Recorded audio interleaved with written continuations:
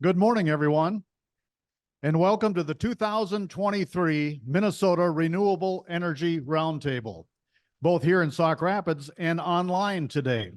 We have a few housekeeping duties today before we start. So first of all, we'll be making every attempt to stay on time. We have a very busy schedule today, and we don't want to keep our virtual guests waiting either. The restrooms are where you came in and got your name tag today. That's where we would like you to use those restrooms out in the atrium. We do want to welcome our online guests. As I mentioned, we have well over 200 registered today. And as you can see, there's about 70 or 75 here. So we have a real large virtual crowd today as well, and we welcome them. Virtual guests, if you want to ask a question of our speaker or a presenter later today, use your Q&A portal on your screen, and we'll be picking those questions up and getting them into the main room here. Also, there are several networking breaks built into our program today. We do ask that you take your side conversations out into the atrium if you want to continue those. A little bit about the Minnesota Renewable Energy Roundtable. Is now in its 17th year, established Cultural Utilization Research Institute in 2006 to bring together those that were working on new concepts, new products, and new processes in the renewable energy world. After a couple of successful roundtables, the Minnesota State Legislature decided to codify our work in statute and directed AURI to continue annual roundtables. So over the years, Minnesota Renewable Energy Roundtable has involved hundreds of individuals and organizations, including private industry, utilities, higher education, state government, nonprofits, and farm groups. They have a common mission to make Minnesota the national leader in renewable energy knowledge and use. And I'm confident that we will follow in those footsteps today as we have a deep conversation, especially around hydrogen economy and the opportunities that are being identified for rural Minnesota and the agricultural ecosystem. As we do this work, AURI is required by statute to seek input from partners who also work in renewable energy. So I'm going to introduce our external partners. If you would please stand briefly so others in the room can seek you out if they would like to network with you later on. Our external working group includes one who is not able to be here today, Rose Patzer, representing the Minnesota State University System, Megan Lennon from the Minnesota Department of Agriculture, Michelle Granzi, Deputy Commissioner at the Minnesota Department of Commerce, and Mike Reese, representing the University of Minnesota. Mike, thanks for your participation on our Roundtable External Board. We're also very thankful, of course, for our sponsors of this year's Roundtable. We value their participation. Our sponsors include the Minnesota Department of Agriculture, Compeer Financial, CenterPoint Energy, Xcel Energy, Great River Energy, Avisen Legal, and Great Plains Institute. Thank you so much for participating. AURI continues to have a close working relationship with farm organizations, state agencies, the Minnesota Legislature, and the executive branch of government. I'm pleased to recognize some of those who are working in that field as we get started today, including Corey Becker, who is Congresswoman Michelle Fischbach's staffer, Brandon Kaspernick, policy advisor to Governor Walz, Carson Ouellette, who works with U.S. Senator Tina Smith, Blake Paulson, Congressman Tom Emmer's staffer, and Joel Westman, who works as the Consulate General out of Canada. For those who are wondering, today's program is being recorded and will be uploaded to YouTube. And then finally today, we'll be doing some real-time polling using Slido. There are instructions on the screen and on your table to make sure you have that app down and get ready for Slido question number 1. Nan, are we going to do that right now? Get your Slido app open and join us. And I think we have a question for everyone. And we'll see if we can make Slido work here.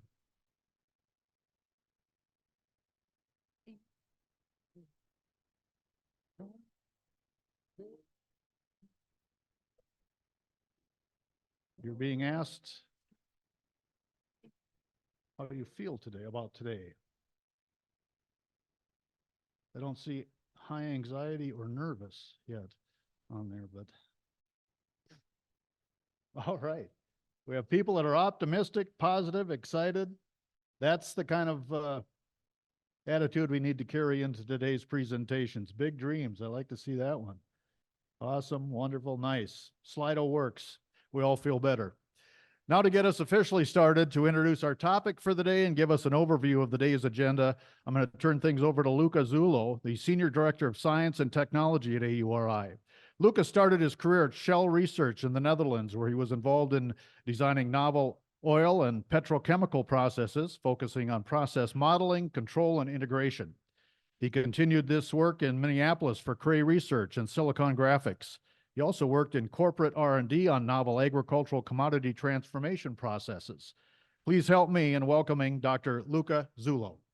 Thank you, Dan, and welcome everyone to the 2023 Minnesota Renewable Energy Roundtable. On behalf of all our staff, I thank you for your in-person or virtual participation. So hydrogen has been a lot in the news recently, as it's central to most pathway for industrial decarbonization. And such importance is obviously underpinned by the relevance that has been given to hydrogen in recent federal legislation to accelerate the energy transition. The impact of the so-called hydrogen economy does not stop with power generation and transportation, which is what most people think when they think about hydrogen. Rather, it is deeply intertwined with rural and economic development and agriculture, which is why AURI decided this year to dedicate our yearly session on the Minnesota Renewable Energy Roundtable to hydrogen. And when we talk about the hydrogen, also we should argue that before seeing hydrogen as a solution, we should solve hydrogen as the problem. Most of the hydrogen in the world is actually used to produce ammonia. Ammonia is actually the largest chemical commodity in the world and is overwhelmingly used as the cornerstone of synthetic fertilizer production. And the production of ammonia generates about 2% of the greenhouse gas emission in the world. And those greenhouse gas emissions, they all come from the hydrogen, mostly from the hydrogen synthesis, and hydrogen is the essential ingredient to synthesize ammonia by also fixing atmospheric hydrogen. So while the distributed production of green fertilizer will enable a new business model and technological approaches, some of which are presented today, all of this will be futile if we fail to scale up the production of green hydrogen, to support technology that from fertilizer production to enhanced biofuel are deeply intertwined and mutually dependent on a vital and robust agricultural sector. The advent of an abundant and scalable supply of green hydrogen is not only necessary for the energy transition, but also highly consequential for agriculture and economic development of rural areas. Hydrogen is literally the stuff stars are made of. And as this journey begins, it helps looking at the star. So those of you that are nerdy enough to not have missed a single episode of Star Trek might remember the motto Ad Aspera per Astra, which adorns the halls of the fictional Starfleet Academy. It is Latin for through hardship through the stars. And actually it originates in Virgil Aeneid and represents the hero's journey, and also embodies the many challenges that energy transition, of which hydrogen is a key enabler, presents. However, the creator of Star Trek forgot the first part of that sentence, which is adjuvante pide, which is Latin for step by step. And because even the longest and most difficult of journey starts with a single step. And so here we are boldly, okay, let's not overdo it. So without further ado, let me introduce the program for today. We'll start with Pete Wyckoff from the Minnesota Department of Commerce, Jennifer King of NREL, and Mike Jensen of Xcel, discussing federal H2 policies, renewable hydrogen, and most importantly, how this has enabled the creation of the Earthland Hydrogen Hub, of which we are a part. After a break, we'll explore ammonia, with Professor Will Northrop of the University of Minnesota, discussing ammonia and distributed power and combined heat and power. And I can also tell you, if you have opportunity, ask Will to see the lab, because if you're a gearhead, you're going to have a lot of fun. And then eventually we're going to have Tomoyuki Koide of Tsubame and of Ammobia, talking about small-scale distributed production of the large amount of biogenic CO2 that comes from our system, especially ethanol plants and industrial fermentation. Then Todd Taylor of Avisen will look at these federal incentives and other policies around CO2 utilization. And Mauricio Medici of Stamicarbon will talk about small-scale urea production. And urea is made by ammonia plus CO2. And lastly, Nathalie Beken of Azimuth Capital will provide an investor perspective on this important sector. The next section will cover hydrogen and biofuel and kind of overlap, because part of that is, again, using CO2. And we'll have Cecilia Engels Sorensen of Biogas Clean talking about upgrade of CO2 to renewable natural gas. Again, very relevant for our sector, as it would allow to further enhance the production of renewable natural gas from anaerobic digestion. And Dr. Inder Singh of SBI Bioenergy will talk about hydrogen from ethanol and ethanol as a nitrogen carrier. And finally, we'll get an update on sustainable aviation fuel and hydrogen from Jibo. So we are sure that this very wide variety of quality speakers, to whom we are in debt for their time and enthusiasm, helps showcases the hydrogen vast potential for the rural economy and enable fostering new ideas and connection that we hope will help all us in this journey. And again, thank you for being here, and lifelong and prosper. Thank you, Luca. Before we get our first speaker up here, I did mention to our virtual watchers today that they can go to the Q&A portal to ask questions. We're going to use this mic and walk around the room to get your questions. But remember, we're going to be recording this for a release on YouTube. So don't just shout your question out, or else we won't be able to pick it up on the recording. So wait till we get the microphone to you so that you can ask the question. Next, we get a perspective on hydrogen in the United States and right here in Minnesota. And to start that conversation, we're going to call on Pete Wyckoff, the Assistant Commissioner of Federal and State Energy Initiatives from the Minnesota Department of Commerce. Wyckoff coordinates the Commerce Department's efforts to bring millions in federal clean energy funds to Minnesota, and also oversees the Energy Affordability Business Unit, encompassing Minnesota's energy assistance, weatherization assistance programs. And prior to joining the Commerce Department, Wyckoff served as Senior Policy Advisor for Energy for U.S. Senator Tina Smith, and also did some work for former U.S. Senator Al Franken. He was the founding director of the UMM Environmental Studies Program. Please welcome Assistant Commissioner Wyckoff. Thank you, everyone. So I am very sorry I can't be there today in person, but I'm very happy to be here. I want to thank AURI for inviting me. I was given the specific assignment of going over federal incentives for clean hydrogen. I'll mention some state stuff too. I want to give a shout out to a bunch of friends from different parts of my life in the room. I want to say hey to Mike Reese, and also other folks from my Morris days that I see are listening in online.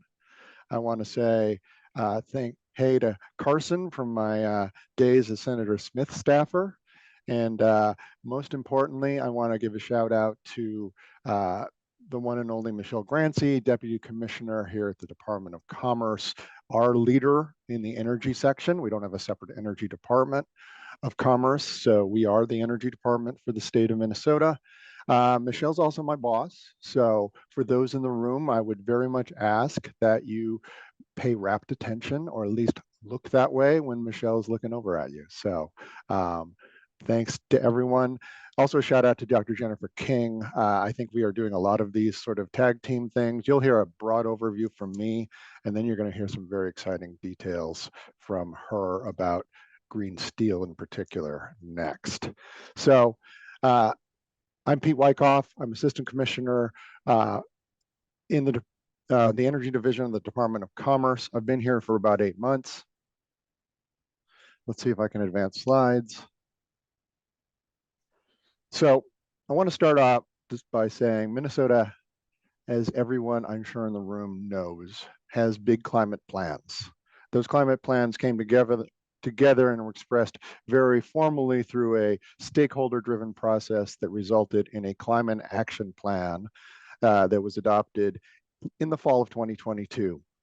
That became a guide star for what happened then in the legislative session, and it was an extremely busy and productive legislative session, a blockbuster legislative session by national scale, and certainly we hadn't seen anything like it in a long time in the state of Minnesota. There were tremendous new programs added and a tremendous number of new programs added all across the spectrum of the things we will need to do, supporting the things we will need to do to get to a net zero emissions Minnesota economy by 2050. And within the electric sector, which is a big focus at the Department of Commerce, there was a specific law.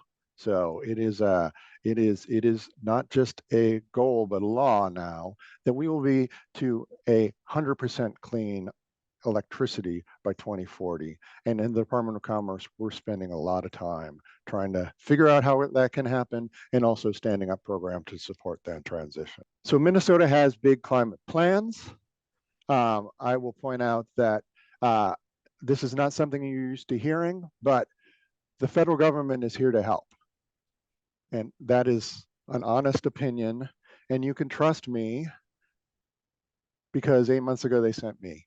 I used to be Senator Tina Smith's lead on climate and clean energy. I'm going to talk about incentives from the federal government for state action on that were part of two big bills passed in 2021, 2022. The what's called the Bipartisan Infrastructure Act, or IIJA, or various other names, and the Inflation Reduction Act, which despite the name is a climate bill. And I'm going to talk about those bills having been there for the negotiation of those bills. And now I'm so excited that I'm back in the state working with amazing people to implement that action. So, two big bills, game-changing bills in the energy space, including hydrogen and including things that take energy, like fertilizer production, if we do this right. And as I mentioned, 2021, we saw a bipartisan infrastructure bill called the Infrastructure Investment and Jobs Act. It's been out for 2 years now, is really in full-fledged implementation stage now, and I'll mention some of the things that are happening through there. And then the big one, which was just last year, still ramping up implementation, the Inflation Reduction Act. Focusing first on the IIJA, or Bipartisan Infrastructure Bill, that includes a lot of funding for the energy sector, mostly in the form of grants. The biggest single part of the funding that was provided in the Bipartisan Infrastructure Bill were for a series of research hubs and demonstration projects for a variety of technologies.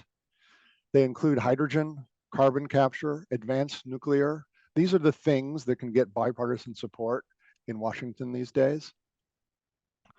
The biggest piece of that hub program were $8 billion for hydrogen hubs, with an explicit goal that a national clean hydrogen network will be built out to facilitate a clean hydrogen economy. And I'll note that the hydrogen spending I talk about today is on top of a fairly robust set of sort of traditional ways to fund hydrogen and hydrogen research through regular appropriations to the Department of Energy, mostly through the Office of Fossil Energy and Carbon Management.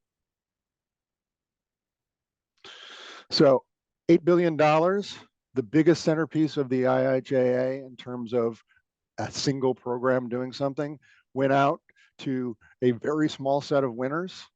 We winnowed down from 79 applicants to, I believe, sorry, I don't written down 7 winners.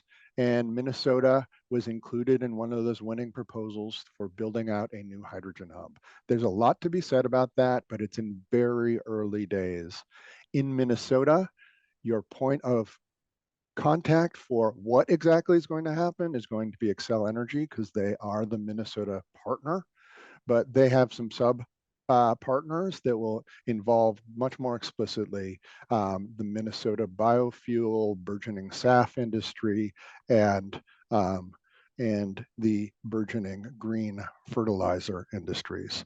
It is a long process, and I'm not going to go into much detail about the hydrogen hub, except for, hey, $1 billion to Minnesota and North Dakota with a bunch of caveats. The initial award is actually only a planning grant, and if all goes well, that will ramp up to the tune of about $500 million in funding coming into Minnesota. That's about all I'm going to say about IIJA. I want to switch to the really big one, and that is the Inflation Reduction Act. Again, just getting implemented. We're a year in, but overall, it is the biggest climate action law, and this is not hyperbole, this is just true, that was ever passed by any legislative body anywhere in the world. It's not even close.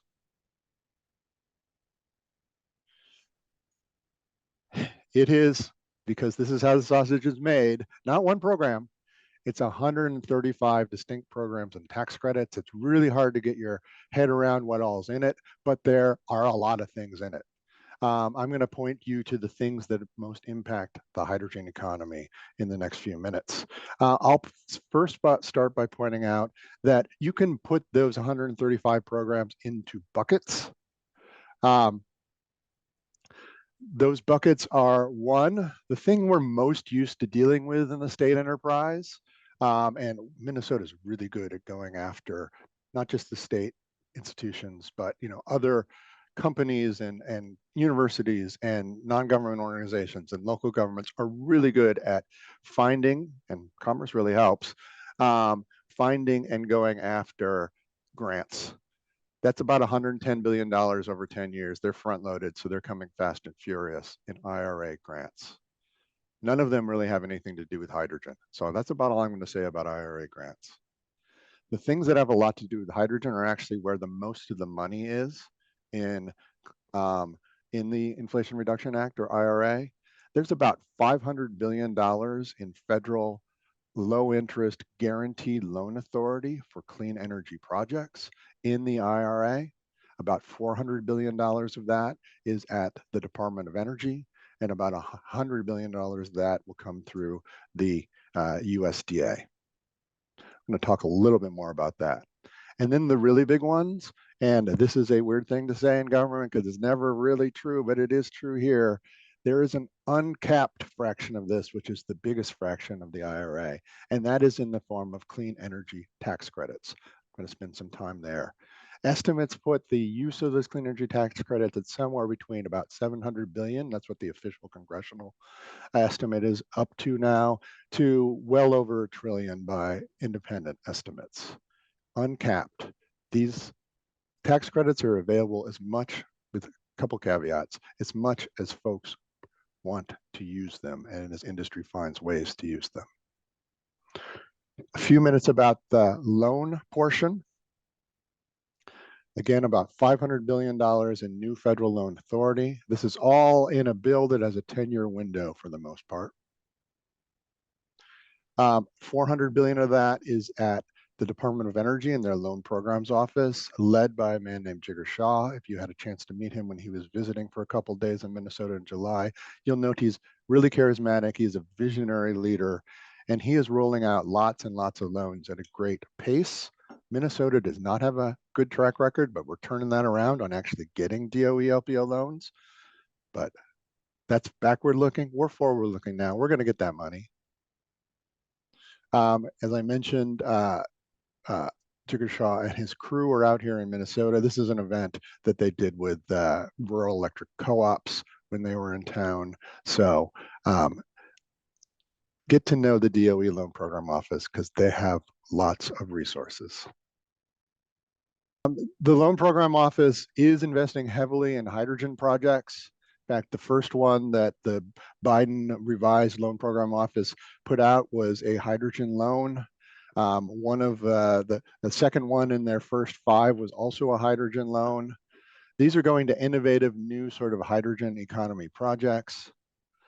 This is their October results. Again, they have $400 billion of loan authorities to commit, and As of the end of October, they had in process 181 different projects looking for loans. And you get a sense that these are big loans because 180 projects totaling $162 billion in asks.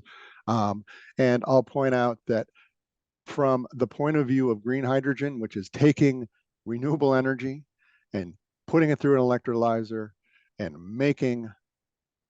putting water through an electrolyzer and making green hydrogen, there are key parts of that play that Loan Program Office is investing heavily in. You'll see a big box for renewable energy. You'll see a big box for biofuels, which many of the advanced biofuel things are really biofuels mixed with something that requires green hydrogen.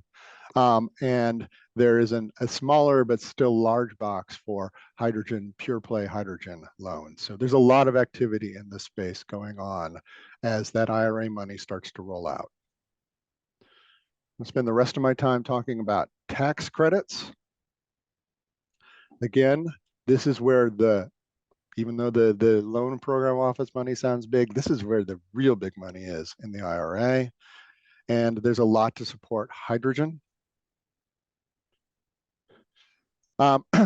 Just a history of tax credits in the clean energy space or in the energy space overall. There are a lot of tax credits built into the code. No one ever sees them because they never expire, they never get debated again, that go to supporting fossil fuel development. Added to that has been renewable energy supporting tax credits. And there's a long and mostly bipartisan and somewhat continuous history of clean energy tax credits at the federal level. It all started with the wind production tax credit, which began in 1992, has been on again, off again, and has expired several times, but has attracted bipartisan support through the years. Added a second technology in 2006, a solar investment tax credit. So the wind support has mostly come through what is called a production tax credit. You get a tax credit for the energy you actually produce. An investment tax credit is how solar has been supported by the Fed mostly, and that's since 2006, on again, off again. And that investment tax credit means there's a federal tax credit to support the build out of the initial capital intensive project, not necessarily for continued support as the electricity is produced. The IRA takes and builds on those two tax credits, the investment tax credit and the production tax credit, and puts them on steroids. To be honest, these are not your grandfather's tax credits. This is something really new, but at some level, it's a thing that we already know because it's been around for a while. And the two biggest things in the IRA in terms of driving emission reductions and driving activity are the production tax credit and the investment tax credit, far and away. So what the IRA does is it takes existing eligibility, which had just been wind for PTC and solar for the ITC, and now are broadened so that either can use either. And there's a lot of evidence that most solar projects will switch to production tax credit. Also added to the investment tax credit, support for standalone energy storage projects. So they can get in the investment tax credit, so they don't have to be just about generation. And on the generation side, it is all about clean now. It's not specific to wind and solar. The tax credit support has been expanded to include fuel cell, geothermal, biomass, landfill gas, hydropower, combined heat and power. And if nuclear is your thing, don't worry, that is a separate nuclear standalone tax credit. So that's out there too. How long will these be around? Well, in the electric sector, there's not a date. The tax credits are set to be in place as is until national electric sector emissions fall to less than 25% of what they were last year. If you're an optimist, that comes sometime in the early 2030s. If you're a pessimist, I don't know when that comes, but either way, the credits will be around for a while.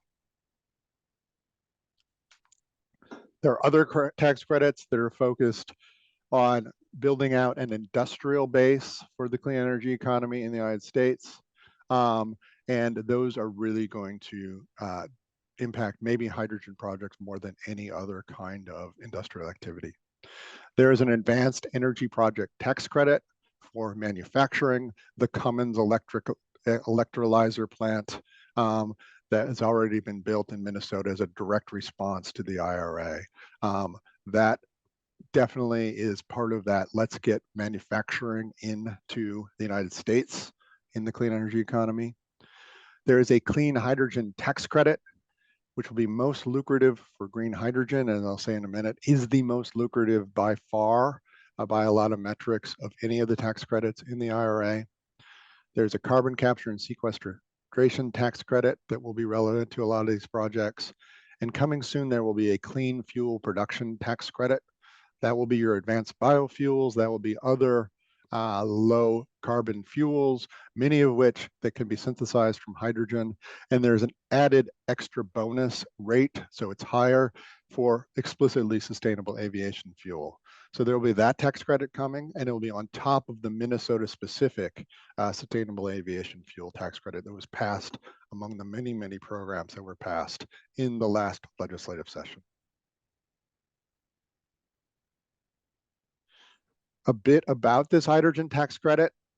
So there were rumors that the guidance from the Treasury were leaked yesterday, and maybe they were. There was a version of the proposed guidance, which we haven't officially seen from Treasury, leaked yesterday. We can talk about how real I think that is, maybe if there's time in the Q&A. But coming soon, we will get guidance from the IRS about how the hydrogen tax credit will be implemented. Like I said, it will be very lucrative. It is based on how much emission happens during the production, life cycle production of the hydrogen. And to get the maximum tax credit, you need to be very low in emissions. In order to get there, you're probably going to have to be green hydrogen. Maybe pink hydrogen, which is made from nuclear, but green hydrogen where the base energy is renewable electricity. If you can get all the way there to the life cycle emissions levels required by the tax credit, you will get a $3 per kilogram production tax credit. That probably doesn't mean anything to most people just on its own. But one way of looking at it is the subsidy is very large.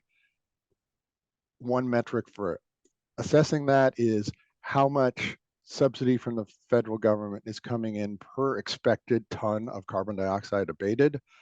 It's up well over $300 for most green hydrogen projects. That is much higher than the social cost of carbon. That is higher by far than any other technology is getting per unit of CO2 abatement.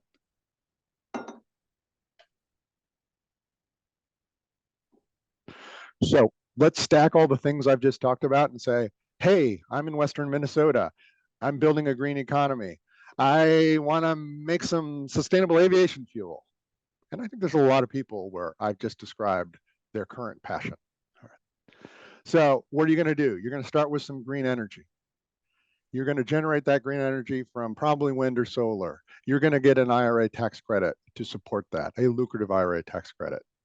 You're going to turn that green energy into hydrogen by taking water, using an electrolyzer, and getting your green hydrogen. We have a tax credit in the IRA for the manufacture of those electrolyzers. You're going to produce that hydrogen at a facility, and we are going to give you a production tax credit for producing the hydrogen. That's the 45V I just said. You're probably going to need to store that hydrogen. Well, we have an energy storage aspect to our investment tax credit. You can use that. You're going to need a factory to convert your hydrogen into SAF, probably adding a lot of biomass derived products along the way. We have that tax credit for building that SAF production facility. You're going to take your hydrogen, you're going to combine it with a CO2 source from some sort, maybe from an ethanol plant, maybe from somewhere else. You might have extra carbon dioxide in your source. If you bury instead of use some of that carbon dioxide, we'll give you a 45Q tax credit. So use what you need, bury the rest. And then just to throw on one extra layer of incentives, if you make it into SAF, there are SAF incentives in the IRA, and there is a SAF incentive in the Minnesota tax code now. That's a lot of federal and some state support for an industry that we may see grow in rural Minnesota. So I'll end with that. I think I have 3 minutes left. Assistant Commissioner. Yep. Are you ready for some Q&A? Yeah, let me say a couple more things, and I'm ready for some Q&A. Okay, we've got about 3 minutes. I see that. All right. So we are set to see a hydrogen economy grow in Minnesota. We have an executive order from the governor saying, make it so and support it in the state enterprise. That executive order sort of identifies commerce as the first among equals in organizing the state enterprise in support of and conscientious support of building out the hydrogen economy. Minnesota has a lot of questions to answer about what they want that economy to look like.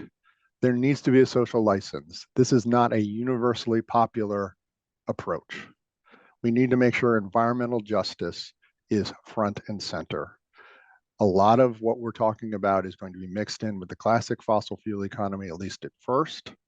There are EJ, environmental justice issues, to be wrestled with and solved as we build out this economy.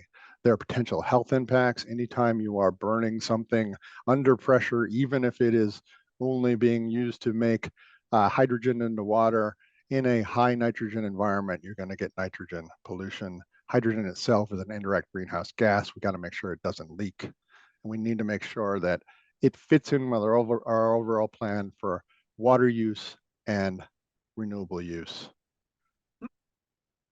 If we can make all that work, we have some exciting opportunities. Green steel is one you're about to hear about. Hydrogen production for fertilizer use is something I think you're going to hear a lot about today. And potentially as we go to 2040, we can use hydrogen products as a supplement to help on our electric sector. So there I will stop and say, I'll take a question or two. All right, thank you, Assistant Commissioner Wyckoff, and thank you also for showing the rest of our presenters what happens as we run up against the clock. Yep. I come back to the front of the room and we start to wind things up. Anybody in the room, we don't have any online questions right now. Anybody in the room, and while somebody decides if they have a question, Assistant Commissioner, I saw a lot of moving parts. During that presentation. Are the seven hubs sort of shock and awe, right? Right. Are the 7 hubs going to look same or similar, or are they going to be individual? And how much does the Commerce Department plan to have their hand on that process? So just a caveat, we are not party to the hub. The hub the proposal was put together by University of North Dakota, and all the parties are essentially companies, and the main party in Minnesota is Xcel Energy. So we will be involved. We will be making sure they meet their obligations under the grant, particularly in the community benefits portion, and doing our best there. But the hub is going to be built out by its industrial players mostly. The 7 hubs that were built all have slightly different focuses. One of the big focuses in the Minnesota portion of the hydrogen hub that we have will be on agricultural fertilizer production. Well, let's thank Assistant Commissioner Wyckoff for his presentation this morning. We appreciate you getting us started. Thank you. Nan, do we have a poll or are we moving on? We're moving on, she says. Not out loud. She just gave me the circular moving on. Are there opportunities in Minnesota, and where are we with green hydrogen production? Well, here to offer her perspective is Dr. Jennifer King, research engineer at the National Renewable Energy Lab. In her work as an engineer there, King works primarily on wind farm controls and optimization, autonomous energy systems, optimal design and dispatch of hybrid energy systems. She's passionate about finding new ways to better integrate and operate renewable energy and get it into the grid. Please help me in welcoming Dr. Jennifer King to our podium this morning. Hello, everyone. Thank you very much for having me here. Okay, great. Well, thank you for the intro, and Pete really kicked this off for as a nice intro for this presentation. So as was said before, my name is Jen King, and I work at the National Renewable Energy Lab, and a lot of my work focuses on industrial decarbonization. I was asked to give the perspective of hydrogen in the U.S., and especially how Minnesota fits within the U.S. context. And when I think about that, industrial decarbonization comes to the forefront.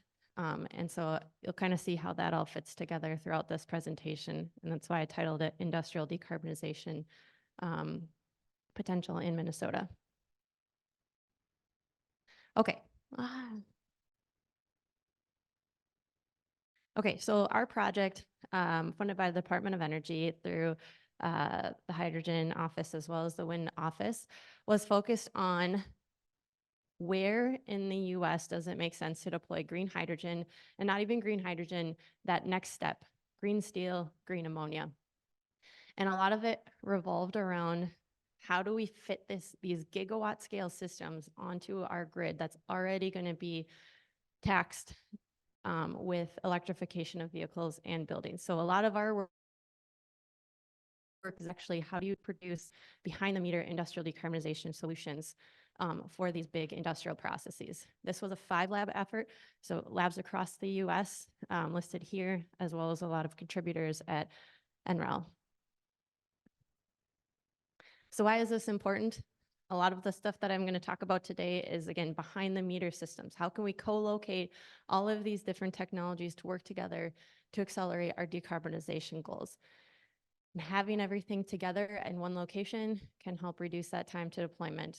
So what I'm going to be calling today is integrated hydrogen solutions or integrated industrial decarbonization efforts, which means that the wind, the solar, the hydrogen, the end use is all located at one location. Okay, so in a little bit more detail here, based on our work here in this project, I believe that there are 4 main pillars that can be unlocked here in Minnesota from an industrial decarbonization standpoint. Green ammonia and fertilizer, which you'll hear a lot about today, green steel, green cement and concrete, and clean e-fuels. Throughout this project, what we found for the ingredients for cost-effective industrial decarbonization were access to low-cost green electrons, access to geologic storage, or just low-cost hydrogen storage. It is very challenging to store hydrogen, access to raw material in the form of water, iron ore, carbon, et cetera, and existing infrastructure. And if you zoom out, northern Minnesota rises to the top in terms of low-cost steel. Western Minnesota, southwestern Minnesota rises to the top for ammonia and fertilizer, again, things you'll hear about today, e-fuels, even cement and concrete. And as you start to look across Minnesota, you see these cross-sector coupling opportunities. You have, in a lot of cases, hydrogen's at the center of this. If you make hydrogen, it can serve a lot of different end uses. And so you can unlock several different industries at the same time. So NREL made this map, really nice map of Minnesota. It's not completely inclusive of everything that exists here in Minnesota, but it just starts to really show that everything exists here, the expertise, the partners, and the resources all exist here to help accelerate industrial decarbonization in the state and then also nationally. We talked to Secretary Granholm about green steel potential in Minnesota, and she said, we need a lot of green steel. So there's huge opportunity here, not only for green steel, but fertilizer, cement, concrete, and e-fuels. But this cannot be done in a vacuum. When we talk about these types of things, and I'll get into the results here in a minute, but we need everyone to come together. So here in Minnesota, you could have this integrated research engine for industrial decarbonization where you have communities coming together with the demonstrations, with the data and partnerships all rolled into one to make this happen. All right, now getting into the data itself. So we're going to put Minnesota into the context of the United States. For our project, we looked at 5 different locations in a lot of detail. We looked at Minnesota, Iowa, Indiana, Texas, Mississippi, all for a variety of reasons. Now we put all of the data on one map here. And so darker blue shows renewable potential. Lighter blue is less renewable potential. You have hydrogen demand centers that already exist in the orange circles, and that's for ammonia, and the black circles for metals and syn fuels. You have hydrogen storage potential in the form of geologic storage in the grayer areas here. It might be a little bit hard to see. And then there's black hatched areas, which are lined rock caverns, which is present here in Minnesota. And you also have water stress. So even if Texas, for example, has really good wind resource, there is water stress in that region. You need a lot of steel mill, and then Texas for good wind resource and salt caverns, and Mississippi it doesn't actually have that great of renewable resource potential, but has access to geologic storage and existing demand. And you put all of those together, and we had those ingredients that I mentioned at the beginning of the presentation emerge as what you need to produce cost-effective industrial decarbonization. Yes, it accelerates decarbonization, but it's cost-effective most cost-effective in Minnesota. So after we took a look at those 4 locations, we zoomed out and we're like, where do all of these 4 things intersect? Low-cost green electrons, access to low-cost hydrogen storage in the form of geologic storage, access to raw materials and existing infrastructure. And you zoom out, and it just kind of draws your attention to the Minnesota region. So our key insights from this study is that Minnesota is a great location for cost-effective clean industrial applications. The IRA policy is a game changer, as Pete talked about, and I'll show you in a few plots here how stark that is and where the opportunity is real in the next 10 years. Co-locating all of these technologies together can help, especially building out the grid is a challenging concept or a challenging thing that we need to do in parallel with this, but we can do these two solutions in parallel, and hybrid systems can substantially drive down costs. If you have wind and solar at the same location, usually it's complementary, it's windy at night, sunny during the day, and you can maximize your hours of operation. We looked at 3 different types of use cases. We had fossil fuel based, so you take natural gas and you make hydrogen. You have our second use case, which is focused on on-grid hydrogen production. So you're getting all of your electricity from the grid. And then you have your last one where you're co-locating your renewables. So you're making hydrogen purely from green electrons. On-grid can be challenging because you're dependent on when the grid is decarbonized, or additionality, which the IRS hasn't quite given us guidance on, which Pete was alluding to. Now, I'm going to give one example from Texas really quick to just talk through exactly what we were doing in our analysis. So here's our first use case, SMR, steam methane reform, making hydrogen from natural gas is here. This is our baseline, the blue line. And so that's the black dotted line across.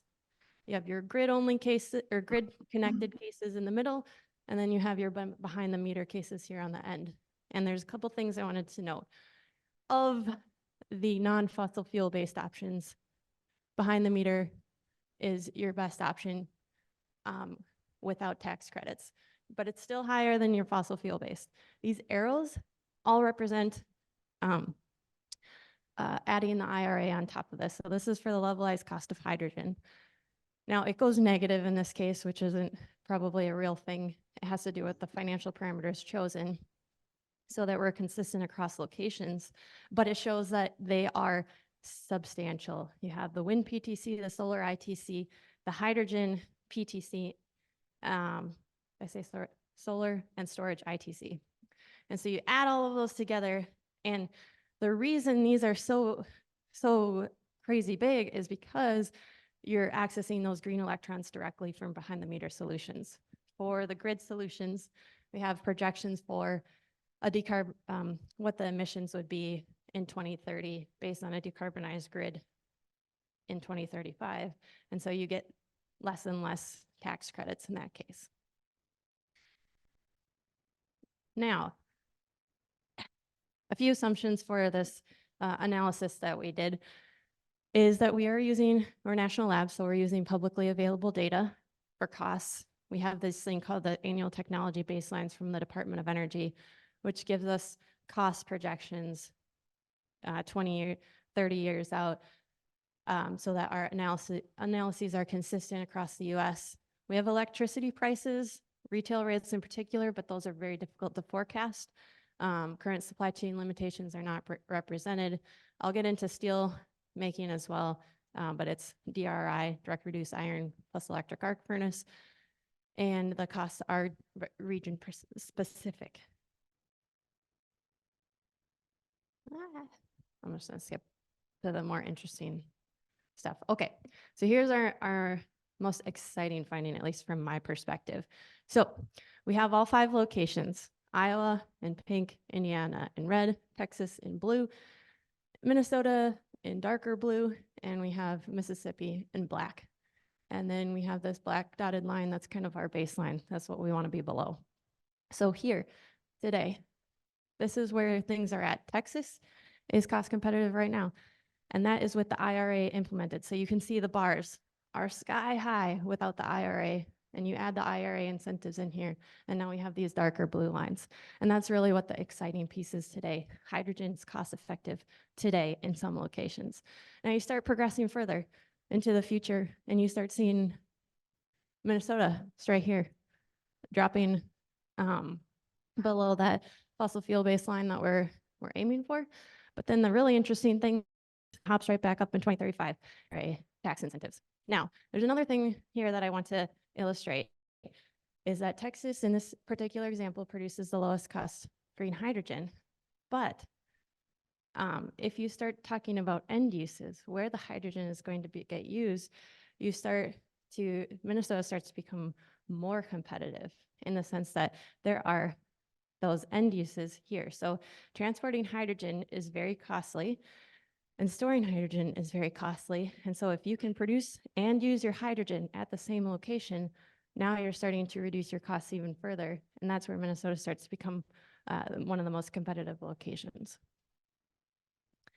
So translating this to steel, now you have, we'll look at 2030 here. Now you have Minnesota as the most cost competitive location of the ones that we looked at. And again, the IRA is shown in the kind of grayed out region, and you can just see that these solutions are really driven by the IRA, and it's bringing together all of those factors for all of those technologies and co-locating things that really drive down that cost. So I use steel in this particular presentation as a stark example of like the difference between Texas and Minnesota. You would have to transport iron ore all the way down to Texas in order to get green steel, but that exists here. So similar types of plots can be made for ammonia and fertilizers, spent concrete, and e-fuels. And again, cannot stress this enough that IRA makes this possible in the near term. So I've talked about hydrogen and steel, but I think there's a huge opportunity for cross-sector coupling as well, especially with the hub concept out as well. You're already, as the state of Minnesota already recognizes wind to ammonia global leaders, e-fuels in the form of co-locating with ethanol plants, cement and concrete. There's many opportunities here, as well as minerals in the state that can be paired here. And there's several key partners that are co-located in the state. Building those relationships, you already have a head start. And so this is the first step. This analysis we did with the Department of Energy, as well as Communities LEAP project, Local Energy Action Plan, with the city of Duluth to look at these, to take a first pass at these different industrial decarbonization applications. There is an urgency and a window of opportunity here. The energy transition is happening now. All of those dirty previous ways of doing industrial processes are being translated into green processes, and that transition is happening now. But once that happens, those plants will be there for, 50, 100 years. Minnesota has all these key components: resources, infrastructure, clean electricity, research, expertise, partners, everything. And there's a vast economic potential across multiple industries and a potential for coupling. So with that, I'd like to thank you for your time. I'd be happy to take any questions. Questions in the audience? Corey?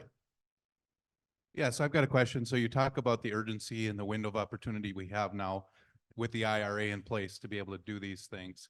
What does that, in your anticipation, what does that look like come that 2035 when that's no longer available? Do those plants then become dormant? Do they shut down? Do they cut back? What does that look like?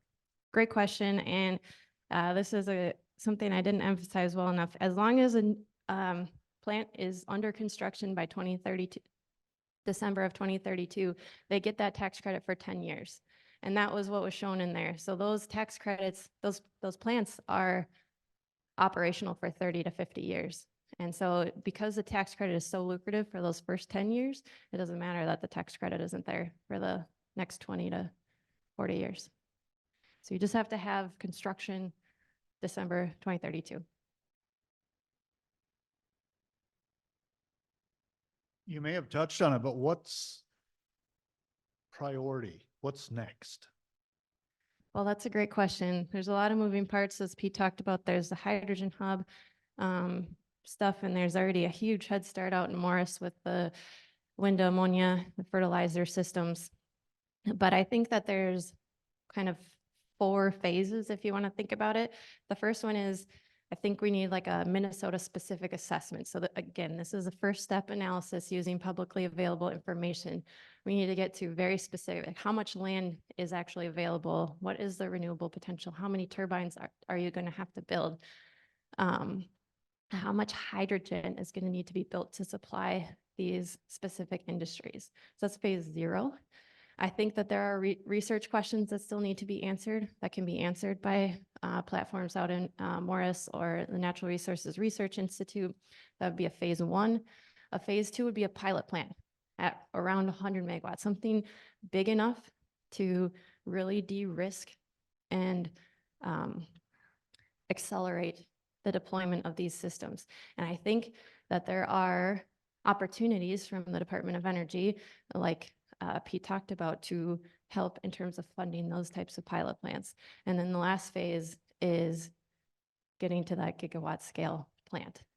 I think across 10 years, those phases have to happen in parallel, some starting sooner rather than more than others. But I think there's a tangible way to get to this in 10 years. Other questions? Because I appreciate the priorities, but how quick, do we have the pieces in place to start moving some of this, or do we have to build some of that knowledge first?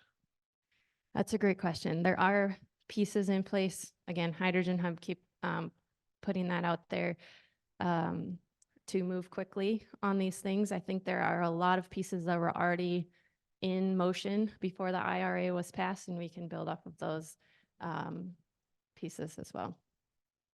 I think workforce is going to be a challenge, workforce development, so making sure that that's a priority as well, and making sure that communities are at the forefront of these conversations as well is going to be critical. We have a online question. Shipping ore from Duluth to Texas currently isn't green. Is there consideration of that? Yes, that's a good question, and that's what that's part of the skyrocketing costs for having green steel in Texas. It might be that it is not cost effective at the end of the day to ship iron ore from Minnesota to Texas, but getting ore from other places, but still that cost remains high. Nicely done. Well, as we all know by now, over the past several years, we have heard talk of a possible hydrogen hub in the upper Midwest. It now appears that that is going to happen. And what does it mean for the heartland? Here to open that discussion this morning is Mike Jensen, Director of Clean Fuels with Xcel Energy. His team is focused on the production of various clean fuels for Xcel Energy to support its decarbonization goals. That focus includes hydrogen, renewable natural gas, and various e-fuels. He's worked for Xcel Energy for over 16 years now and previously held positions of Senior Manager of Substation Engineering and Design, Supervisor of Transmission and Substation Standards, and Substation Design Engineer. Mike Jensen, welcome to the Minnesota Renewable Energy Roundtable. I'm a little shorter. Mike Jensen, Xcel Energy. Thank you for having us here. So we'll start off with a poll question. What use of hydrogen are you most excited for? Making ammonia, power generation, decarbonizing steel, or other?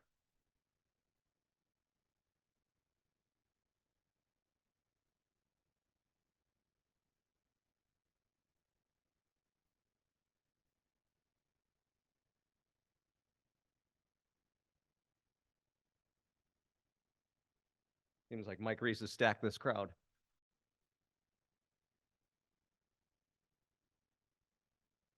Yeah, you know, I think the wild card here is the other, because one thing that you'll learn as you talk more and more about hydrogen is that it can be used in a lot of different places. The potential for hydrogen, we keep talking about the potential, is very, very big. And not just in these three, but lots of other things. When we start talking about the bucket of industrial decarbonization, the hard to reach areas, transportation, that list gets pretty large. So that other bucket is kind of large.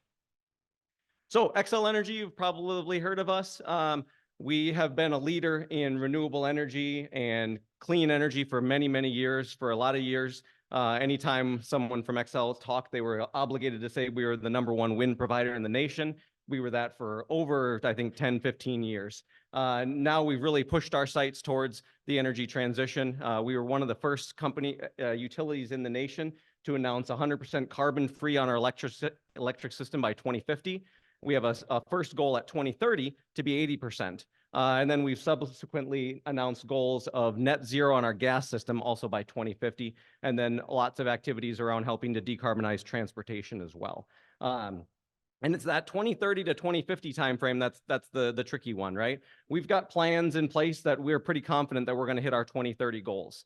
There was actually a time this past summer when the loads were relatively high, but we were hitting at like 93, 94% renewable energy in just in our Minnesota service territory. A couple of days later, we were down to 40%.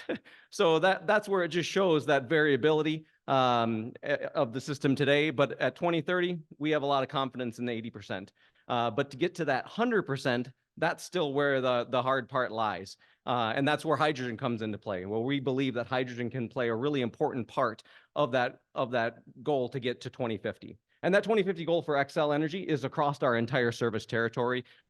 States, as Pete Wyckoff mentioned, the state of Minnesota has a 2040 goal. So we mentioned there's 7 hydrogen hubs that were selected by the Department of Energy. The key part of that statement is we are all selected for negotiation. So no big checks just yet. But you can see here in this picture, and this is a DOE picture, how dispersed those 7 hubs are across the nation, with the Heartland Hydrogen Hub being right there in the middle, that we are working through it. One sort of slightly deceiving thing, and we'll talk more about that, is the 3 dots within our Heartland Hydrogen Hub. There's a lot more involved and more locations involved than just those three dots. If you ask a question about any of the other hydrogen hubs, I cannot and will not answer them. Xcel Energy is only a part of the Heartland Hydrogen Hub, but we're going to definitely get more into that. So, poll question.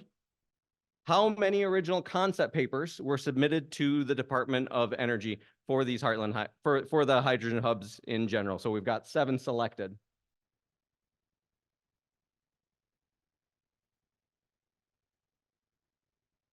If you were listening really well to Pete, he actually said it.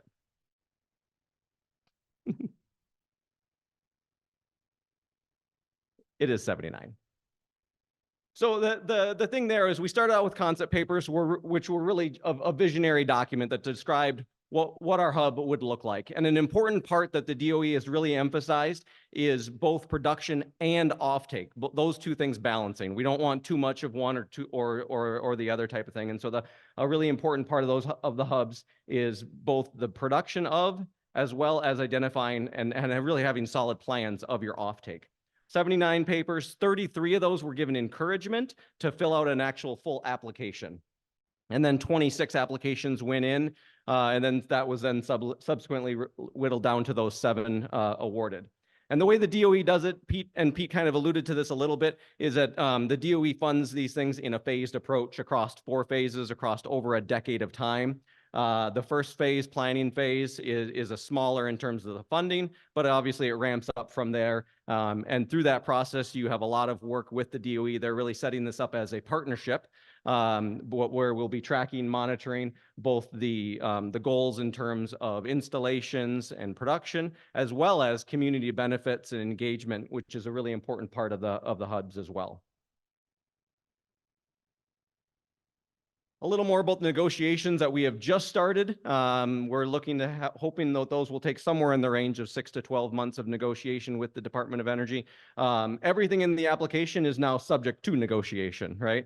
And that includes both the scope, the funding, and all of that. But as I mentioned, the DOE is very committed to making this a partnership. They want us to succeed. They want all 7 hubs to succeed. So we're working through how do we all work together to do that. There's some just general federal rules we have to go through, some audits.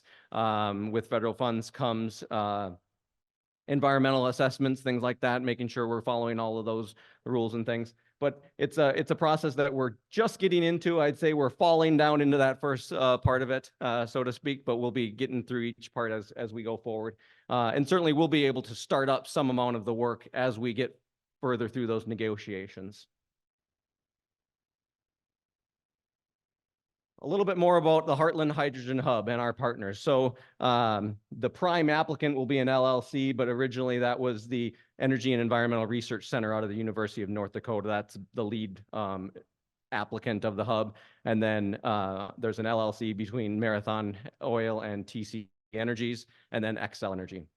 In our application, we described the different scopes in terms of nodes. So the Prairie Horizons, they have a single node, and then Xcel Energy, we have 2 nodes that I'll talk about here in a little bit more detail. And you can see we've got assets across North Dakota, South Dakota, and Minnesota in our scope of work, and that includes those 2 nodes. The first one is our window ammonia node that we're really excited about. It is not a new concept, and as was already mentioned, Mike Reese has been doing this for a few years. But really what we're doing is taking wind energy, producing hydrogen, converting that hydrogen to ammonia. But then part of our concept is we take that one step further and we take that ammonia, combining that with what would otherwise been emitted CO2, combine that CO2 from an ethanol plant to make urea fertilizer, so green urea. And then we can partner with local farm co-ops to get them that local source of fertilizer. That's one we're really excited about going through. We use congested wind on the system, so we're able to take advantage of really low-cost wind, make that hydrogen through electrolysis, and then immediately, again, converting that to ammonia and down that train. Our clean energy node, that one, we're using all of our portfolio of clean energy resources from Xcel Energy. So that includes our nuclear plants, our wind, our solar, both what we have today online as well as what we have coming online in the next several years. That's not going to be one dot, that's going to be multiples. We're going to locate those either co-locating with the renewable energy resources or perhaps with the offtake. We identify 3 main areas of offtake in our application. One of them is power gen. So we're going to use that hydrogen to help decarbonize our electric system, blending it with natural gas into our electric power generation. Secondly, we've got hydrogen, call it earmarked for our gas distribution area to, again, blend it with natural gas to help try to reduce the home heating area carbon. And then lastly is industrial offtake. And that's where things can go a variety of ways. Xcel Energy recently announced that we are a part of a SAF, a Sustainable Aviation Fuel Hub, partnered with Greater MSP, Delta Airlines, Cargill, Ecolabs. And that's an area where they need a lot of green hydrogen to be able to make those things. And we are setting ourselves up to do just that. There's also other areas that you can get into, the green steel that Jen mentioned, other areas, traditional areas of hydrogen usage of, say, petroleum refining, and then lots of other areas there. And so there's a lot of opportunity, a lot of potential for the use of that hydrogen. Pete mentioned this a little bit, but I want to talk a little bit more about this because a really important part of the hydrogen hubs was community benefits. Any of the dollars from IIJA, any administration dollars, they have a program called Justice 40, where they want to track and attribute 40% of benefits to funding to communities, whether that's disadvantaged communities, tribal communities, as well as workforce.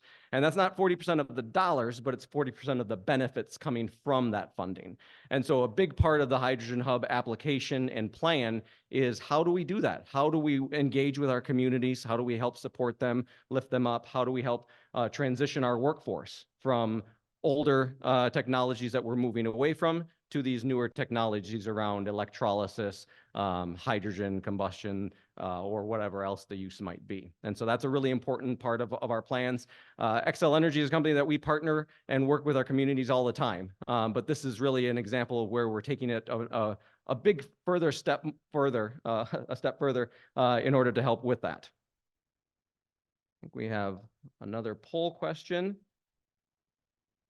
So what state is ready to lead the hydrogen economy? I should have put Texas on there. That would have made it a little harder.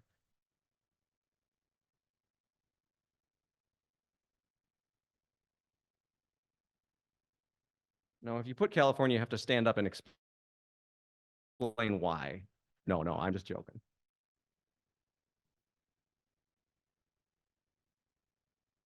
So with that, I would take any questions about the Hydrogen Hub.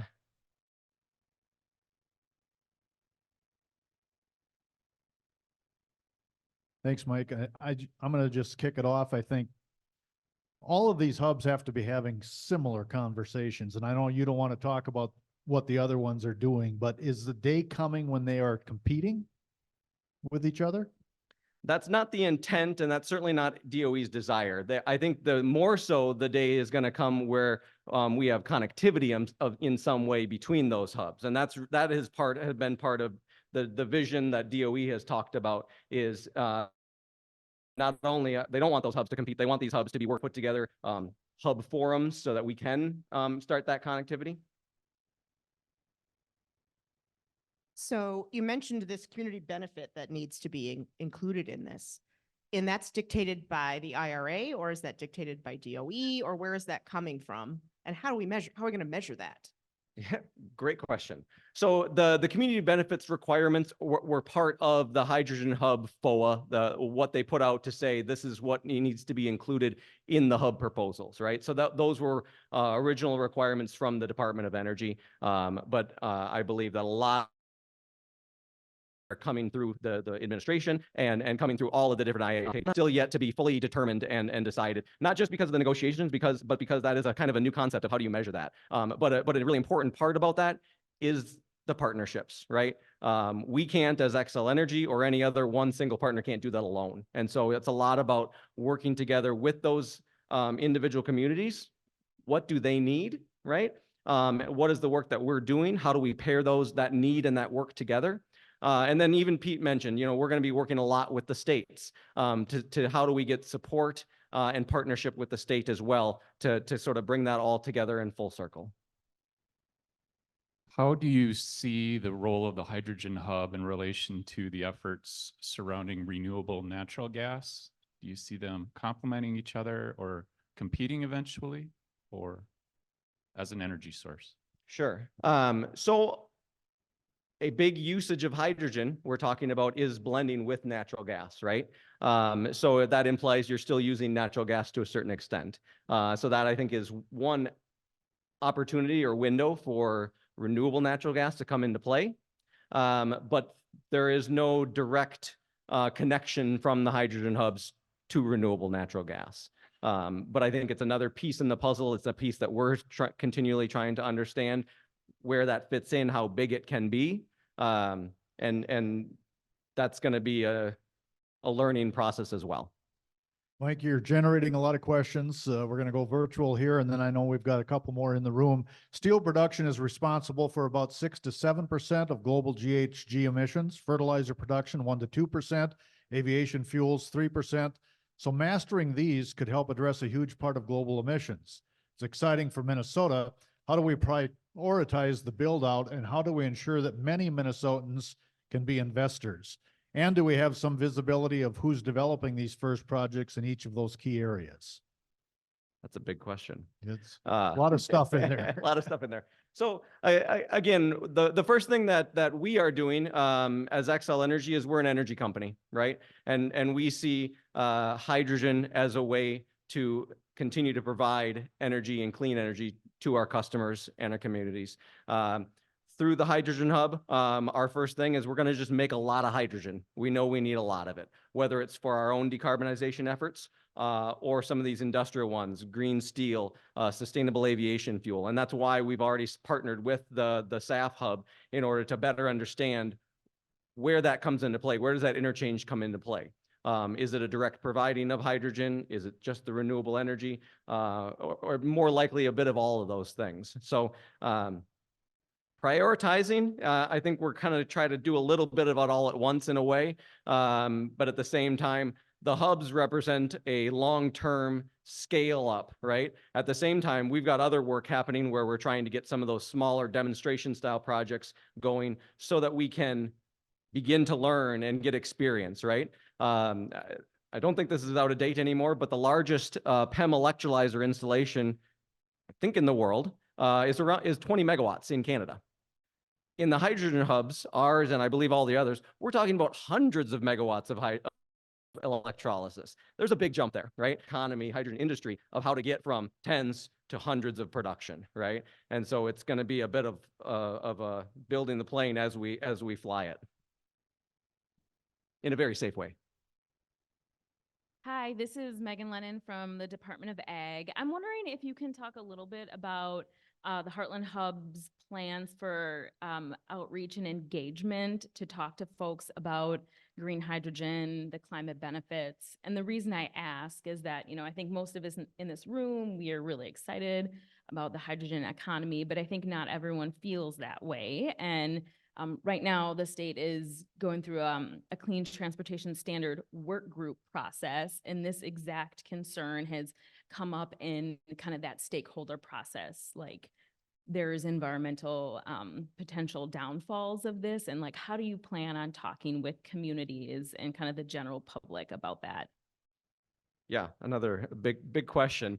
I can just say in a sort of general way, we are going to get out in front of those communities and talk about what we're doing before we do it. I can say Xcel Energy, we have a lot of experience with community engagement, especially on conversations around the energy production, working with communities around, say, our nuclear plants, of talking about how it works. What are we doing to be safe? What are we doing to be beneficial to the communities? And so that's where those partnerships really come into play, right? Again, it's not about us doing something on our own. It's about how do we partner with not just the other partners of the hub, but with the states and those communities to bring them in early, right? And that's a really important part, again, about the community benefits process in the hubs, is engaging those communities early so that we can say, this is what we want to do. This is where we think we want to do it. What do you think? And so trying to make them more about conversations than a straight up telling, right? Yeah. Hi, Stefan Helle with the Minnesota Trade Office. You mentioned a lot of new technologies that are going to be involved in, ramping up the hydrogen economy, from, electrolysis, transportation technologies, storage technologies. Can you speak a little bit about how you work with technology providers, or how you partner with them, and what's the plans for this? Yeah. So when we talk about some of these various technologies, they're not all new technologies, right? Ammonia synthesis, not a new technology. We're just using some different inputs than what have been used before. Electrolysis, depending on the type that we use, whether it's alkaline electrolysis has been around for over 100 years. that's pretty tried and true. We can use that. And that's something that we are looking into. PEM electrolysis, while it is not demonstrated to the hundreds of megawatt scale, it is still commercially available and usable. But we're working with the different OEMs to talk about not just in terms of procurement, but how do we work together to make designs that are, one, inherently safe, two, so that we can work together to understand how they operate in the most efficient way, things like that. In terms of newer future technologies, Xcel Energy, not part of the hydrogen hub, but just as another DOE funded effort, we are installing a high temperature solid oxide electrolyzer at one of our nuclear plants. That's much more of a demonstration project than a production project. But that's a way to showcase and help develop some of those newer technologies and help bring them closer to that commercialization stage. Mike, I think we're gonna take two more. We're gonna start there, and then I've got an online question as well. So go ahead, man. Thank you so much for the great presentation. This is Karen Baert. I'm with Ammobia, Clean Ammonia Production Technology Company. Quick question on the role of clean fuels in decarbonizing the grid. What do you see as a potential of co-firing fossil fuel-based plants with either hydrogen or ammonia? Thank you. So we are looking into both of them. We've been talking with also the University of Minnesota about using ammonia in some duct burners at one of our plants to test that out. That's in, early days type of thing. But a large part of our decarbonization plans and our plans for hydrogen is blending hydrogen into the natural gas for combustion turbines. So we are looking at that as a significant or high potential decarbonization step for us as a company for our decarbonization efforts. And to that end, then that's another piece where we're working with OEMs and the technology level, right?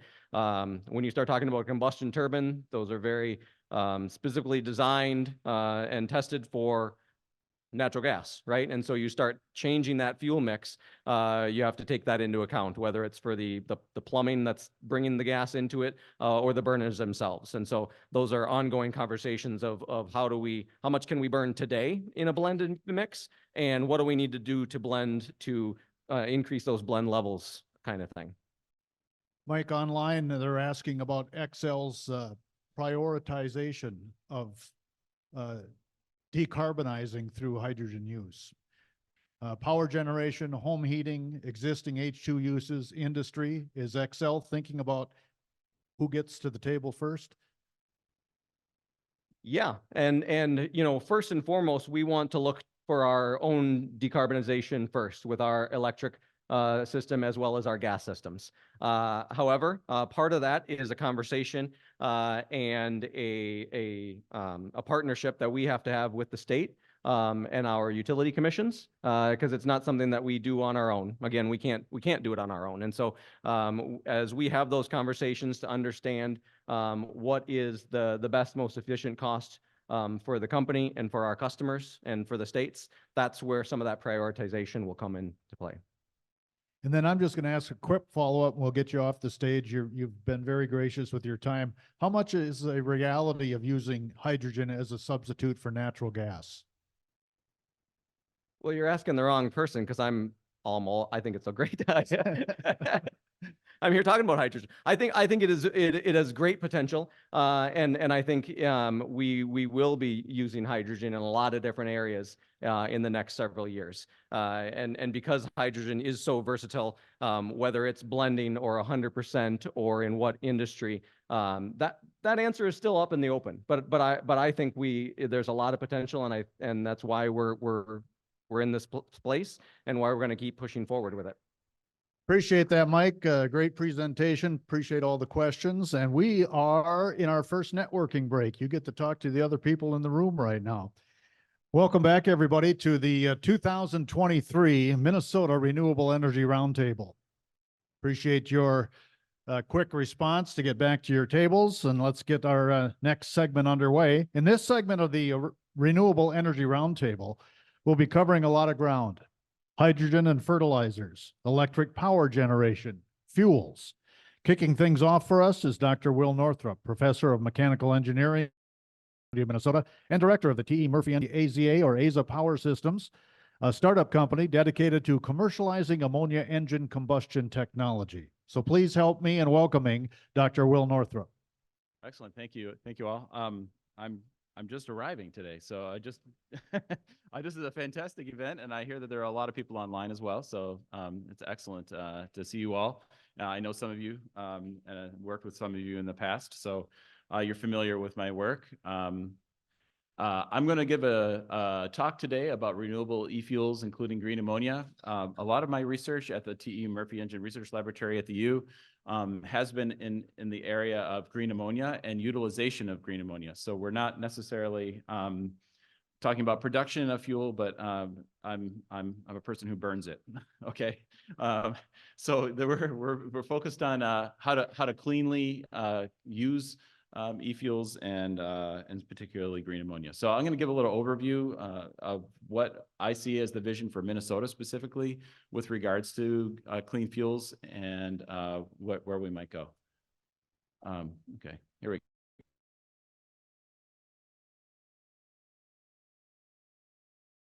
So achieving net zero, and specifically, I know we don't talk too much, we talk a lot about transportation, but everybody has pretty much seen the media showing that electrification is going to be what takes over the transportation sector.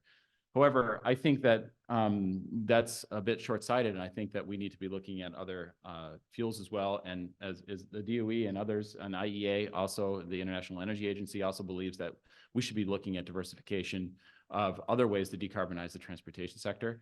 In particular, looking at consumption of hydrogen-based fuels and biofuels is going to play a major role. So we know that Minnesota plays a major role in the biofuels area, and I think that we know that these are a big opportunity for us. In terms of mode, I think it's safe to say that light-duty transportation may electrify in the next 20 years, at least to a large extent. However, heavy-duty trucking or medium or sort of off-highway transportation in particular may have a really difficult time of electrifying. So I'm talking about renewable fuels or decarbonized fuels is a really good thing for these types of applications. Okay, here we go. Okay, so shipping and aviation will rely on renewable fuels. Aviation, I think a lot of you have heard that Minnesota is really keen on sustainable aircraft fuels or SAF. Right now, there's a big initiative going on, and I'll talk a little bit about that, that is looking to convert some of the biofuels industry into producing SAF. It's a huge opportunity. The IEA, these are IEA data, essentially showing that rail is likely to go towards electrification. I think in the U.S. that's not true. So I think internationally that's maybe what happens. But if I talk to folks who I know in the rail industry, the U.S. rail system is not going to be electrifying, and it has no plans to do so. So the real question there is what supplies the fuel for those, and what supplies the renewable fuels for those types of applications. Mining, I think, is on here. Well, maritime shipping and aviation are the other two. Maritime shipping, of course, there's a lot of discussion about methanol and about green ammonia as fuels for. One thing, this is not in Minnesota, this is in Chile, and I mentioned this in a previous talk that I had done, and that I've worked with some folks in this sort of e-gasoline or direct air capture CO2 to fuels. So the Germans are really keen on this, but they don't want to do it in Germany. They want to do it in Chile because well, every kilowatt hour of electricity that they produce from wind, they would like to use domestically for their electrical needs. So the idea is that where there's stranded wind and stranded renewable resources is where we could produce fuels that could be transported, right? So liquid fuels can be transported. So this is something that they're looking 36,000 gallons of fuel per year in 2023. It's a very small amount. They want to be producing 145 million gallons a year by 2030. And this is specifically a project with Porsche and ExxonMobil. Okay. So biofuels in Minnesota it's a huge e-fuel potential. Minnesota ethanol is about 1.4 billion gallons per year, and about of that this is a huge opportunity for reducing the carbon footprint of biofuels, is if we can use that CO2 and not emit it into the air. Obviously, there's been some discussion about putting it underground and liquefying it and moving it to the Dakotas or Illinois, which I think that project has been canceled. But the CO2 is an opportunity. So using this CO2 can make about 616 million gallons of e-fuel. So that's well more than what they're planning to do in Chile from the CO2 that we produce from ethanol. So that's an interesting opportunity right there. Obviously, SAF, as I just discussed, is a significant opportunity in Minnesota due to the confluence of renewable resources that we have in Minnesota and the interest that we have in the biofuel industry. So there's this hub that was launched to scale sustainable aviation fuel. There was a New York Times article recently, if anybody saw it, talking about groundwater and the additional groundwater that would be required. I think that probably the press is going to be mixed on this, but I think it's still the overwhelming momentum is moving us in this direction, and I think we need to do the best we can. So my personal opinion on this is that it's a huge opportunity. We can do things like green ammonia. We can do things like capture the CO2 from plants. We can do things like more use less water in the ethanol plants and in farming, that we can make these even more renewable and overcome some of those challenges. So this is a big opportunity. Another big one is shipping. I discussed this already. So this is kind of removes me into this other area. So I was talking, SAF and e-fuels. When you think about SAF and e-fuels, those are more like what we call drop-in fuels. So fuels that you would take and drop them into an application as they are. Like making Porsche making e-gasoline essentially, so that they can keep running their high-performance cars on gasoline into the future. And just making those and not doing much in terms of changing the technology. When we're talking about things like renewable fuels, like e-methanol and green ammonia, these are things where the technology of the utilization has to change. It doesn't have to completely change, but we have to make some changes in the hardware. So for instance, this is the vessel, we have a lot of vessels coming into Duluth, 900 vessels and 35 million short tons of cargo per year. That we have coming in, and this is a huge opportunity.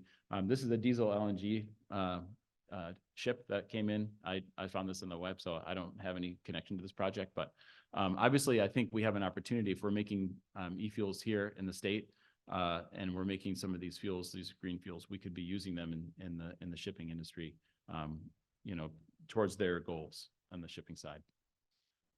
Okay, this kind of leads me into ammonia. And I have a few slides on ammonia that I want to talk about. In particular, we know that green ammonia or ammonia in general has three primary uses, right? So fertilizer, hydrogen carrier, and combustion fuel. In Asia, I was just in Korea giving a talk at the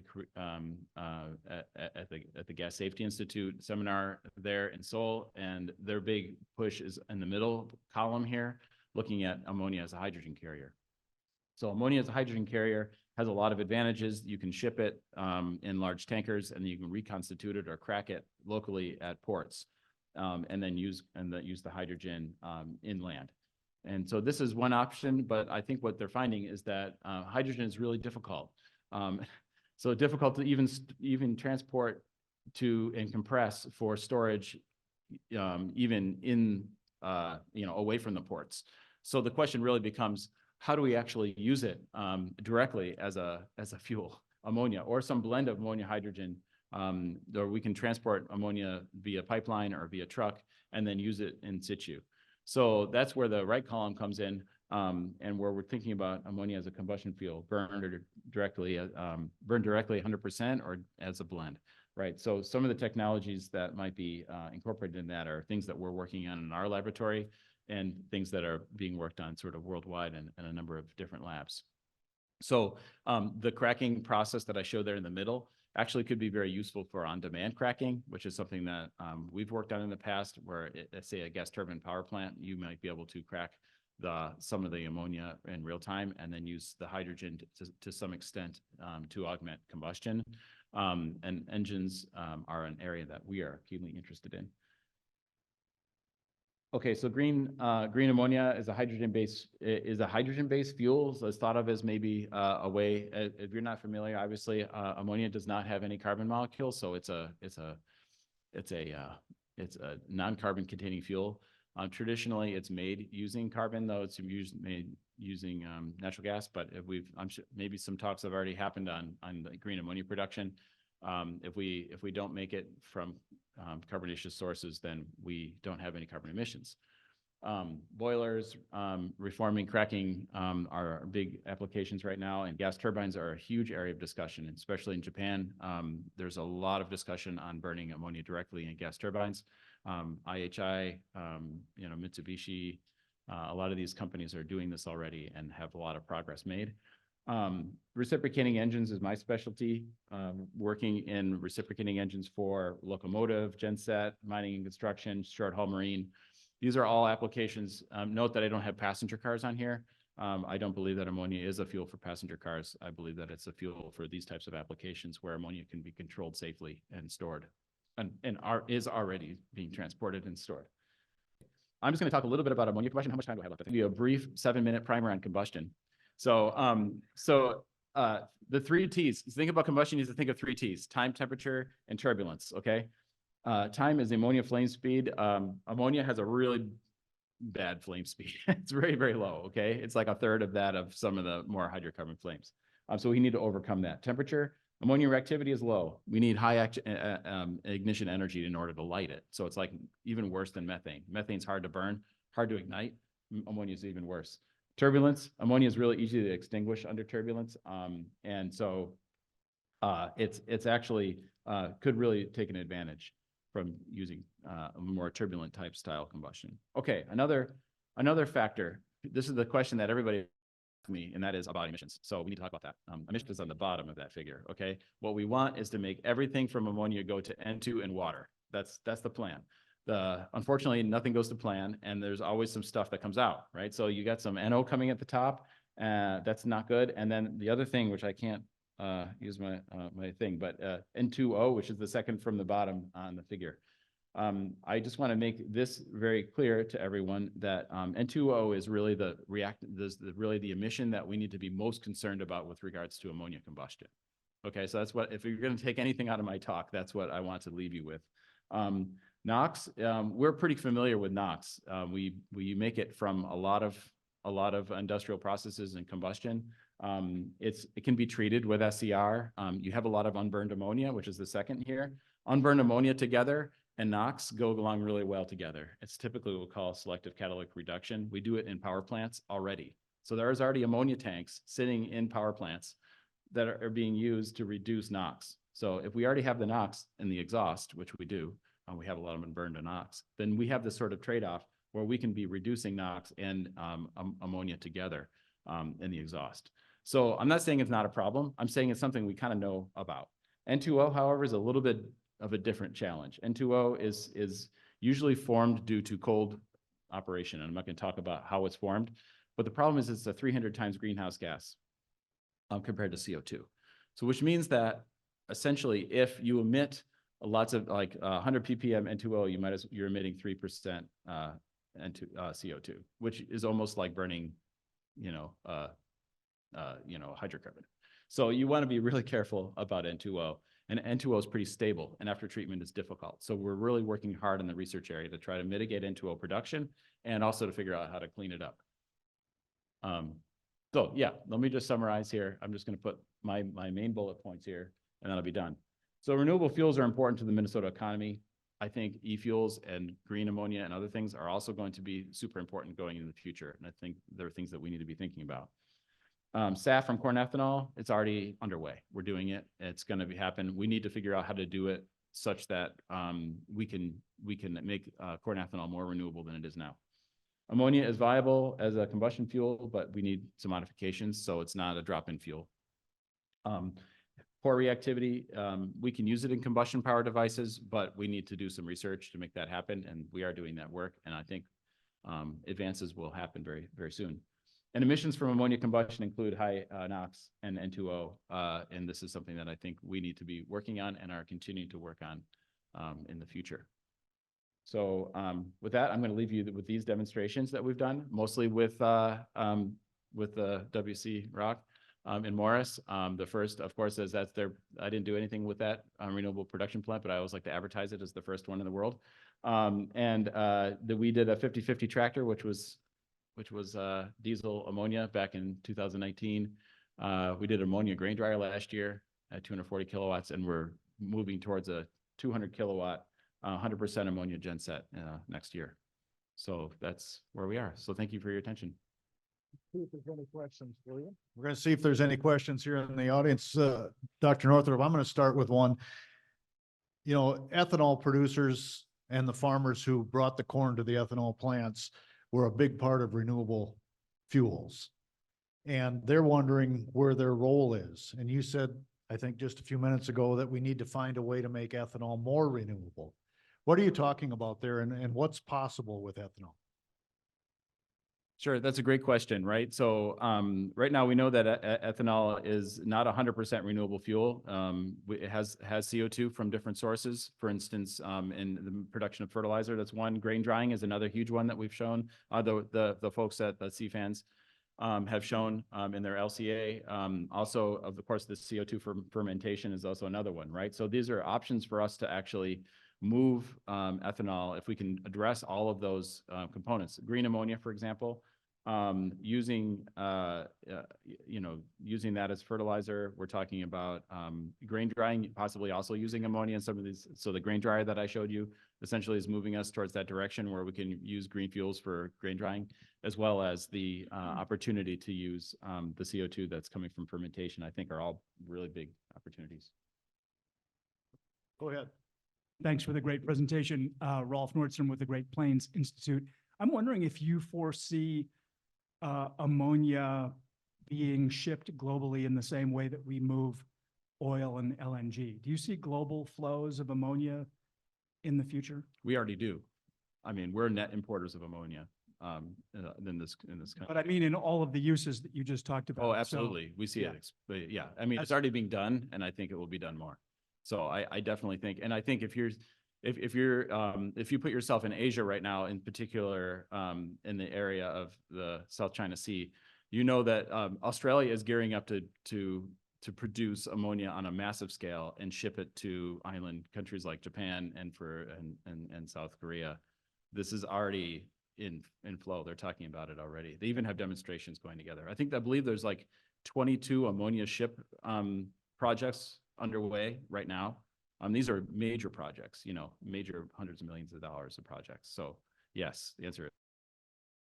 How to abate NOx emissions from combustion and end-use sectors, end uses other than power generation. Yeah, well, for combustion broadly, we use the same types of technology. So whether it's power gen or whether it's reciprocating engines, typically use the same types of catalysts.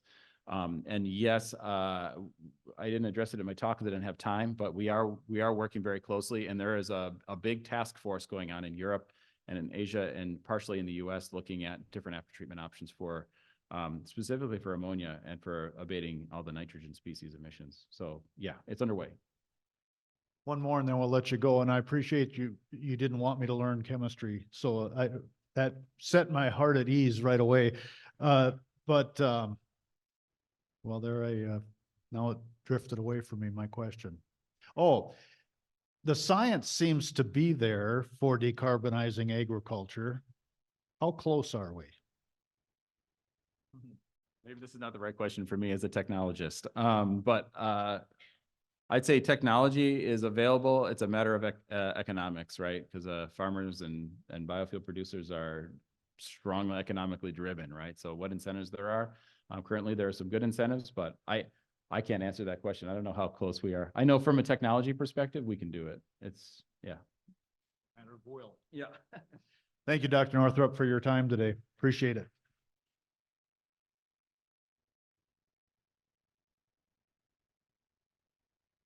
Well, to learn more about what this small scale production might look like, we're going to hear next from Tomoyuki Koide. Mr. Koide serves as the Deputy General Manager of the Marketing Department in Tsubame, BHB, an ammonia technology company with an innovative ammonia synthesis catalyst technology.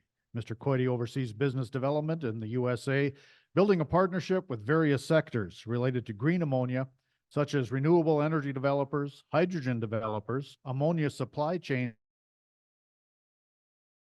related companies, and agriculture sectors for small-scale green ammonia production systems to achieve that decarbonization of ammonia industry and to achieve that stable ammonia supply by on-site ammonia production. Please welcome Tomo. Hi, Hi everybody. My name is Tomoyuki Koide from Tsubame BHP. So it's a very great pleasure to have a presentation here. So currently, this company, Tsubame BHP, is a Japanese company, but currently I'm focusing on the US market development, and then this is already the third time to come to the Minnesota. So I'm very glad. And then this is a very good potential area of the renewable energy, as well as the good ammonia end use is here, especially for the fertilizer. So this area is quite very interesting area for the green ammonia production. And we are the university-oriented company. So the catalyst technology developed in the university, Tokyo Institute of Technology.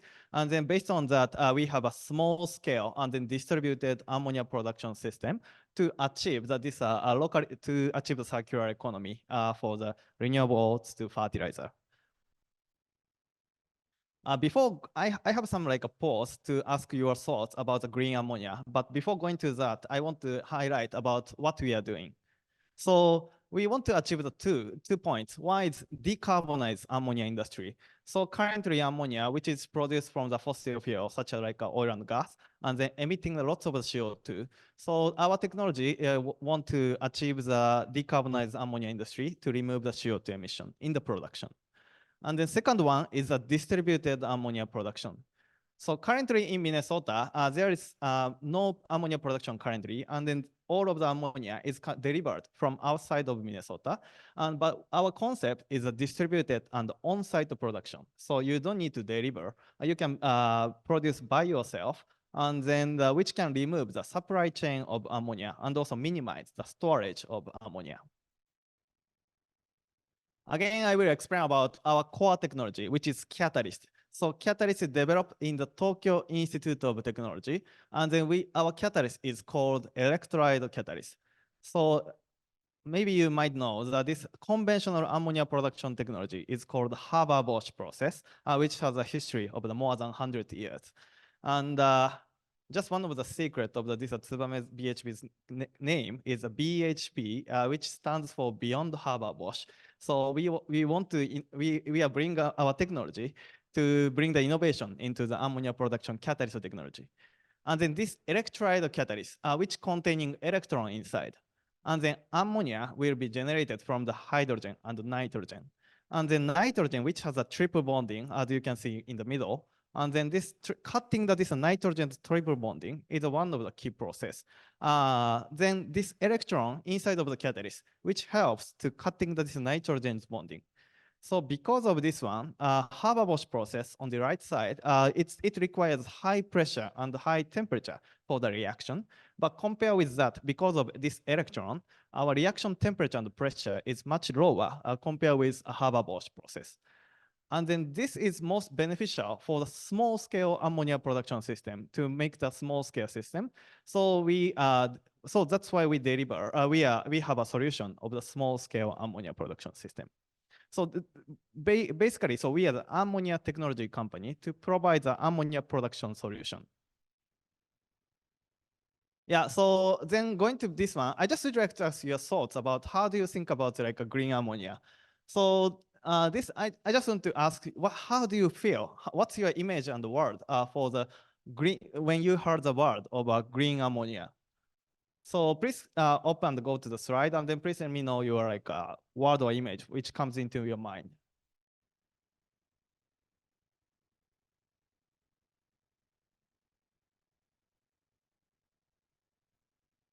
Oh, yeah, that's good. Rock up, yes. Yeah, hydrogen carrier and yes, fertilizer, yes, especially for green, yeah, and wind power, agriculture, sustainable, yes, all tourism.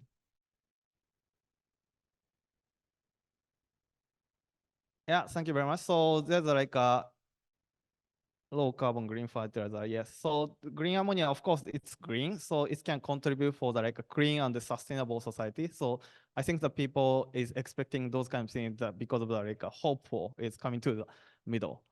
Then I want to go to the second question. Yeah, so which is, so what is your like, how much do you have an interest on this green fertilizer compared with gray? So which means that, so currently, so gray ammonia, which is already like sold in the market and which has a cheap, good competitive price already in the market. So how the people is expecting to decarbonize the fertilizer side? That's what I want to ask. So I just would like to your interest level. How much is your interest on this green fertilizer?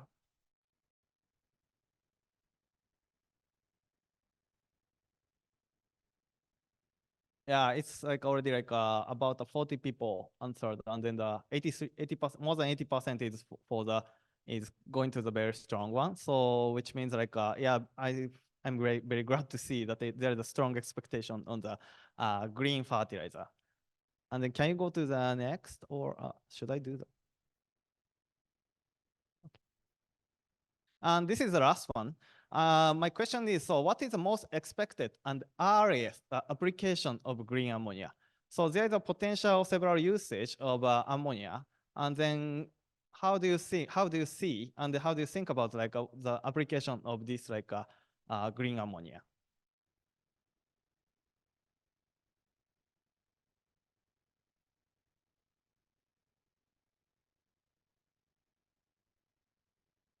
Yeah, fertilizer is going to the top, and maybe second is the hydrogen carrier. It's 20%. Yeah, so the fertilizer can be the fastest one. So is one of your expectation. Yeah, thank you very much for your sharing. It's very good to understand like the people's expectation about green ammonia. So I'd like to explain about this ammonia market itself first. So ammonia, so there's a fertilizer, you know well about the fertilizer application. So 180 million tons of ammonia is produced in the global already, and then 80% is fertilizer, clean fuel. And on the other side, methanol is also the other candidate to use as a maritime fuel. And also the fuel for coal power plants. So which is Japan and Korea, they announced to use ammonia for the combustion, for the power generation. We blend with the coal into the coal power plant to reduce the CO2 emission in the coal power production. So then this will be the tremendous volume. This is one of the like expected like ammonia markets itself. So as you can see on the bottom side, the fertilizer and the existing usage of the market, which has a growth of the market, but which is just like gradually. And then as you can see on the top side, power generation. This is not only Japan plus Korea or some other country, and also for hydrogen carrier and the shipping industry, which will start to consume the ammonia. And then finally, this is on the right side, which is the 2050. Maybe the half of the market is existing application. The other half, the ammonia market will be double by this kind of new application. But one thing I want to highlight is now is 2020, end of 2023. So it's on the here. And the blue one, for example, like a shipping industry, the demand comes up from maybe 2027 or 2028. And the hydrogen carrier or power generation applications demand, a small one, which gradually increase from maybe about 2030. So this kind of like a new application, which is still under development status, and then it should be implemented into the like ships or like power generation turbines. So it takes time, and then it takes time to make this kind of like a new market, and then this new market, then it's mandatory to use a clean ammonia. But this kind of like a demand, comes up to the like more than 5 years later. So that's one of the difficulty in the ammonia market when we can switch to the green applications. So, but anyway, so current ammonia is already emitting lots of the CO2. 500 million tons of the CO2 is emitted by current ammonia emission. And this is equivalent to more than 1% of the current CO2 emission. So what we want to, so Tsubame is targeting to trying to provide our technology into the green ammonia production, where the renewable, to collaboration with renewable energy. So to achieve this green ammonia production, so renewable energy is a quite key, and then which is important. So to securing the competitive renewable energy in the certain volume is one of the key to achieve to decarbonize the ammonia production. I just would like to introduce about our system a bit. So we are focusing on the small-scale ammonia production system. So our small-scale production system, which have three types of the modular system, TM500 and 3000 and 5000. So which is equivalent to the number is equivalent to the capacity ton per year, like a 500 ton per year, 3000 ton per year, and 5000 ton per year module is ready to offer, which is available. And also for the larger than this modular system, the capacity is in between 10,000 to 50,000 ton per year level. Yes, so key points about this are like a green ammonia production. So I want to explain about the required power. So to produce green ammonia, we need to produce a green hydrogen first, and then also the green hydrogen to green ammonia production. So this is an example of the 3,000 ton per year level. So 3,000 ton of the unit. As you can see, the water electrolyzer to produce a green hydrogen, which requires 30,000 megawatt hour per year of the hydrogen, of the electricity, renewable energy. And the ammonia plant, and also for the nitrogen plant, is also requires 4,500 megawatt hour per year. So as you can see, majority of the power which requires to produce a hydrogen. And then so cost of the hydrogen is quite important. So then IRA is also support to achieve this, like to achieve the competitive green ammonia production. But you can see the hydrogen product, so majority of the power goes to the hydrogen production. And this unit is a bit complicated. This unit, the reason why I'm mentioning this like a megawatt hour per year, which is a bit complicated to understand. But the reason why I'm showing here is so 3,000 tons of the unit, which requires 34,500 megawatt hour per year. And it depends on the like a capacity utilization of the renewable source. For example, this is an example, like a solar power, which can be the capacity utilization of the 20%, so which requires 22 megawatt of the solar power is needed. While on the other side, like a solar power, if we have a 35% of the utilization percentage, then you need a 12 megawatt to achieve this electricity production throughout the year. This is the last page, and then this is a very frequently asked question to us. So how you achieve this production, even the renewable energy has one of the like fluctuation of the power generation. So this is an example, but if this is a good case that it's combined the wind power and the solar power. But even for this one, as you can see, the solar, of course, the sun is available in the daytime, but how to do in the nighttime? So there is several options to mitigate this like solution. And then it depends on the situation, but I want to show that like three options. One option is like install the hydrogen storage system in hydrogen storage in a minimum size.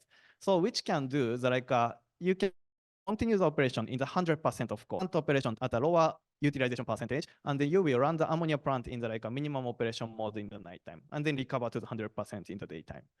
The other option can be stop at the nighttime and then keep hot standby modes. So which is also possible idea, but you need to start and stop the system between the day and night. So this may be a bit like maybe difficult to continue to maximize the production.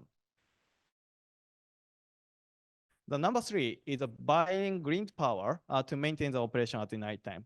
But so as you can see on the bottom side, so this option, it totally depends on the like a situation or project, how much you want to produce ammonia. Also, it depends on the what is like a solar and wind in this area in the project site, and also for the how often the off-taker will offtake the ammonia production.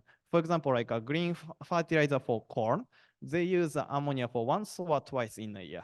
So it also depends on how often the end user will consume ammonia. And also the requirement of green power.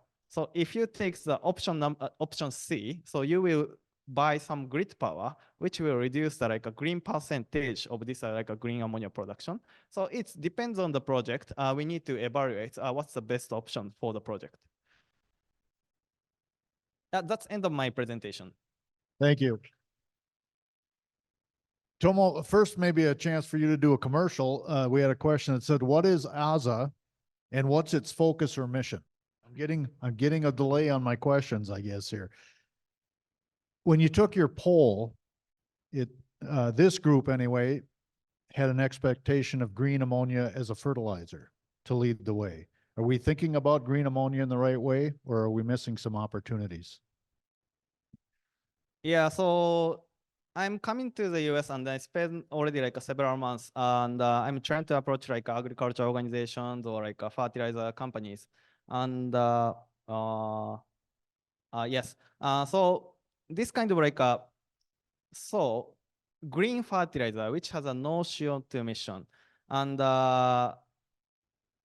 because of this like a poll, so many people have an interest on this green fertilizer. But how do you see the end user? How the end user see the value of this green fertilizer? Half of the corn's application is going to the feed for the like a cow and like a porks or those kind of like a feed, which has less value for this CO2 free, because of when I eat a beef or steak, I don't care that like a corn will be CO2 free or not. So so at this moment for agriculture industry, which has a less value for this green fertilizer, unfortunately. But of course, it takes time, and then gradually that will go into the green fertilizer. But more and more like a new application, like a fuel application, the clean ammonia is mandatory. So the like it depends on the application. The value of this green is different. That's my understanding. Michael, you got anybody lined up, or else anybody in the audience want to ask a quick question? Hi, quick question. In your diagram for your system, I wasn't sure, where's the nitrogen coming from? Do you need pure nitrogen, or can it do air? Yeah, so typically, so regarding to produce air, so we can purchase a nitrogen production system, which is just an air separation unit, which is available in the market. So typically we purchase and install the nitrogen production system together with ammonia system to produce the nitrogen from the air.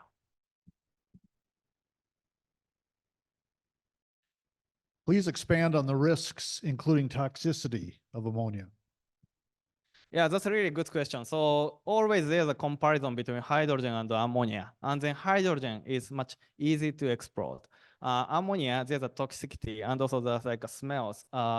It's not harmful. It's like some kind of poison. And but ammonia, so yeah, but so US is one of the unique countries to using the anhydrous ammonia directly into the soil for the agriculture. So there's already more than 100 years history to use ammonia. So how to handle ammonia, how to store it, those kind of like a measure and the experience is already lots of the experience is here to achieve the safety. So of course there's a concern about the ammonia toxicity, but we believe that there's like already we have a good experience to handle it. And what are the emissions associated with nitrogen generation? Nitrogen generation is so in the nitrogen is like oxygen or those kind of things. So basically, so to produce nitrogen, there is no emission. Yeah, there is no emission. Thank you, Tomo.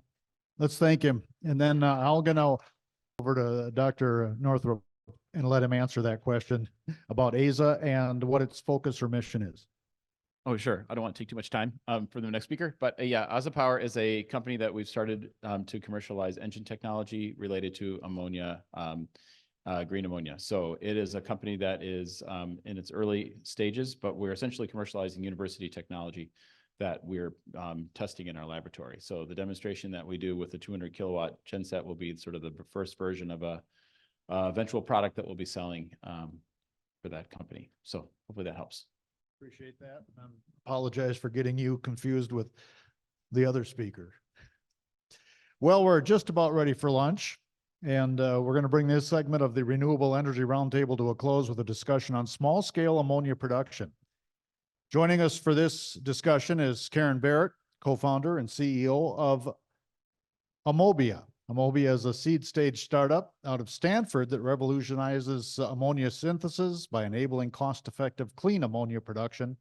Their novel, innovative integrated reactor and ammonia separation method enable them to produce at 10 times lower pressure, drastically reducing CapEx production costs and increasing the flexibility and the safety of ammonia production. With their breakthrough technology, Ammobia is now on a mission to decarbonize fertilizers, chemicals, marine shipping, and heavy industry. Please help me welcome Karen Baert.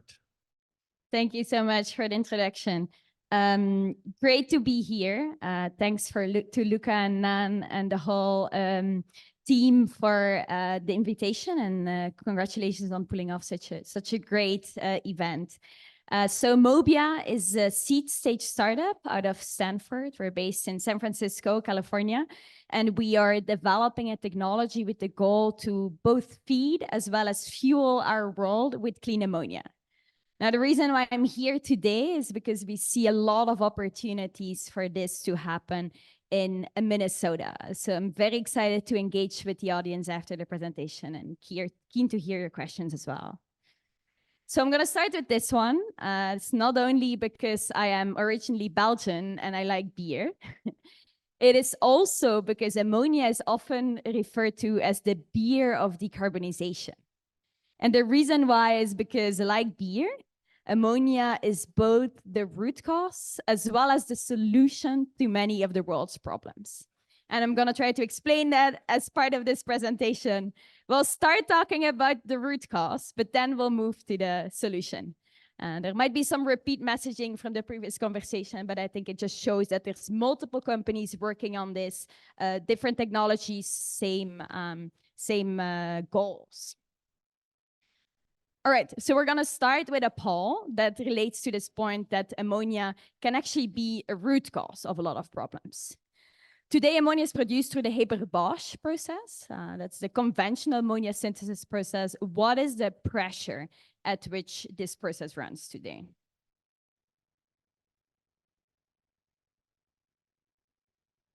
Great. Seems like that was an easy question. Indeed, the Haber-Bosch process runs at very high temperatures and pressures, and that's part of the problem with ammonia synthesis today. This is the Haber-Bosch process. It's been invented 100 years ago, a very genius invention back in the time by two German scientists, Haber and Bosch. And this is the way in which ammonia has been produced for the last century. Now, what are the challenges with this process? This process is very much optimized to run on natural gas or coal. Mostly natural gas, 30% is coal, and mainly in China. And it runs at extreme temperatures and pressures. So 150 to 200 degrees Celsius, 150 to 200 bar. And so that comes with the need to run this process 24/7. And also comes with the need to produce at a very centralized large scale. To give you an overview of that, ammonia is a $200 billion market. It's the second most produced chemical in the world, and there's only 400 plants worldwide. So very, very centralized production today. And that comes with issues for the end consumer and specifically farmers as well here in the US Midwest. So first of all, this natural gas dependency leads to very volatile and high prices. Over the last year, ammonia price has been increased all the way from around $300, $400 to $2,000 a ton. It's gone down a little bit, but it's still close to 2x the price it was before the natural gas price spike. Secondly, very long supply chains, right? Because of the centralized nature of this industry. And that leads to safety concerns and very high transportation costs. Ammonia is pretty easy to transport over the ocean, but it's pretty painful and expensive to transport it over rail or in trucks. Long supply chain also, if you look at US, most of the ammonia is produced in Texas, and close to Texas. And then most of the use cases are actually here in the Corn Belt. So it leads to very long supply chains. And then last but not least, today ammonia represents almost 2% of global greenhouse gas emissions because of the natural gas-based production. And there's a push to green, but there's not really a way to decarbonize this process in a cost-effective way today. And that's exactly why at Ammobia, we're developing Haber-Bosch 2.0. You could think about it as a low capex, flexible version of Haber-Bosch. So you can see the comparison between Haber-Bosch and Ammobia. We run at around half. We run at 10 times lower pressure design, as well as the ammonia separation methods. Threefold advantages here. First of all, significant reduction in capex, around 3x reduction. Secondly, increased safety, and then thirdly, increased flexibility of the process. Hydrogen. Amazing. Here we go. So what are the advantages of this Haber-Bosch 2.0? Now we can run this ammonia production process on renewables instead of natural gas. We can run it at much lower temperatures and pressures and enable a flexible operation, as I mentioned, directly on renewable energy. And we can produce ammonia in a much more distributed modular way. So we can produce ammonia much closer to the end consumer, which enables us to shorten supply chains, increase reliability for ammonia consumers. And that meets the customer needs, right? We now have reliable ammonia at a stable price directly from renewables. Much safer operations, why we significantly reduce and sometimes even eliminate the need to transport or store the ammonia. And lastly, 80 to 95% emission reduction in ammonia production. The exact number is dependent on the carbon intensity of the electricity you use. And so this enables this $200 billion or 180 million tons ammonia market today to switch to clean. Two big use cases here. The biggest one is actually fertilizers. The second one is ammonia as a feedstock for chemicals. But the exciting thing about ammonia really is this massive current market, in fact, is just the start in this market. And that brings us to ammonia as a solution to many of the world's problems. So quick poll question here. What is the liquefaction temperature for ammonia at ambient pressure?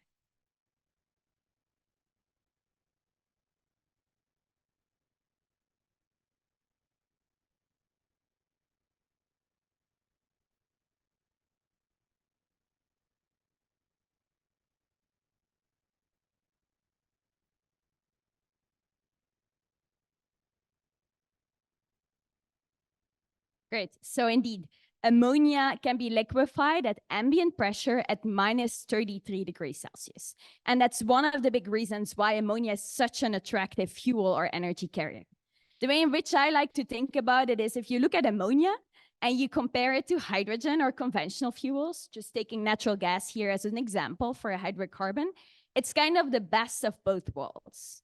So like hydrogen, ammonia is a low carbon fuel. What does that mean? The molecule is NH3. There's no carbon in the molecule. And so when you burn it, there's no CO2 emissions. We talked about a little bit about NOx and N2O. That's a slightly separate conversation there. Now, the second piece is ammonia can be liquefied at reasonable temperatures, minus 33 degrees Celsius. Now, if you compare that to hydrogen, you see hydrogen is much more difficult to liquefy. And that makes ammonia really costly to transport and store energy. So these two attributes are and so that comes with this wide range of new use cases for ammonia. We talked about the fact that ammonia today is around a $200 billion market. The potential for ammonia is up to an additional $600 billion. So huge opportunity there. Across the previous presentations, we've talked about a few of these, but just highlighting some key ones. One big one is ammonia as a fuel for shipping. I think it's become clear that on the long term, ammonia is going to be the key fuel for deep sea shipping. And that market alone would double the current size of the ammonia market. So huge opportunity. Second one, combustion fuel. We already talked about it today. Great opportunity, not for passenger vehicles, but for heavy duty vehicles. Also very interesting if you think about farms. You could use ammonia-powered tractors, trucks to decarbonize farm operations. And then we have ammonia more broadly as a hydrogen carrier and as a way to redistribute renewable power.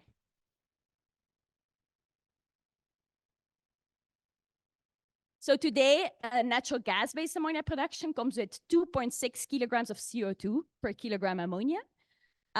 We can reduce that by 80 to 90%, and this leads to a potential of up to 5% of global greenhouse gas emissions that we can reduce.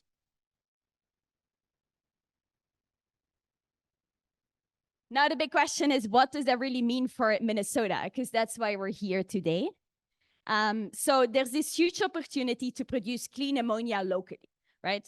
We have wind and solar energy. We turn that into hydrogen and then turn that into ammonia. So there's a flexible way of producing ammonia from renewables. This ammonia is very reliable because it's produced locally, and it has a very stable price. We don't have to deal with any of the natural gas dependency anymore. And 90% reduction of the carbon footprint of that ammonia.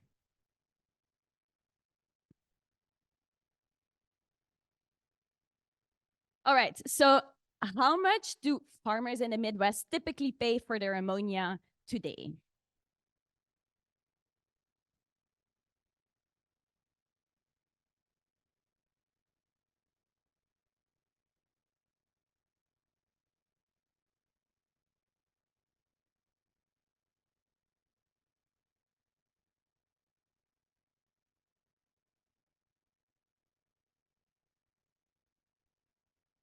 I wish it was closer to $400 a ton, but indeed today the range is closer to $600 to $1,000 a ton. That's a lot. Knowing that the actual production cost of ammonia with a reasonable natural gas price is closer to $300. So we pay way too much for gray or dirty ammonia today. This is an overview of the anhydrous ammonia price over the last years. You can see it went all the way up to $1,600 a ton because of the natural gas price spike. Now, the interesting thing is with Ammobias or other new technologies, we can produce ammonia much closer to the $600 a ton. And we can produce that locally, so you don't have any transportation costs or very minimal transportation costs, and that ammonia is clean. And so that comes with a lot of opportunities. First of all, obviously, to decarbonize the ammonia fertilizers that are being used in the US Midwest for farms. But secondly, also using ammonia locally as a power source as well. So there's opportunities there for power to X, demand response, grid balancing, backup power, but also, as I already alluded to earlier, potentially using ammonia as a to decarbonize your farm operations. As mentioned, we're out of Stanford. We have a great set of engineers, scientists working with us right now in our lab in San Francisco, and we're lucky to be supported by multiple great organizations as well. Where are we at with the company and what do we have ahead of us? So we've been lucky to raise a good amount of money through venture capital funding, and we've won a few grants as well. So we have the National Renewable Energy Lab as well as Chef that are supporting us. So in the shipping industry, in the chemical industry, and all of that kind of on a very global scale. We're currently working on our proof of concept in the lab.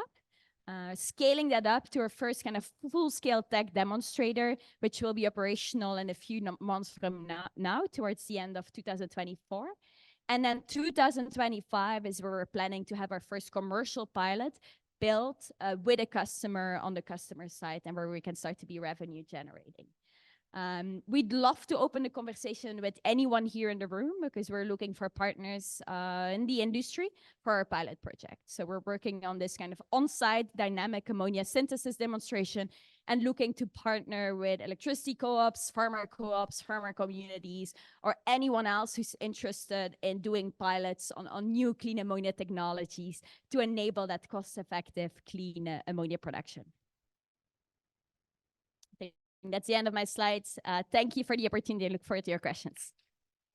Thank you. Michael's got a microphone if anybody in the audience would like to. Otherwise, I think you touched on it, but remind me what enables a significant cost reduction in your process? Yeah, thanks for asking. So the significant cost reduction really comes from that reduction of pressure. So as I mentioned, today ammonia is produced at 150 to 200 bar. We can produce ammonia at 20 bar. That comes with a massive simplification of the process, lower operating and maintenance costs, and so a significant reduction in the capex costs of our unit. So as a former agronomist and working at an agricultural co-op selling fertilizer, we dealt with anhydrous ammonia.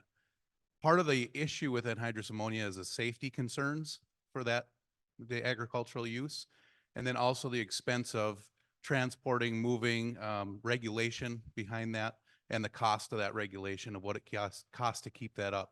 How do you work with policymakers as you want to move towards using more green ammonia and being able to increase the amount of ammonia fertilizers? How do you work with policymakers to give some sort of incentive, or what do you anticipate that looking like? Yeah, that's a great question. So first of all, I think that the big advantage of ammonia is that we have dealt with ammonia for the last century and we know how to do it. And especially here in Minnesota, we actually have a lot of infrastructure expertise on how to deal with ammonia. One of the advantages we see about decentralized production is actually it's much safer, because you avoid a lot of that transportation. So for example, transporting ammonia over rail is something that both policymakers as well as the rail industry doesn't like to do. When you can produce ammonia locally, you don't need to do that anymore. On the policy front, obviously very close conversation with policymakers to make sure that we have the right regulatory incentives, and we have a pretty straightforward process on being able to produce ammonia locally. I think again, the lower pressure of our process makes a big difference. It's much easier to get permits and also much safer to operate ammonia synthesis processes when they're at much lower pressures. Yeah. I'm going to go online, Alexandra, and we'll get to you in just a second. What kind of catalyst do you use in your process? It's a great question. So different to Tsubame, we don't innovate on the catalyst itself. Our innovation is really in ammonia separation method and the full reactor design. So for now, we're using pretty straightforward catalysts, similar to the ones that are being used in Haber-Bosch today. And we're also looking to partner with catalyst innovators to leverage the latest kind of catalyst science to make our process even more efficient and cost effective. I actually have two questions, but I'm hoping they're both fairly simple. The first, I'm going to tack on to Corey's. Are you also looking at production or end use in urea, as we've seen a big shift in end use from anhydrous to urea? Yes, absolutely. For us, what matters is that farmers get access to the best fertilizers that meet their needs in a cost-effective way, and that fertilizer is green. So we can deliver pure ammonia. We can also get to that next step and work with urea manufacturers to turn the clean ammonia into urea. Okay, and this might show my level of technical expertise, but if you're lowering significantly the amount of pressure in your system, does that also mean a lower water requirement? The water requirement is mainly affected by the hydrogen production. So because through kind of water electrolysis, turning water into hydrogen, so that's not necessarily affected by our technology innovation. Hi, Ariel Kagan with Minnesota Farmers Union. We're really interested in who's going to own the production facilities for green ammonia. So in your business model, it seems like this could be something that a farmer or a group of farmers could own, or are you thinking that your company will sort of own the production and lease that? I don't know. What does that look like? No, great question. You're exactly right. So we are technology developers. What matters to us is providing farmers and farmer communities with these modules. And so we are really hoping that actually the co-ops are the ones that are owning and operating the plants so that the power also sits within the communities. Yeah, you may have mentioned this earlier, but with the lower pressure, is this a continuous process or can this be a batch process? This is a continuous process. Within the process, there's some kind of semi-batch process going on. What that means is overall it's continuous. There's always hydrogen and nitrogen coming in, always ammonia coming out, but it's very flexible. It's easy for us to ramp it up and down and even stop operation if we need to. So with that follow-up, if we're looking at renewable energy sources like solar and wind, can that follow the supply of that renewable energy then? Absolutely. And that's really the goal of that flexibility. We want to be able to run fully on renewables and kind of ramp up and down in the same way as a PEM electrolyzer can. Yeah. Thank you. Are you focused solely on green hydrogen? We are not. So in a way, we're agnostic to the type of hydrogen that comes in. What matters for us is as soon as you have that hydrogen, how do we turn that into ammonia in the most cost-effective way? Obviously, we favor low carbon hydrogen, and our process is really optimized to run directly on green hydrogen from renewables. Have you looked into the possibility of having the finished product being certified to be used in certified organic crop production? You're talking specifically about the organic label? Yeah, so that's something we're looking into. To be honest, there's no full clarity yet on whether that could be an option, but we think that's a great opportunity to have some strong demand pull, right? If we can make that happen, that's an additional value proposition for farmers and ultimately customers. Yeah. Online, a question here about special qualifications or skill sets needed to learn to operate these systems. Kind of in Ariel's same line of her questioning, who's going to own them? How much do they need to know to operate them? That's a great question. So first of all, because of the lower pressure and like the massive simplification of our process, dealing with one of our distributed units is going to be much easier than like operating a Haber-Bosch process. So it's much more automated. It's much safer and easier to deal with. That being said, we obviously do need some experts. One of the things that we think are exciting about this space is that there's a lot of opportunities for actually oil and gas operators to transition towards a clean energy space, leveraging that talent and expertise to actually run ammonia plants, because it's a thermochemical process, it's high temperatures, pressures, there's a lot of similarities there. One more maybe. How do you compare ammonia to methanol as a fuel for shipping? Great question. I know we touched upon that earlier too with the Tsubame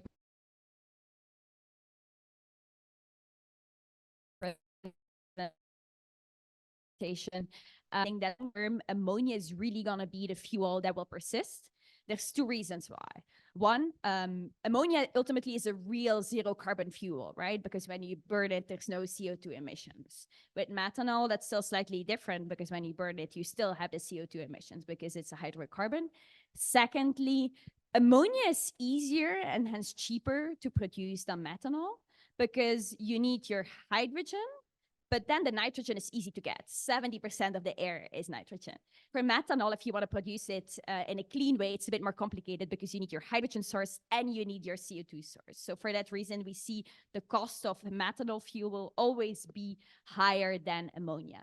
That being said, on the short term, we see methanol take off maybe a bit sooner because it's a drop-in fuel. So it's easier to use in existing ships, whereas for ammonia, we need to upgrade ships, we need to change the engine. So that's just going to take a little bit more time. But if you look at what all the big shipping companies are saying, we see that a lot of them have committed to ammonia, have ordered like multiple ammonia fueled ships, which for us, especially in an industry where ordering a ship is a big deal, really moving in that direction. Some of the programs that exist. Yeah, great question. That doesn't include the incentives yet. Why? We think to build a real sustainable business, we want to be cost effective without incentives. Obviously, we see that incentives, especially the IRA credits, will be a huge enabler to get that cost even lower. At a trade office in the UK, and wonderful presentations can leverage for partnerships and access across the world. I think Minnesota has got a fabulous story to tell here. And I really look forward to working with any of you that have an interest in the UK or Ireland. Elise here is the our local contact here in Minneapolis. So, please reach out if we can help you. Couldn't agree more. Thank you, Karen. I mentioned it earlier, but before we get our second half of our program underway, I did want to give Senator Putnam just a moment to address the crowd. We're almost in his district here. We're on the wrong side of the river, but he is the chair of the Senate Ag Committee. He's a good friend of AURI, and since he was here and kind enough to stop by, I wanted to give him just a few minutes. So Senator Putnam, it's all yours. Well, thanks, you guys, and thanks for being here, although it would be even better if you were across the river. You can actually see my district from here, in case you want to go visit at some point. But thank you all for coming here to have the important conversations that you're having.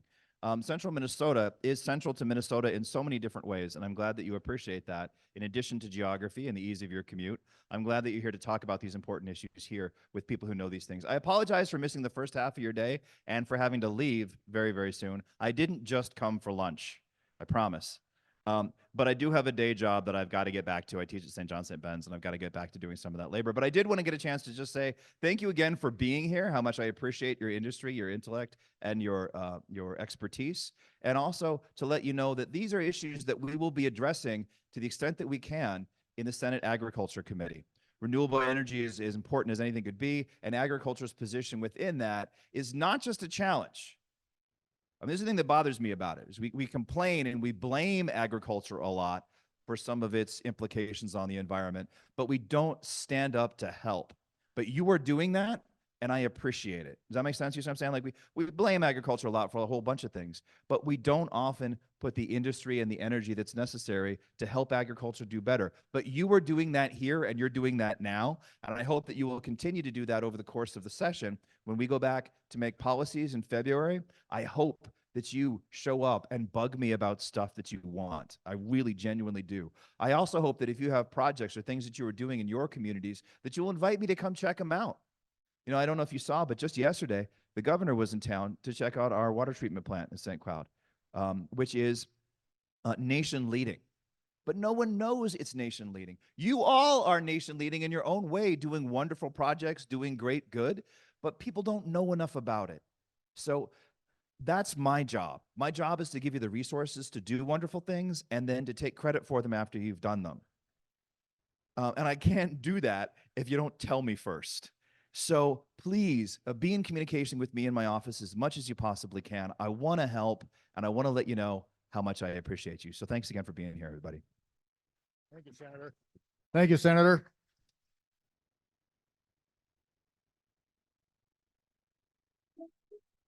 Hey, a quick active poll if you want to take unless you're sleepy, but we're going to do a little Slido poll before we get started here.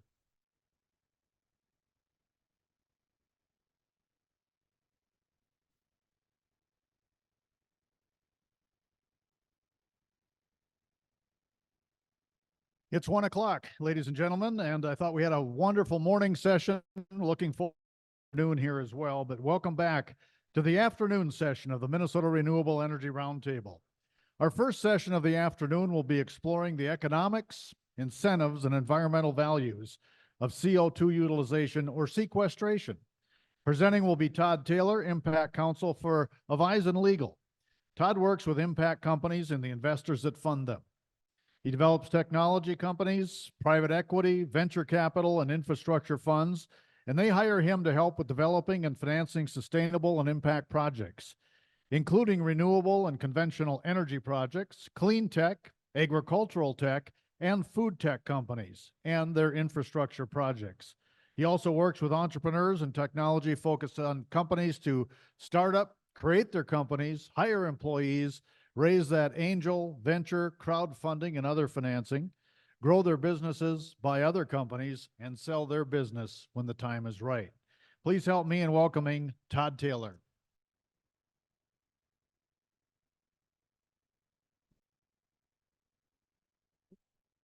Thank you. Thank you. All right, wake up, everyone, because you just had no naps during this. I'll feel bad. So my speech is not on CO2, but we can talk about that. But it is on this. Luca kindly gave me a topic that honestly it's a tongue twister, but we'll get through it together here. First, I want to say thank you to AURI for putting this on. This is a terrific conference. I know we have a lot of people remote. We'll wave to them. Hi, Jeffrey, if you're on, one of my clients. Lots of other people. Exciting to be here. Hi, Warren, who's here. And then I want to say thanks, and you'll probably notice some of the earlier speakers have slides that are similar to what I'm doing. So I'm going to go a little bit off some of my slides and talk about some of the questions that people here were asking, which is like, how do you commercialize? How do you actually start doing these things? So we can talk about that because I was at my lunch table there and we were having a spirited debate about that. So as we go through, I don't know that I'm going to be speaking. What's my allotted time anyways? Oh my God. Okay. So I have a lot of questions, people.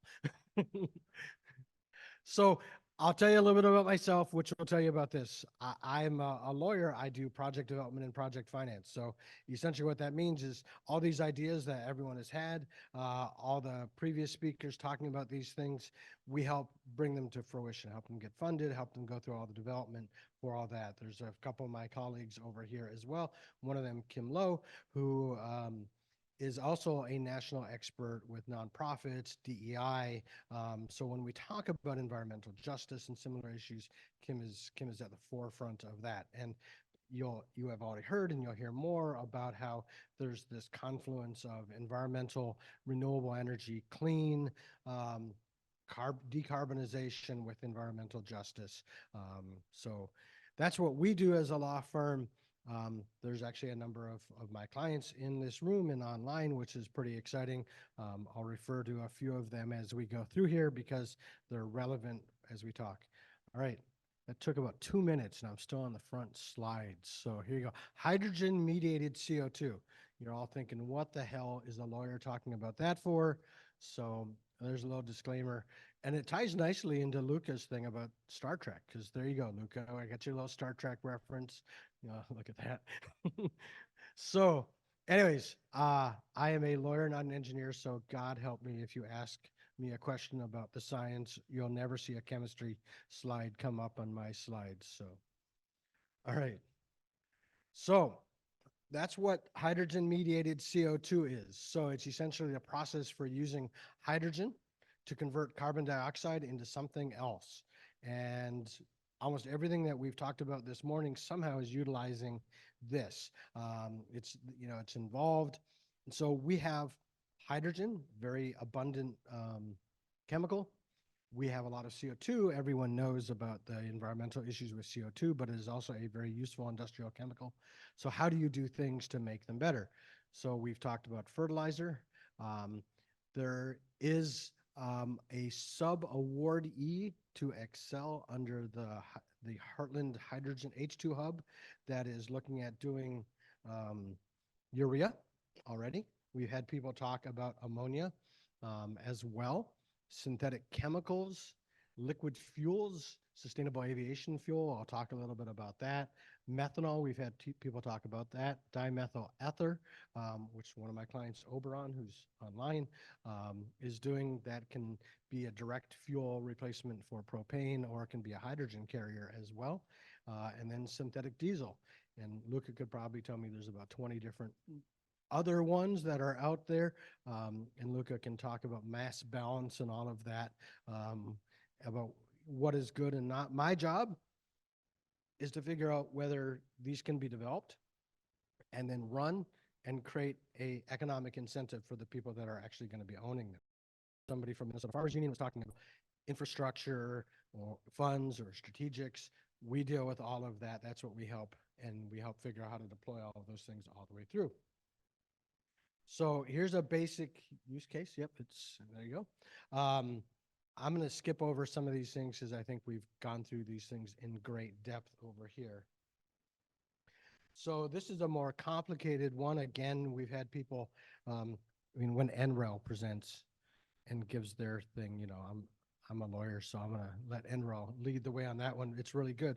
One thing I'll say though on this, as far as what we do, and then as far as like deployment, you look at this and, you know, this is kind of the technical specs of what it is that you're doing, but each one of these things requires development activities, right? It requires permitting. It requires participation with local governments and state governments and the federal government for incentives and figuring out that. And Assistant Commissioner Wyckoff had that great chart where he showed the incentives at each different layer here.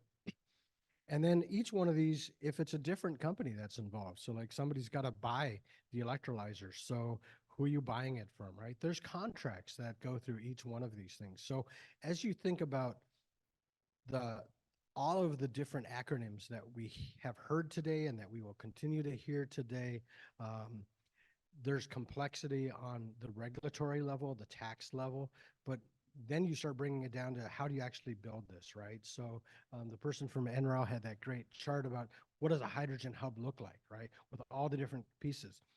Well, that's where we get involved working with companies who are part of those hubs to figure out how they work together, right? How do they play together so that that chemical or the wind power connects to the plant, and how does it ultimately get down to CO2 sequestered in cement or steel or urea or green methanol or ammonia, SAF, right? So that's a lot of what we do, and that's a really important step to this. So we enjoy that. It can be a maddeningly be a frustrating part of what we're doing as well. But it's really the key thing as far as actually having deployed these. One thing I want to talk about is these challenges can look nearly insurmountable. I started my career as a lawyer. Warren will remember this. Got a phone call from Warren in 1998, and he said, we need to build an ethanol plant and put together the financing for it. I had just graduated from law school not long before. I literally had to go to a dictionary and look up what the hell ethanol was. I had no idea, right? But in 1998, right, this was before the Renewable Fuel Standard. This was before anything else, right? Minnesota, Iowa farmers started building the ethanol industry, right? They took it from nothing.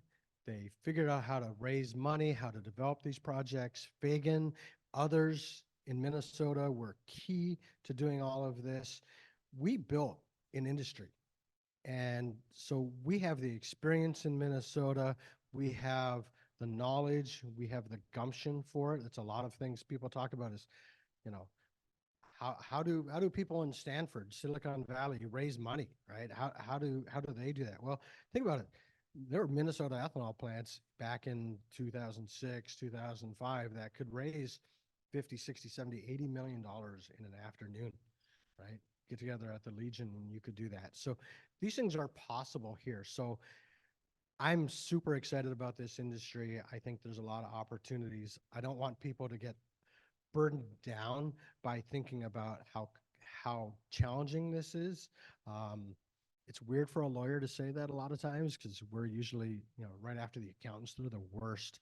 If there's any accountants in here, sorry, but you know, lawyers don't tend to be optimistic about things like that. Where our job, generally speaking, is to help you identify risks, help you identify things to overcome and go forward. But this is a really exciting time for us, lots of opportunity. So, all right, the Inflation Reduction Act. Assistant Commissioner Wyckoff had great slides. I wish I could pull them up again and talk about them, but you know, again, I'm not so much talking about CO2 and CO2 use and sequestration because there's two different components of that. There's sequestration and then there's beneficial reuse. But for hydrogen, there's this is where we start with all the different sections and everything. Section 45V for hydrogen, clean fuels Z, the tax credits.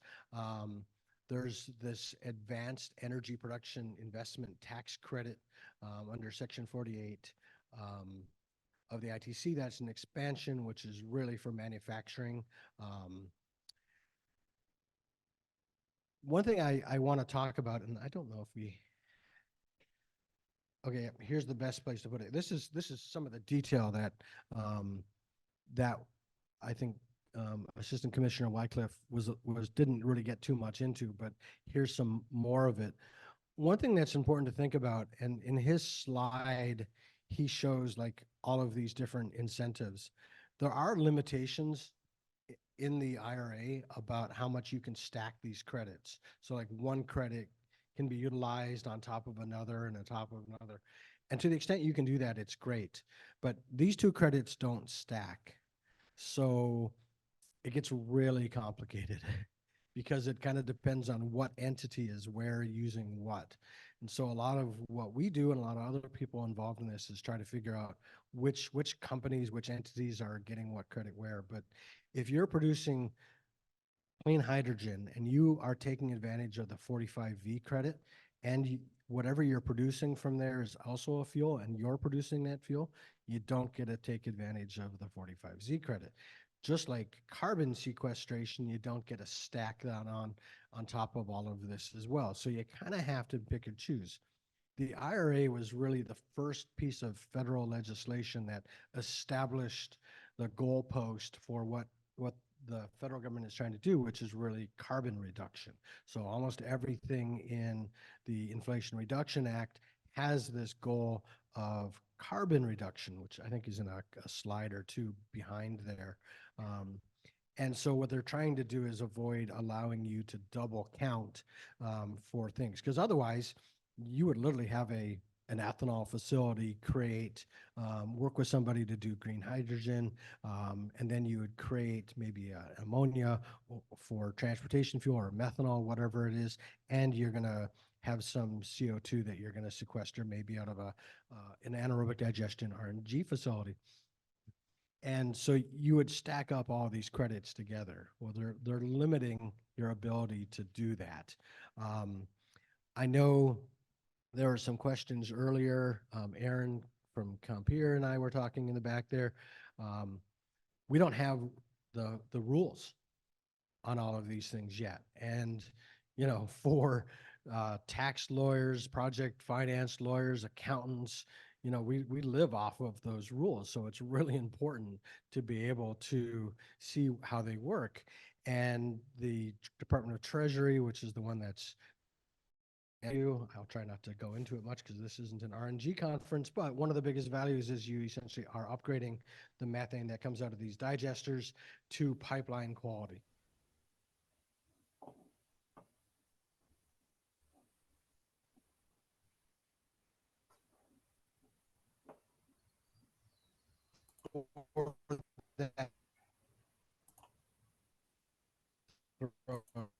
Everyone for a loop about it.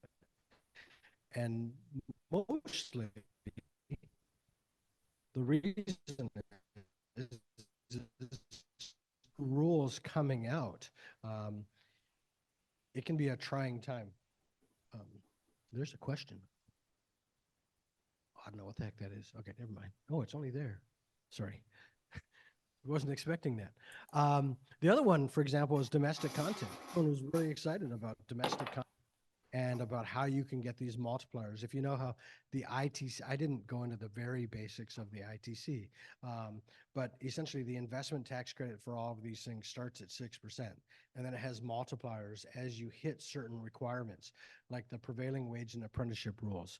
So if you want to get to 30%, so if you Google ITC, you know, the IRA ITC, you're likely going to come up and it's going to say it's a 30% credit. Well, it's really 6, right? And if you meet the requirements for prevailing wage and apprenticeship, then it's a 5x multiplier, right?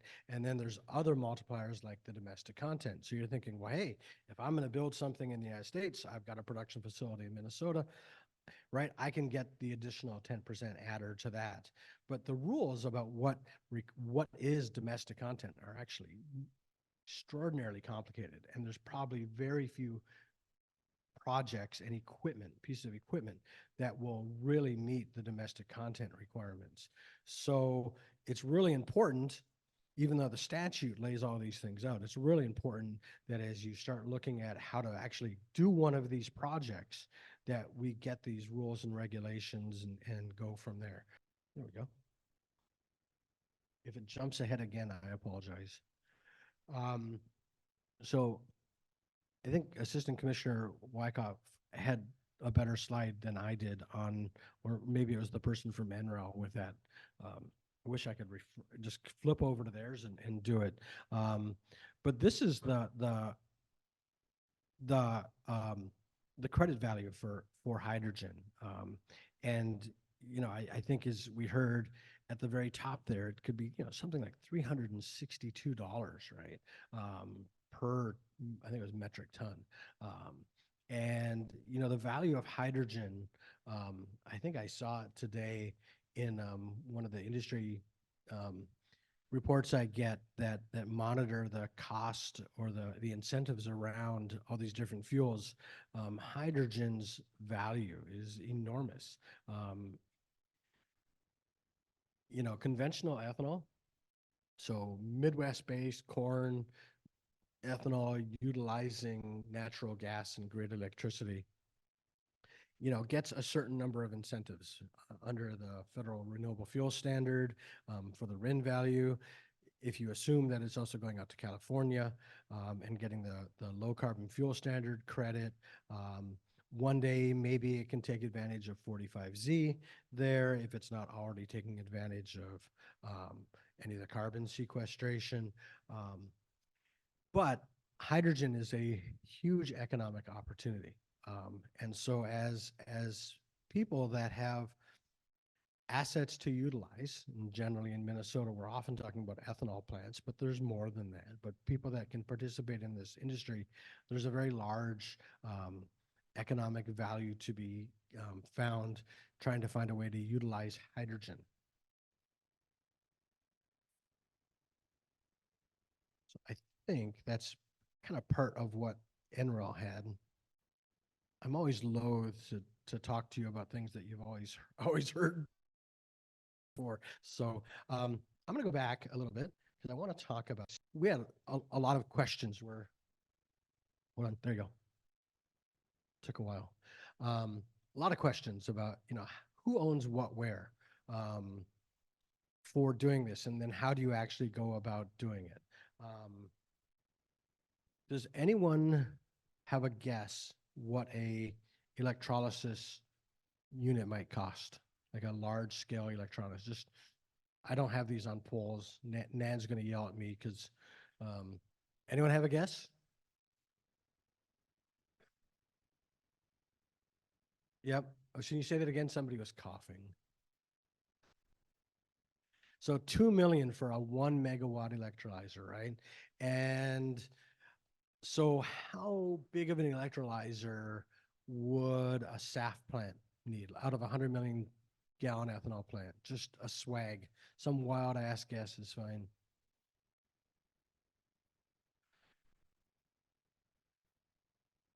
$150 megawatts. So 2 million per megawatt.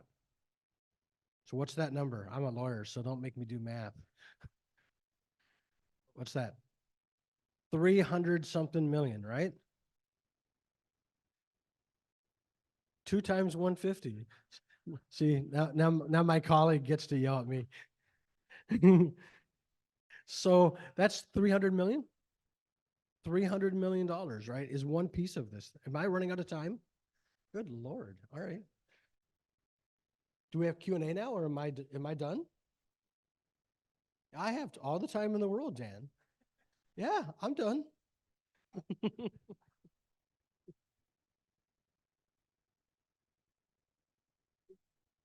I think 300 million is a lot, but might be accurate.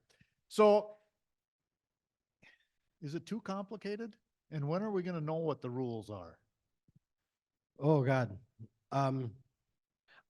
The rules have been coming out fairly steadily. But Treasury just has a ton going on. And these are complicated issues. So while I'm always skeptical of the "I'm with the government, I'm here to help" statement. I think they are trying to do as best they can and get through it. Is it too complicated? I don't know. I've been doing project finance and development for 25 years. These add layers to it, but the benefit of other industries, this is a complicated thing. There's a lot of interest in it. I mean, there's an entire class of venture capitalists that are climate focused. I mean, there's one called Breakthrough Energy Ventures. The first question they're going to ask you is, how many tons of CO2 is your company going to remove? There are infrastructure investors that are focused completely on this space. There are debt providers that are doing this. So I think there's a lot of it, but it's not an easy case because these are expensive facilities. Generally, I mean, $300 million, right? That's not chump change. Go to center field. I was going to help him, so we already did the math, so we're okay. Oh, okay. But to answer the question about the complexity of Treasury, they are understaffed and overwhelmed with all the legislation that's come through in the last few years, and they don't have the bodies to get it done. So we can blame them, but that's a reality. So how about small scale and local fertilizer production? Joining us this afternoon virtually is Mauricio Medici, Licensing and Business Development Manager from Stamicarbon. Mr. Medici started working as operations engineer in industrial facilities, achieving operations manager positions in petrochemical fertilizer plants. And in 2014, he joined Stamicarbon, holding the role of area sales manager for Latin America. And since 2018, he's been appointed as licensing manager. Within that position, he's responsible for the acquisition, management, and development of Stamicarbon's urea and nitric acid technologies. In the Americas, of 21, he assumed the role of new business development manager to focus on the development of Stami green ammonia business. So please help me welcome Mauricio. So good afternoon, everybody. I hope that you can hear me well. Can you give me a hint if you hear me? We can. Okay, thank you very much. So nice to be presenting for you. It's a pleasure for me. Thank you very much also for the kind introduction. Sorry if there is some problems with the connection. I'm going through my internet from Argentina, where I'm based, but I will do my best so you can hear me.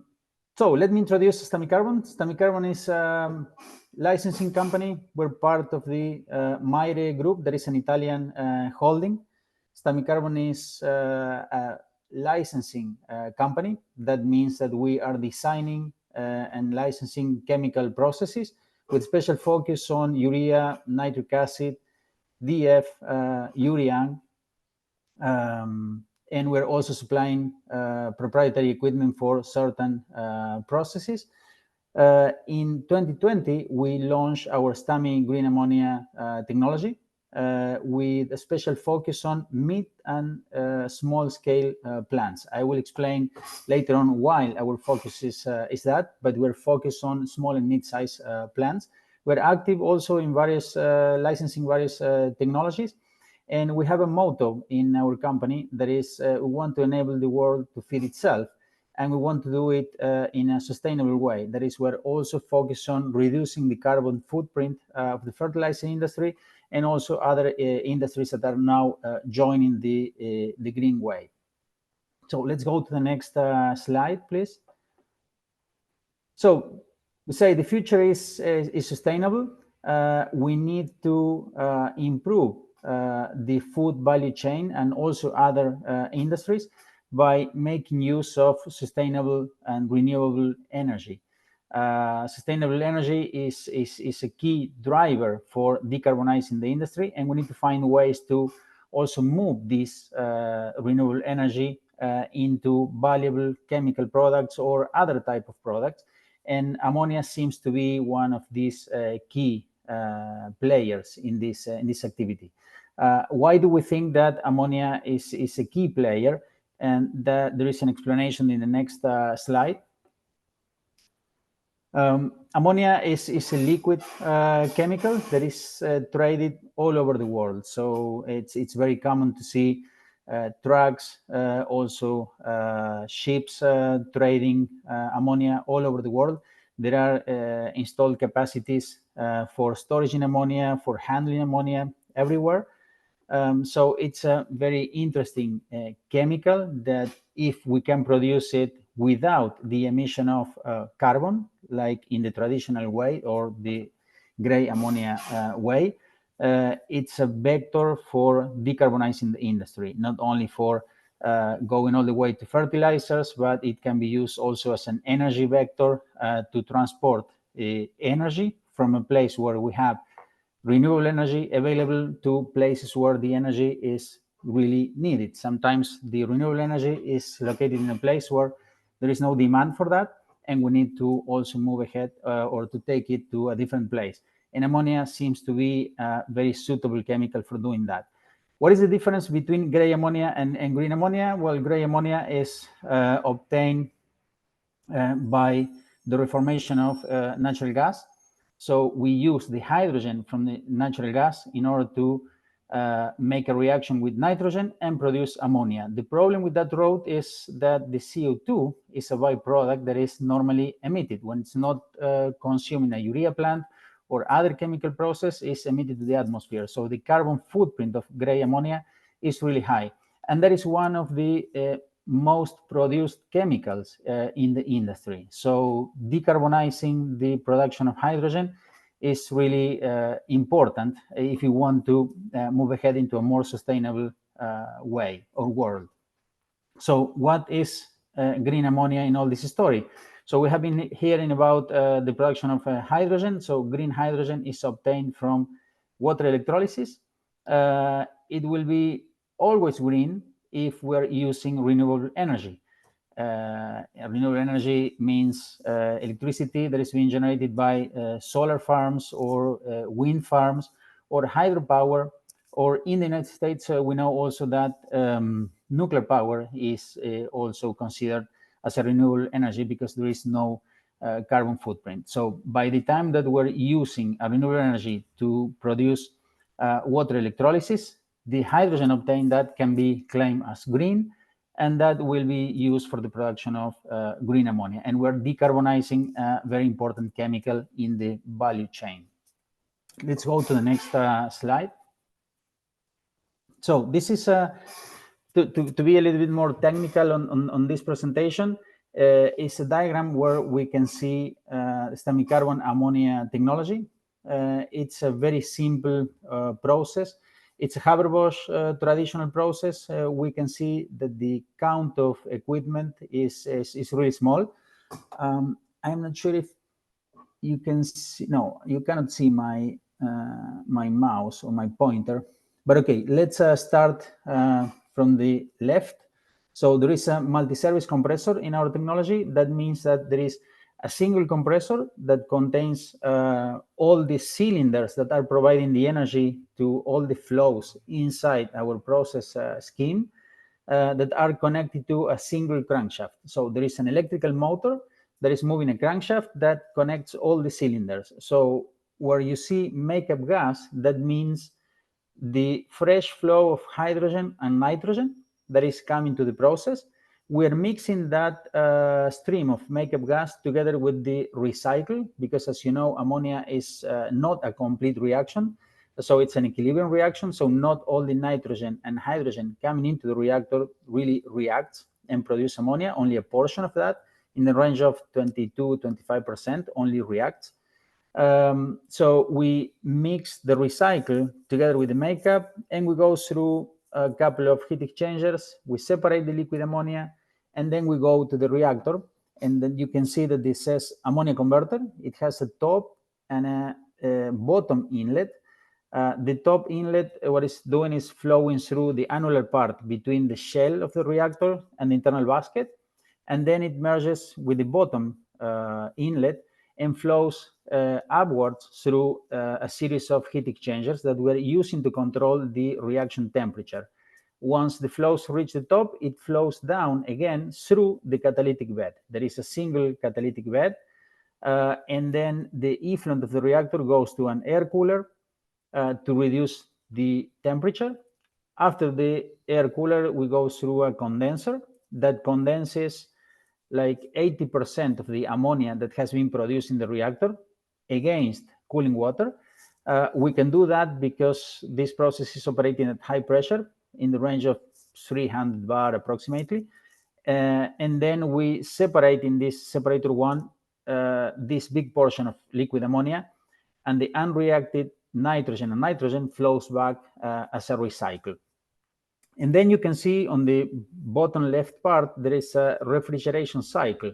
That refrigeration cycle is a traditional ammonia refrigeration stage where we evaporate ammonia on one side of the heat exchanger.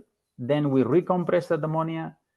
We condense the ammonia in this small condenser, and then we kept it liquid to maintain a level in the heat exchanger. So what we are doing there is condensing the remaining 20% of ammonia that has not been condensed in the primary condenser that went through the recycle. So if you can click a couple of times, there will be some script there. Yeah, so this is a proven Haber-Bosch process. So Stamicarbon entered the green ammonia business in 2020. What we did is we have taken an existing Haber-Bosch process. We upgraded that technology for the green case. The difference between the gray and the green in the synthesis loop, to make it very easy, is the low amount of inerts that we have in the green production, because hydrogen from electrolyzers is produced really at a high purity, and also the nitrogen from the nitrogen generation units. So there is a very low amount of inerts. So we adjusted this process to be suitable for the green feedstock. So as I mentioned, we had a single reciprocating compressor. We have a high conversion per path in this converter, and the majority of the ammonia is condensed by means of cooling water. Like I said, 80% of the ammonia is condensed in the first condenser against cooling water. We have an integrated ammonia refrigeration circuit, and the turn down of this plant is in the range of 40%. Turn down means the minimum capacity that we can operate at this plant. This has an advantage that we can deal in a certain way with some intermittencies in the renewable energy supply. But we believe also, and this from my business perspective, we believe also that these type of small mid-sized plants really make sense because they can use localized source of electricity or renewable energy to maintain the plant in full operation at 100% capacity. That's the only way that we think, even though there are subsidies and grants to build this type of production facilities, but that is also the way to support the business case and make it with a rationale that can sustain or survive by itself. Then the interaction with the OSBLs or the utilities part is cooling water, instrument air. We're not using steam or any condensate to control the temperature inside the loop. We believe that the focus on reducing the capex, that is the capital expenditures to build these units, is mandatory. As it was previously said, the electrolyzers portion of these facilities is taking a big chunk of the investment. If we talk about like 200 metric tons per day ammonia production installed capacity, we need like 100 megawatts. And according to what I hear here, if we consider 2 million per megawatt installed capacity of electrolyzers, well, it's a big amount of money. And in the case of the ammonia synthesis loop, it only takes like 20-25% of the total capex of the ammonia unit, considering electrolyzers, nitrogen generation unit, and ammonia synthesis loop. Then we can go to the next slide. Well, early this year, Stamicarbon was awarded the first green ammonia project in the United States.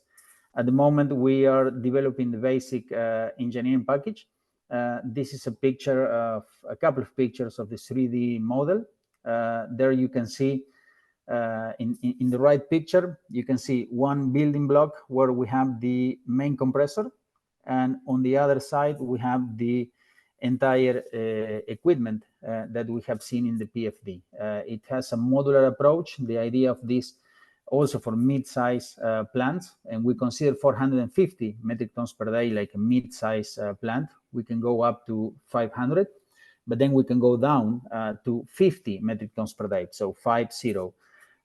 So we believe that in this range of capacities, building these plants in a modular way also reduces the installation cost, because these units can be built anyway where there is enough labor and workshops, like, I don't know, the Houston Bay, and then you can ship these modules to any place in the US, reducing the civil works and all the construction works that we know in some parts of United States are really challenging factor, the construction part.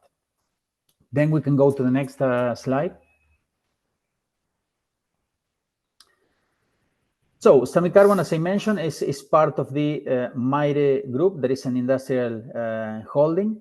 As a licensing company, we have the aim to help the industry to decarbonize. So we are not only providing green ammonia technology to the market, but we can also integrate with urea, nitric acid, ammonium nitrate, and all these technologies also in the mid and small scale sizes. Even though if we look at the large fertilizer producers in the US, like I know OCI, Dakota Gasification, Nutrien, all of them are running big fertilizer facilities in the gray ammonia and urea business. We now have all our technologies adapted to go to small size and mid-scale plants. And together with some of our sister companies in the group, we can provide also support for project development for this type of green facilities. We can also bring feasibility studies, financing, and we can provide also complete E&C solution. That means engineering and construction. Nevertheless, Stamicarbon is an independent licensing company. We can also work with other EPC contractors that can be, of course, regionally more attractive for the clients. Then the next slide, please. This is a very interesting slide, because here I'm showcasing you a real project. As I mentioned, we were awarded the first 450 metric tons per day plant this year in the United States. Currently, we are in the process of finalizing the green ammonia basic engineering package, but we have already finalized the nitric acid, urea, ammonium nitrate, urean, and DEF process design package, because with the client, we signed those technologies first. The project is being developed in the state of Nebraska.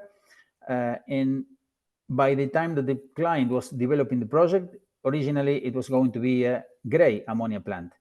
And they changed that in early 2022. And it changed to green ammonia to make it a complete sustainable fertilizer production. So we obtained also the contract for the green ammonia, and we are designing the complete facility. The final product is urean. There is a liquid mixture of ammonium nitrate and urea in a water solution. And a portion of that is also going as DEF. That is a deselected fluid that is also sold regionally. If you look at the scheme, you also see urea, and you can be guessing, okay, where this CO2 is coming from if green ammonia is produced from water electrolysis. The important part here is that in the state of Nebraska, there are several, the production of corn is very, is the unique, I think, production in that region, and there are many biomethanol plants. and the CO2 is coming from these plants. So what the project is claiming is that green ammonia is green because all the electricity that will be feeding this plant that requires 200 megawatts of electrolyzers is renewable electricity granted by the Nebraska Power Company. And the CO2 is coming from these plants. So they can claim that CO2 is a circular CO2 because it's not coming from fossil fuels, it's coming from corn. So the idea is that we are obtaining a final product that is not bringing or increasing the CO2 footprint. We are using CO2 that is already in the atmosphere. So the final products are going to be clean products. We have in this particular case KT, Kinetics Technology, that is a sister company from our group that is doing the early works engineering, and our customer is expecting to reach FID in Q1, Q2 2024. So we are very close that our client reaches FID and the construction of this facility will start. We think that it's going to be the first really green facility starting construction in the United States next year. What is important for this project from technology standpoint is that Stamicarbon is able to license all the technologies. That brings a lot of comfort for investors, because traditionally in this type of projects, when several licensors are providing technology, whenever something is not going in the right direction, everybody starts to point out to the other licensors that is having the issues. In this case, a single licensor is really providing all the technologies, so we need to make sure that everything works. And on top of that, we're also designing a plant that is completely integrated. As you can see, the nitric acid plant is producing steam in the process, and that steam is being used in the urea plant. So in that way, saving energy or reducing the total energy intake for the plant. And we are also having some excess of high pressure steam. High pressure steam for the technical guys is in the range of 45 bars. And you can produce also electricity out of that. So reducing the energy intake of the plant. So we can do that because we're doing the design completely integrated, bringing comfort also to the investors, while KT is a sister company also providing the EPC services, engineering, procurement, and construction. So this is a real case example where Stamicarbon is integrating all the technologies in a real project in the US. So we can go to the next slide. In this case, we're going all the way from green ammonia to nitrate fertilizers. Here we don't have CO2 in any part. We're not having urea.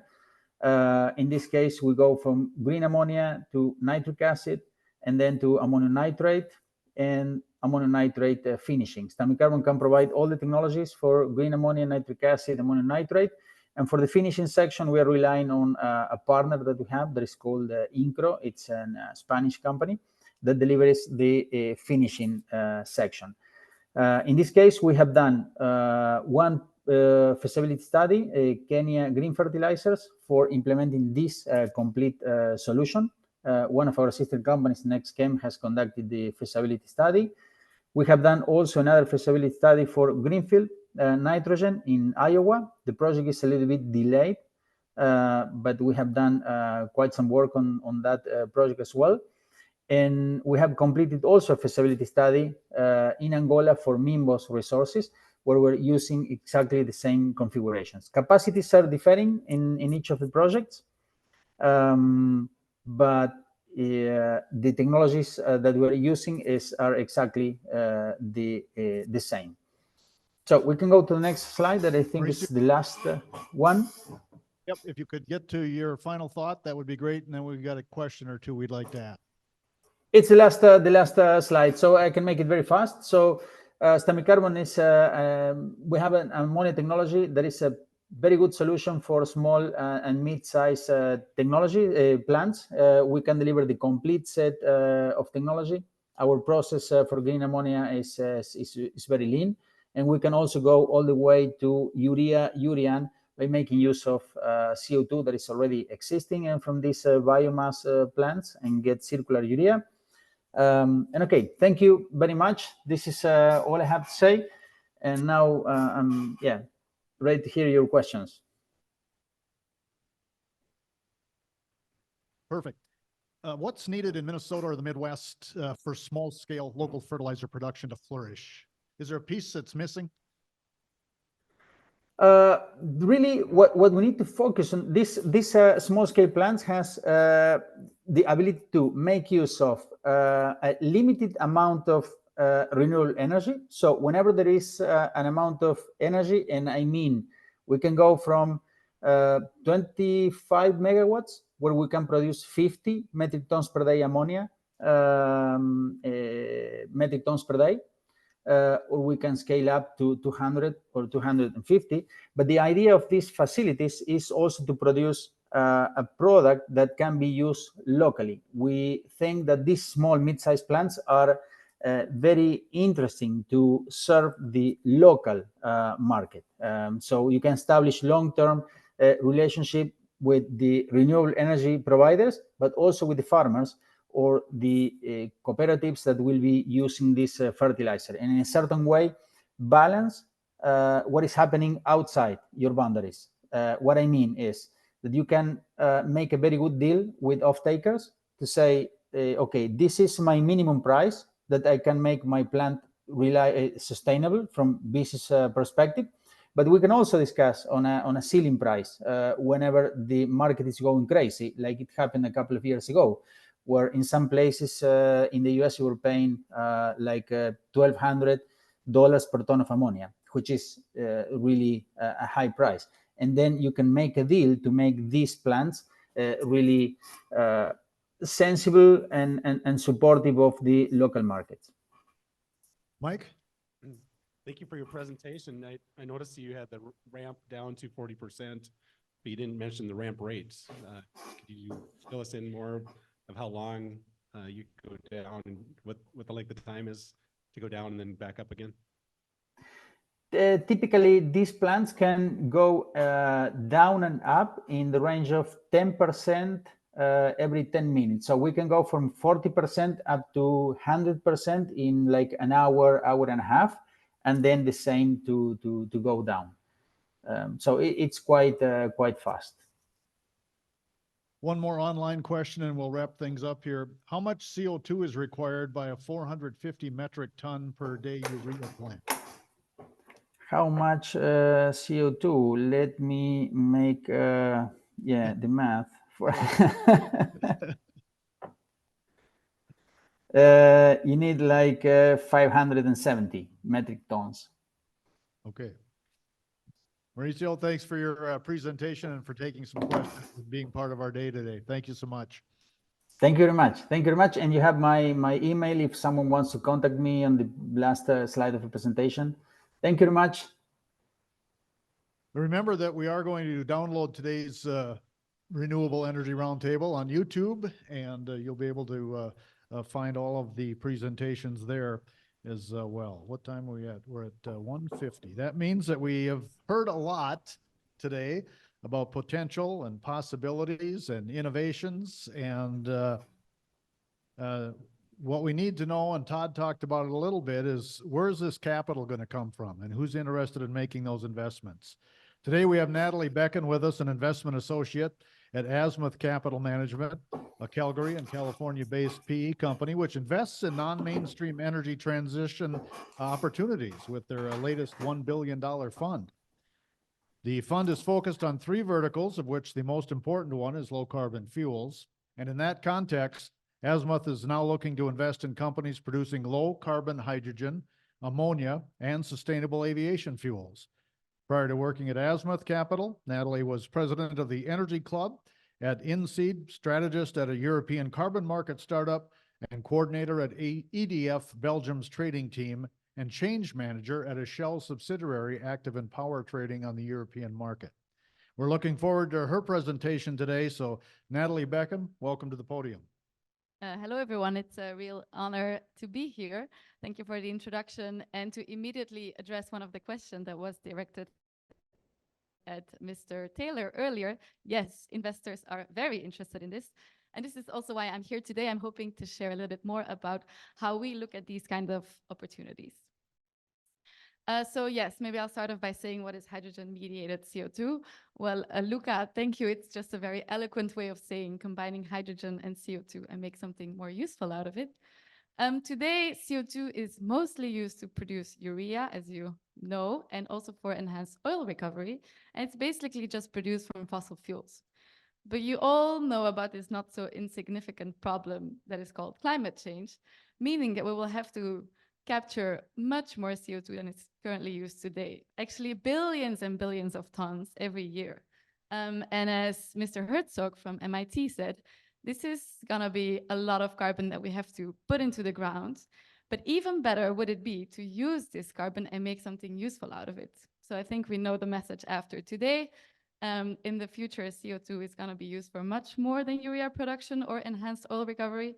It's gonna be used for cement and construction, for chemicals, and for different types of fuels in road, aviation, and maritime transport.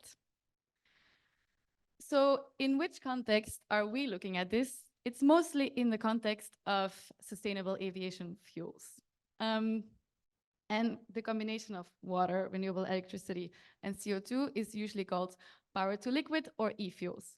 But that's not the only way to make a sustainable aviation fuel. There's other pathways available as well.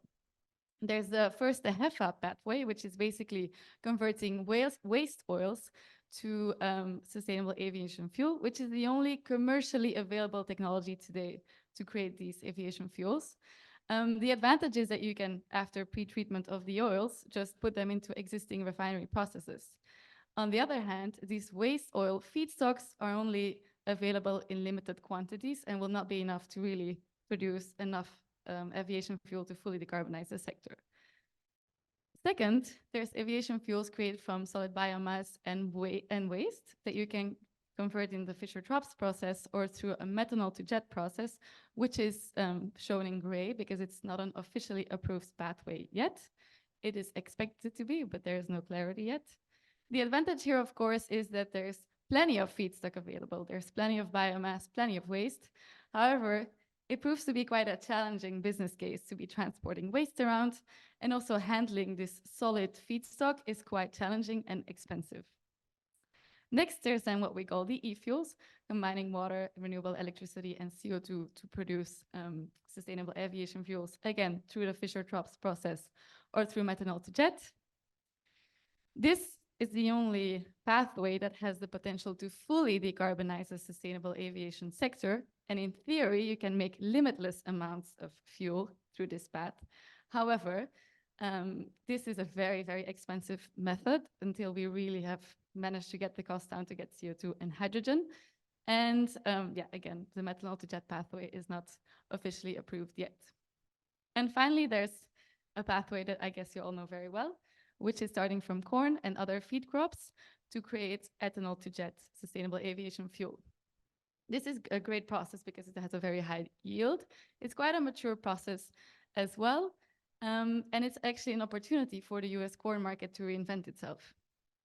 However, there's quite high capital requirements in this process. It has a quite controversial carbon intensity score, like depending on how you actually produce the corn and the ethanol. And it has a significant water consumption and competes with the food industry. So as you can already see, there's not a single pathway that is clearly the winner, and it will depend on a lot of different things. Since today the topic at hand is hydrogen and CO2 combination, I'm going to talk a little bit more about e-fuels. And first of all, I'll explain to you how you manufacture them. So whichever pathway you decide to go down, you need CO2 and hydrogen as feedstocks. So either you go down the thermochemical routes and you input CO2 and hydrogen and execute the reverse water gas to get syngas.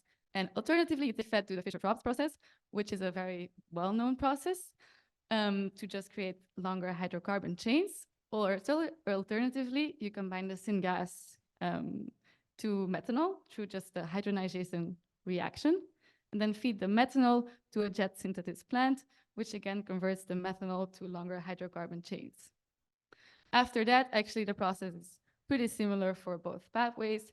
You just put it into a hydroprocessing plant. So you cut up the chains into shorter hydrocarbon chains, distill, remove impurity, jet fuel. Anyway, whichever route you go down, you need lots of CO2 and lots of hydrogen. So time for the first poll now. After knowing a little bit more about how e-fuels are being produced, what do you think will be the biggest challenge to successfully scale the production of these fuels? And there's no correct answer. I'm as curious as you what it will actually be.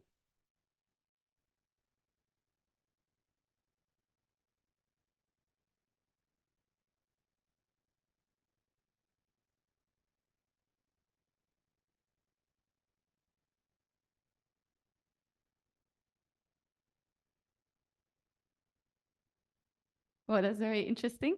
Very happy to talk to you about the technological maturity and regulations too, because that's something that you have maybe a better view on than us at Azimuth Capital Management. Maybe I should have also mentioned not feedstock availability, but feedstock availability at a commercial price, because that's what we actually think will be a very big challenge to make these e-fuels commercially viable. Because there's two feedstocks, as I mentioned, CO2 and hydrogen, and getting those at a reasonable price will be, we believe, a big challenge. So there's often made a distinction in CO2 between biogenic CO2 and anthropogenic CO2. I have a question about that for you guys later.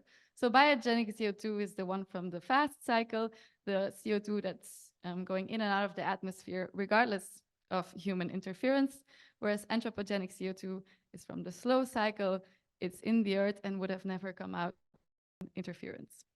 So CO2 is different from the air or from, and the cost of doing that depends obviously on the concentration of CO2 in the stream where you capture it from.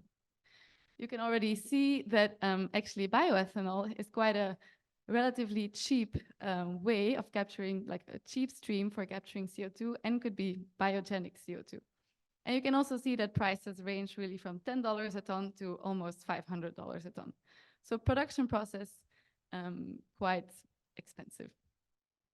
And then there's been a number of carbon capture projects announced in the course of the year. And actually the DOE has an analysis of all these projects and has had to conclude that by 2020, 2/3 of those projects had actually been canceled. And they were wondering why. So they did a bit of research on why were these projects actually canceled. And it turns out there's 3 main reasons. The first 2 reasons are quite logical. If the project had high capital costs or low technological maturity, less chance of succeeding. But the third one was quite relevant. And that's when the project had low CO2 revenues credibility. So basically, the useful is actually done with the carbon that is being captured. And then once we finally manage to get the usage of the carbon with where the carbon is actually produced, then we'll have to transport it. And transporting carbon is also no easy feat. You can use either trucks or pipelines, and then you have to compress it or liquefy it. And so, yeah, I think we've all heard about the pipeline projects being developed here in the Midwest, of which I think the most recent one was announced last month. CO2 Navigator Ventures decided to give up on the project. So we as investors are also very curious to see where this will go. And that's also what I'm going to ask you in a second. So my first question around CO2 is, what real market incentive do you guys think there is to use biogenic over anthropogenic CO2? Is it subsidies, technical ease of use, companies' willingness to pay for a lower CI score? What do you guys think? Something else?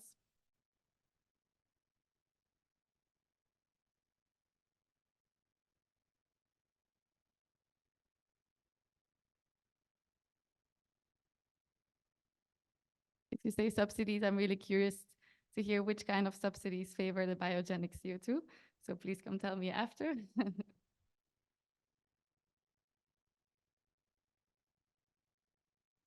Interesting. And then a second poll is about this pipeline. I'm just curious to know what you think is the likelihood of this CO2 pipeline in the US Corn Belt actually being built or not. Oh.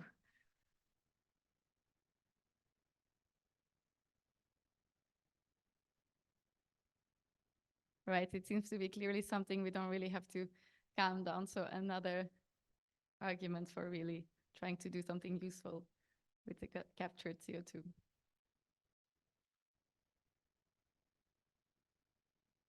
Great, thank you for your opinions. Moving away from carbon to the other feedstock that we need, hydrogen, there's been a lot of talk about it today already. We all know the traditional way of producing hydrogen is through SMR, and it's relatively cheap today. And more than 95% of all the hydrogen in the world is produced in that way today. Then there's a lot of talk about green, but we all know green has its challenges. I mean, the IRA is trying to mitigate these challenges, but it just has very high capex and very high opex. So it's really a challenging feedstock still. So actually, we're leaning more towards investing in companies that have alternative and cheaper ways of producing low carbon hydrogen through SMR with carbon capture, or methane pyrolysis called turquoise hydrogen, pink hydrogen, or other ways of producing hydrogen, such as the gasification of waste. And yeah, these are all more competitive with the traditional way of producing hydrogen, and we think will be also very important in the future. Besides producing hydrogen, there's one big issue with hydrogen, which is obviously its volumetric density, making it also very difficult to transport. So before it can be transported, it needs to be transformed into some kind of other form of hydrogen. So either you compress it, you cryocompress it, you liquefy it, or transform it to a carrier. Each of these has its own use cases depending on how far you need to transport it, but each of these also come at a significant cost, which can add from $1 per kilogram to up to $3 per kilogram. So a very significant cost to only transform the hydrogen, and then you still need to transport it. So for transport, there's again different options by trucks, respectively with compressed, cryocompressed, and liquefied hydrogen for distances up to 1,000 miles. After that, you're more looking at pipelines or ships, again, where you mostly carry compressed hydrogen in pipelines, liquefied hydrogen in ships, or with a carrier like ammonia.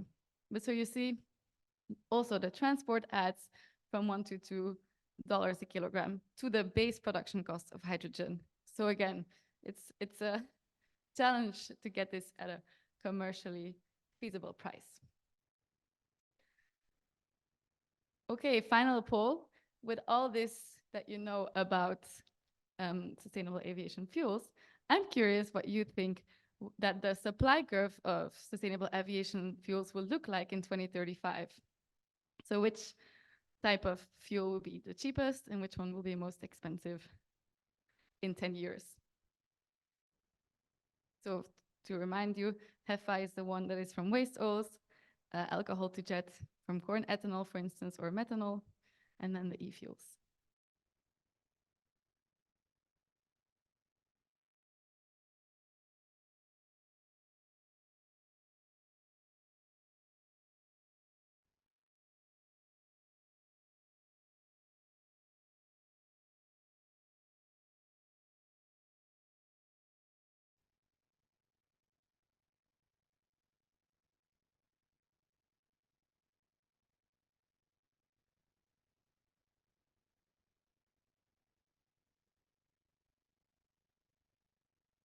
Oh, it's a close call. Oh, it's an ex-aequo. Interesting.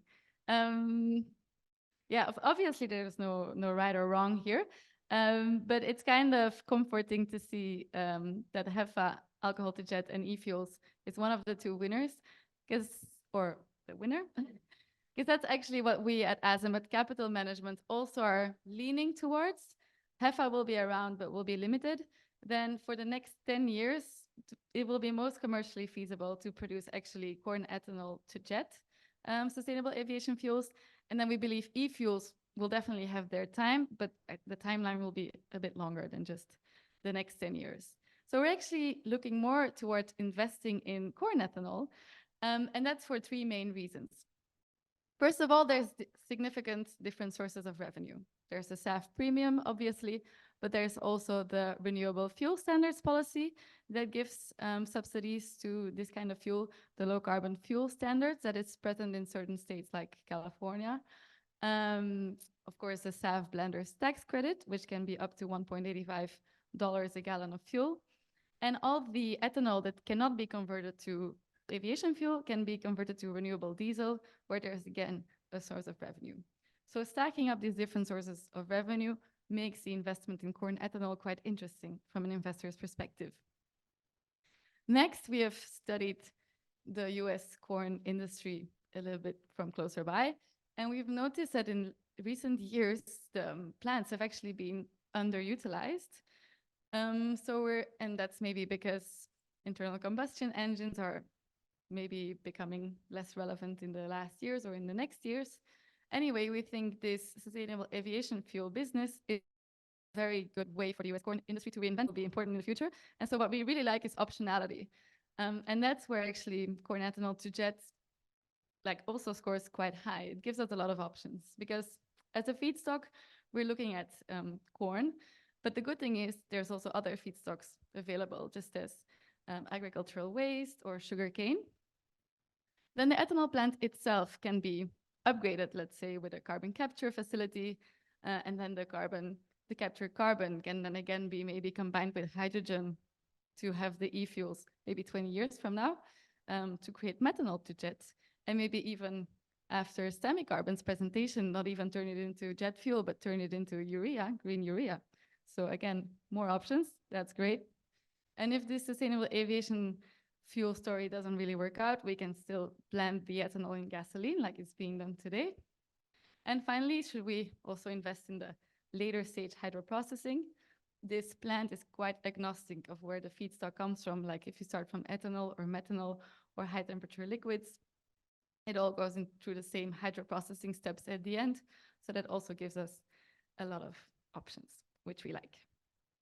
Okay, then I use the last minute of my time to tell you a bit more about Azimuth. So we've based in Calgary in Canada and California, Mountain View, city of Mountain View. We've been around for 20 years and have traditionally invested more in like E&P and infrastructure, but over the course of the last years have pivoted more to energy transition. All the partners at the fund have significant operating experience, which we think is a real advantage. And so this last fund, called our Fund 5 Energy Evolution Fund, is a $1 billion fund focused on energy transition. We have a number of executable opportunities, which are the companies I referred to earlier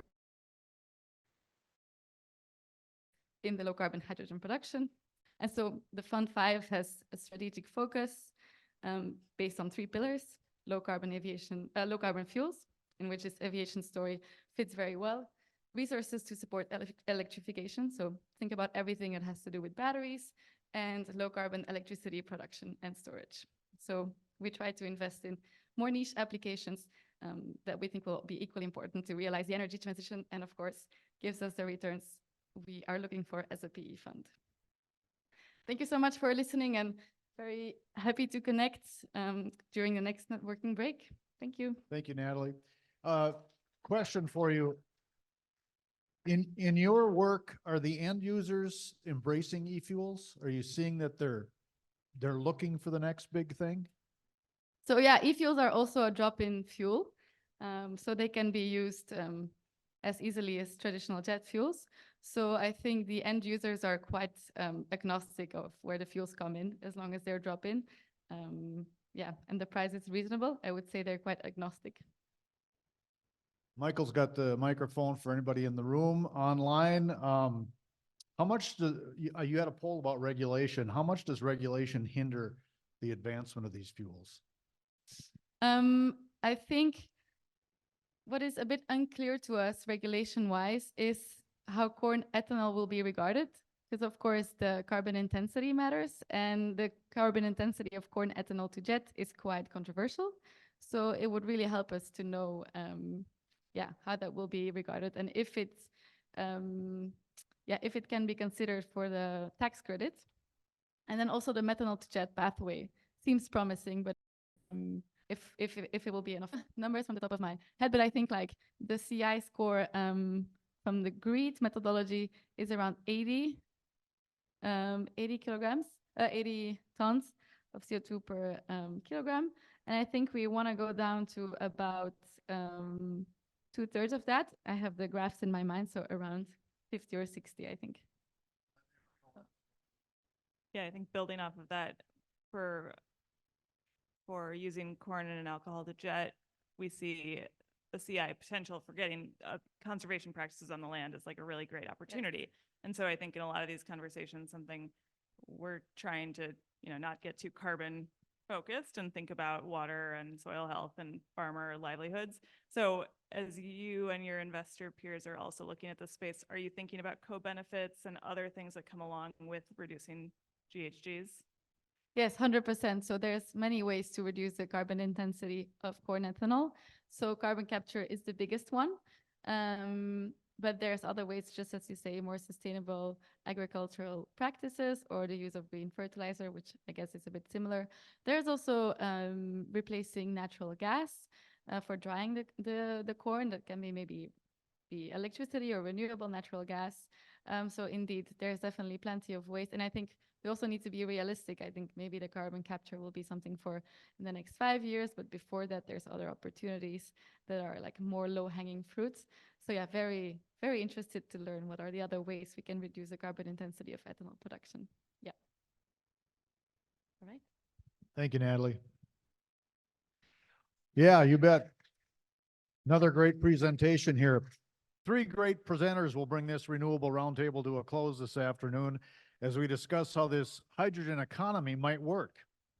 Getting us started will be Cicely Engel Sorensen, the General Manager of Biogas Clean North America. Cicely Engel Sorensen is out of Houston, Texas, managing the North American activities of Biogas Clean, a global leader of biological solutions in the biogas and P2X industries. Cicely has solid experience from the renewable energy sector and has previously spent years on exchanging industry knowledge between the Danish and North American biogas sectors, including optimizing and developing new biogas projects while leading a matrix team across North America. So once again, join me in welcoming Cecilia Sorensen. Thank you very much. And good to meet all of you virtually. I'm sorry that I can't be there in person, but I'm still very excited that I have the opportunity to present at least one of our technologies for you, especially now that I can see that you have had a pretty intense program today with hydrogen. So now I'm really looking forward to talk a bit more about what we would like to use that hydrogen for with our bio-e-fuel technology. So what was just mentioned, I work for Biogas Clean Americas Inc., General Manager located here in Houston, Texas. And we primarily offer 2 biological solutions, but today we'll focus on our methanation technology, where we would go in and methanize both raw biogas, but also any other kind of CO2 stream. But before we dive into that technology in particular, I just want to give you a quick overview of our company and where we are present in the world, if you don't know us already. Our headquarters is in Denmark, and then we have production and engineering in Thailand as well. In addition to that, we have 3 subsidiaries right now, one in Brazil, the one where I'm located at here in Houston, Texas, and then another one in Canada. So 2 subsidiaries in North America to try to comply or at least fulfill this demand that we do experience in this sector.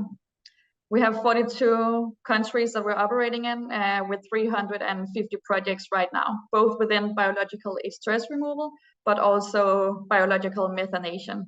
So what is bio-e-fuel? For us, it's biological methanation of CO2.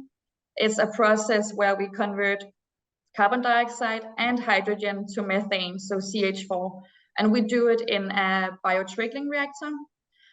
For us right now, the lowest hanging fruit is biogas plants, because we already have the entire infrastructure in place, and we already have a pretty easy access to a cheap CO2 source, biogenic CO2, as biogas normally consists of 60% methane and 40% CO2.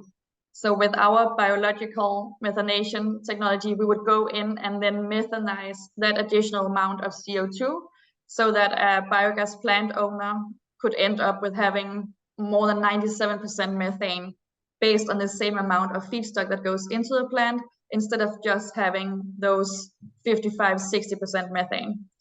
However, it's not restricted only to biogas plants. For us, it's just important that we have CO2 available. But we're also looking at ethanol plants, cement factories, incineration plants, refineries. Right now, I don't think we have seen the limit yet to where we can't deploy this technology. We just need an amount of CO2. So this is what biotrickling actually is. Our system consists of a reactor, and inside that reactor, it will be filled with packing media. I've tried to illustrate it with the kind of doing all these small microbes, or draw these small microbes, bacteria to the right. And that's basically what's inside the reactor. So the packing media will be filled with these microbes and fertilizer. And then we make sure to keep a constant temperature inside the tank, where we know that the microbes will then do what they have to do. And what they have to do in this case, in the methanation, is convert the biogas and the H2 to methane, CH4. In top of the tank, we will spray in either the biogas or the raw CO2 stream from an ethanol plant together with green hydrogen. And then both the biogas and the hydrogen will trickle down the packing media. And on that packing media, the microbes will convert the CO2 to more methane.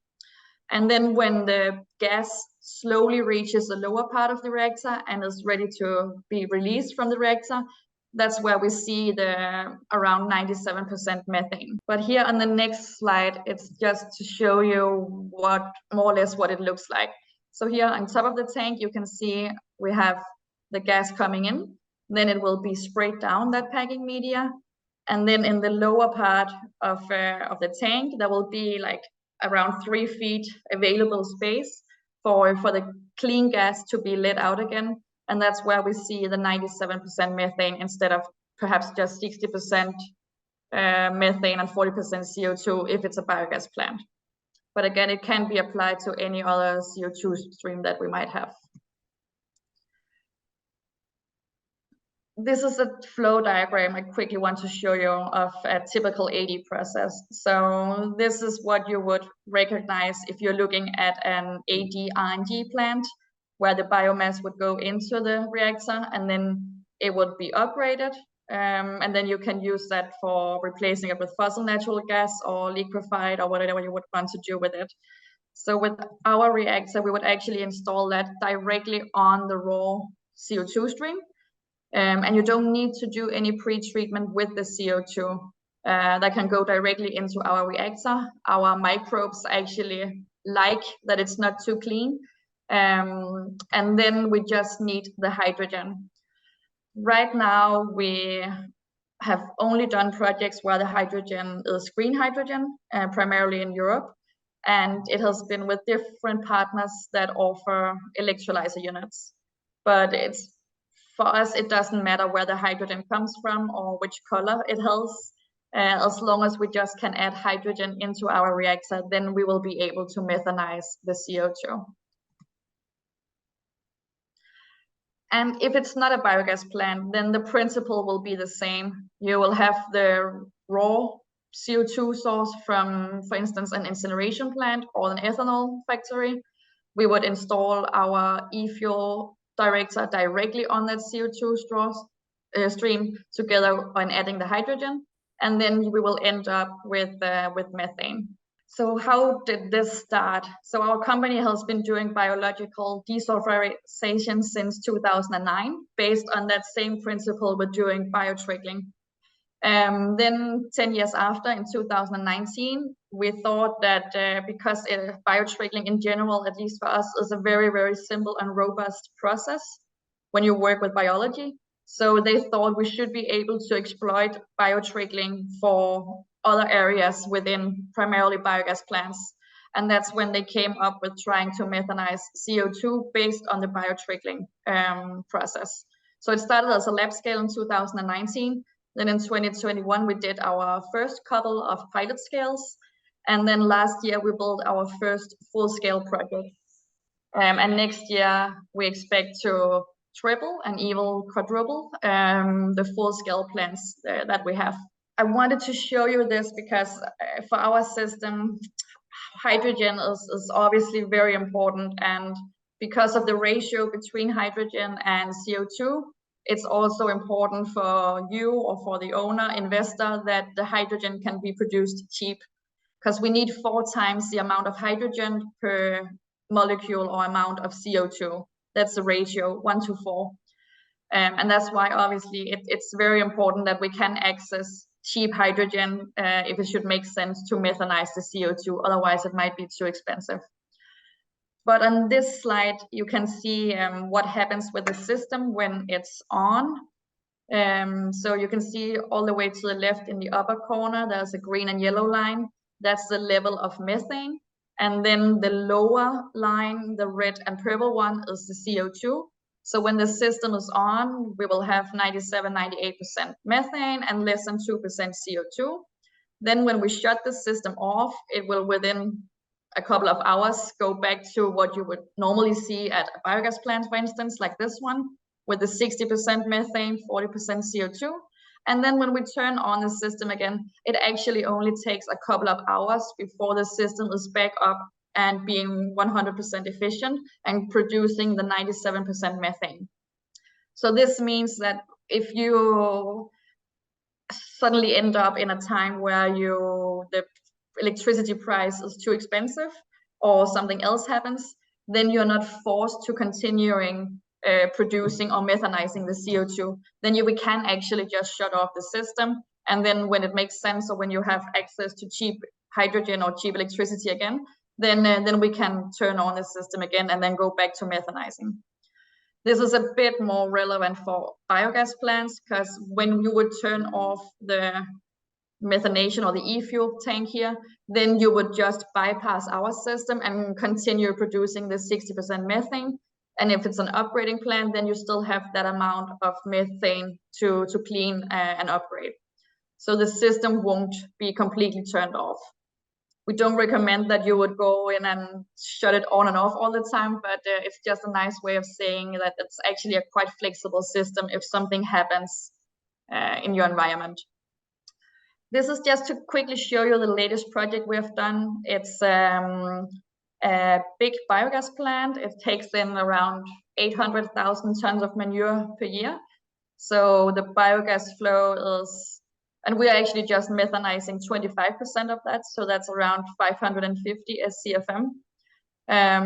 You can see here in the lower right corner, the 3 tanks is our part of the project. That's our reactor tanks. It's stainless steel. We have the packing media inside those tanks. And then right next to it, we have 3 small electrolyzer units that are producing the hydrogen for our system. And then in the background, we have the huge biogas plant. But this is more or less the footprint of our scope. And inside, you can see, again in the picture in the lower right corner, there's like a small house right next to the 3 stainless steel tanks. That is the technique house, or the process technique unit. And everything that you would need in order to run and operate this system is located inside that house. Otherwise, we only have the interconnecting pipes, but everything else is actually inside the house. That plant, we're methanizing those 25% right now, and next year we will scale that up to 100%. So that just means we will, or 50%. So there we're just going to add an extra set of what is currently established at the plant. So we will see 3 of these steel tanks and then 2 technique houses, PTUs. It's because it is biology, then the OPEX is extremely low. It actually just needs a bit of fertilizer and some water, but nothing else, and you don't have to clean it during its lifetime. So there's no downtime either with during biological methanation. it takes a bit of heat, or it needs heat, because we need to make sure the microbes inside have or live a happy life in order to do their thing. So heat is a bit more important. And I think my time is about to run out, so I'll stay with that. And here you can hopefully see our contact information if you have any other queries or would like to know more about biological methanation. All right, thank you very much for your presentation. And I think we are getting a couple of questions in. One about the footprint of that trickler system. How large is that if you're at large scale? If it's large scale, so similar to the one we just saw with the 3 tanks, then one tank is 18 times 48 feet, which is quite large. But for some of the others, they're just around 14, 15 feet in diameter, and then up to 40 feet height. We design every single project based on the exact flow and amount of CO2 available. And we don't have like a specific setup of sizes of tanks. We manufacture them based on exactly what the flow will be for that plant. So the economics, I'm sorry, I just heard economics, but I think that's the most important word of what you said. So the economics of this, when it makes sense, you obviously, if it's a biogas plant, I come from the biogas sector, so I talk a lot about biogas plants, I know that. But for a biogas plant, you will have to look at the amount of feedstock that goes into the plant. It's that amount of biomass, like what is the price for that? How much would you pay? How much would you earn extra to increase the methane level by 70% based on that same amount of feedstock that goes in?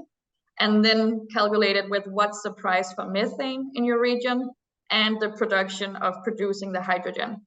But I think so far what we have seen in North America is the electricity prices are extremely cheap compared to what we have in Europe. So it's definitely not that right now that is a hurdle for us to do methanation in the US. Any questions in the room? If not, thank you again for your presentation and for spending some time with us today. Thank you. I think we kind of touched on it a couple of presentations ago, but what role does ethanol play in some of this new hydrogen economy? Sharing his thoughts today will be Dr. Inder Pal Singh, founding president and CEO, SBI Bioenergy Incorporated. Inder, a chemist by training, has over the past 25 years successfully created and managed several research-based companies, including Ames Fine Chemicals, SBI Fine Chemicals, SBI Bioenergy, and most recently, Golu Hydrogen Technologies. With his team, Inder envisions breakthrough technologies and has successfully developed patented and commercialized pharmaceutical products and their manufacturing technologies.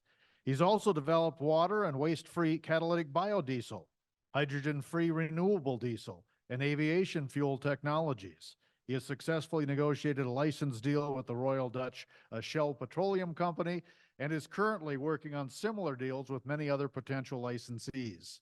His team is the first to bring a paradigm shift in the way that decentralized green hydrogen is made safely and utilized toward mitigating the GHG emissions to control rising global temperatures. Inder, thank you for being here today. Thank you for the kind intro. This is Inder Singh. You obviously, we'll go to the presentation directly. So today I'm talking about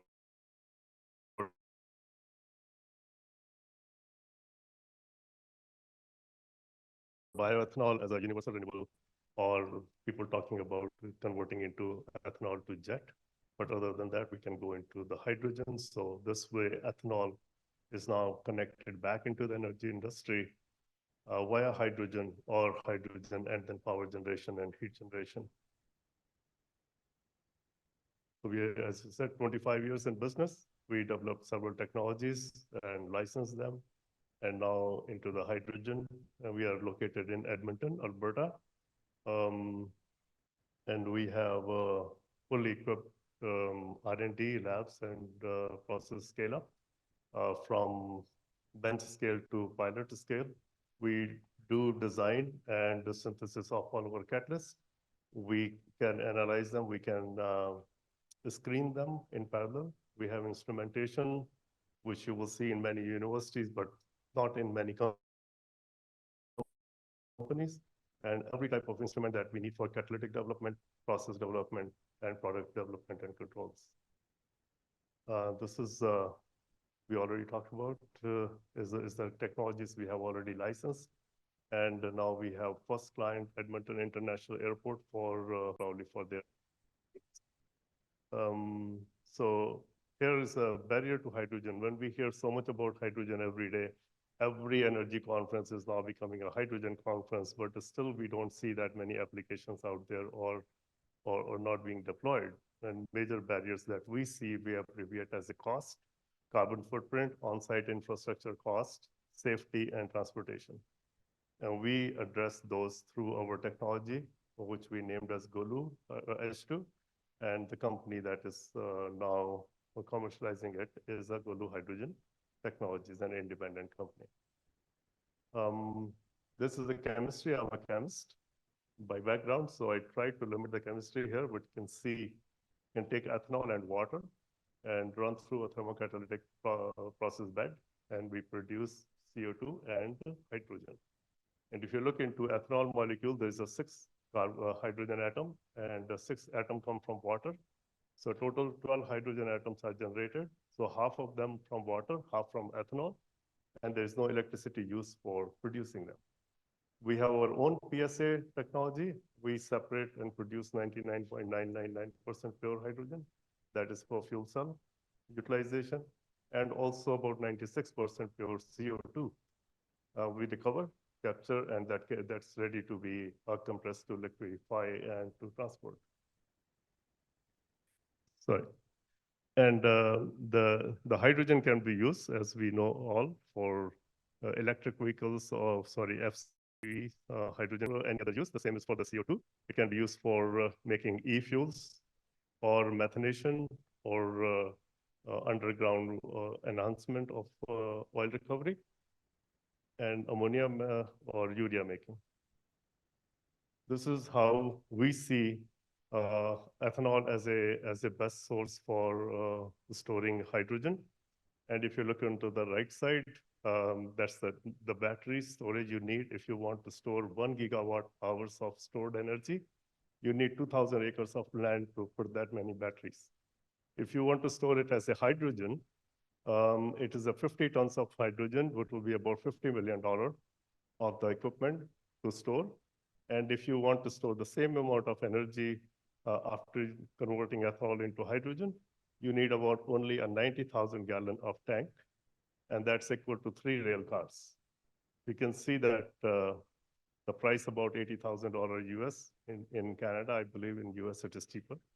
So you can see that how much more energy you can save. And ethanol is a non-toxic, and it can be stored just like a gasoline or diesel at any place without using pressure. It's a room temperature, it's a liquid. And here it is same for the carrier. So on the bottom is a tube trailer for compressed hydrogen. You can see one single delivery can deliver up to 800 kilograms of hydrogen. Convert into liquid hydrogen, you spend more money and buy a cryogenic tanker. Still, you can carry about 3,000, which is 3 times or more hydrogen per delivery. Liquid ammonia is even more, so 5 times of the compressed hydrogen. But if you carry one single ethanol tanker with water on site, you can generate 7,000 kg of hydrogen. That's almost 10 times hydrogen you can carry in one single delivery of a compressed cylinder hydrogen. Here's one of the modular unit that we have in our facilities operating. It produces 50 kilogram hydrogen per day, and you can look at the footprint. It's like a 5 foot by 6 foot on the floor. And our units will be producing 1.2 tons of hydrogen a day, and we believe it is less than 40-foot shipping container, the high cube, and that would generate 1.25 tons of hydrogen. That supports 1 megawatt fuel cell. So you can generate about 25 megawatt hours of power in a day with it. And about 10 megawatt hours of heat. That's about 150 degrees C. That can be used for heating the building or for generating air conditioning. About 8 to 9 tons of CO2, that's a biogenic. It's captured at source, can be used for making ammonia or for making other e-fuels, or go to the pop companies for carbonated drinks. Here it shows that on the bottom is a 1 containerized unit, which will be less than 40-foot shipping container. You can see to replace the amount of hydrogen it generates 1.25 tons in a day, you need 57 acres of solar panels, assuming that you have 6 hours of sunlight, which is only available in California. With that, you will need 1.5 acres of electrolyzer, the space, to generate 1.25 tons of hydrogen per day. Using our unit, it produces 52 kg continuously an hour, 24/7. You have a constant supply of energy and the heat. This is some uses of it. So for an ethanol plant, we can integrate our unit with the ethanol plant. It takes a hydrous ethanol. So anything coming out of the Baert column could be 20, 30, 40% of ethanol. We can take that, convert that into hydrogen, send the water back into the ethanol plant, and integrate the heat system. So they will reduce the cost of distillation to anhydrous ethanol that is used today for the gasoline blending. So it will reduce the cost, also reduce the carbon footprint. Taking 70 gram per megajoule ethanol, which is normal probably for the US ethanol, with our carbon capture system, it will come close to the 0 gram per megajoule to qualify for $3 PTC. And if you take Alberta ethanol, which is 30 gram per megajoule, it will be minus 30 gram. And if you take biofuel ethanol, it will be about minus 60 gram per megajoule carbon intensity. So you will collect lots of those benefits, as well as you can sell the biogenic CO2. So this is a fully integrated system presentation, and we are working with one ethanol plant in US to incorporate our technology with them. This is a general concept for a refueling station or energy station where you can produce 1.25 tons of hydrogen that can fill actually 50 buses, or partly converted into electricity to charge for EV charging. We are working with some bus companies in Alberta where they cannot get that much energy. For any level 3 charger, you need about 380 kilowatt connection, And 380 kilowatt connection is not easy to get. In California, you may be waiting for 3 years before you can even hear from them back. So with our one unit, you can produce 1 megawatt power that can charge electric buses, the fleet owners, and for hydrogen, the same thing, getting a 1.25 ton hydrogen. And if you have, you can support about 50 buses. But if you have 400, 500 buses, you cannot get that kind of hydrogen from anywhere today. And this allows you to produce that kind of condensed energy in one location. And only thing you need to supply is ethanol and water. And electrolyzer takes about 15 gallons of water per kg. Our unit will take about 1.5 kg only water per kilogram of hydrogen produced. This is a study done for a case for a European company, and it's a microgrid operation where up to 1,000 houses can be supported by one containerized 40-foot unit for all their heating, space heating, water heating, electricity, air conditioning requirement. And still they will have a power left to charge 2 cars on the residential connection, not the level 3, but the regular charging system. So 1,000 households can be supported by just one unit. So for the utilities companies, some of them we are working in Alberta. In the remote locations, they cannot supply that much power it is needed today. So they are considering our units to supply ethanol and produce power, heat, and hydrogen for those communities. For natural gas, we will be here just before my presentation on the converting as well. We have another technology, which I didn't include here. It's a single pass exothermic catalytic reaction, so you do not need any additional energy for that. In single pass, you get quantitative 100% methane out of blended methane and CO2. The CO2 direct utilization into greenhouses. So some communities we are working with, they have large greenhouses, so they need a lot of CO2 and the heat. So the heat and the CO2 produced by the system will be directly fed into the greenhouses, and it will be consumed right over there. And excess of energy can be uploaded. In California in the nighttime, you can sell it up to $1,000 a megawatt. And in Alberta, it's about $400 a megawatt.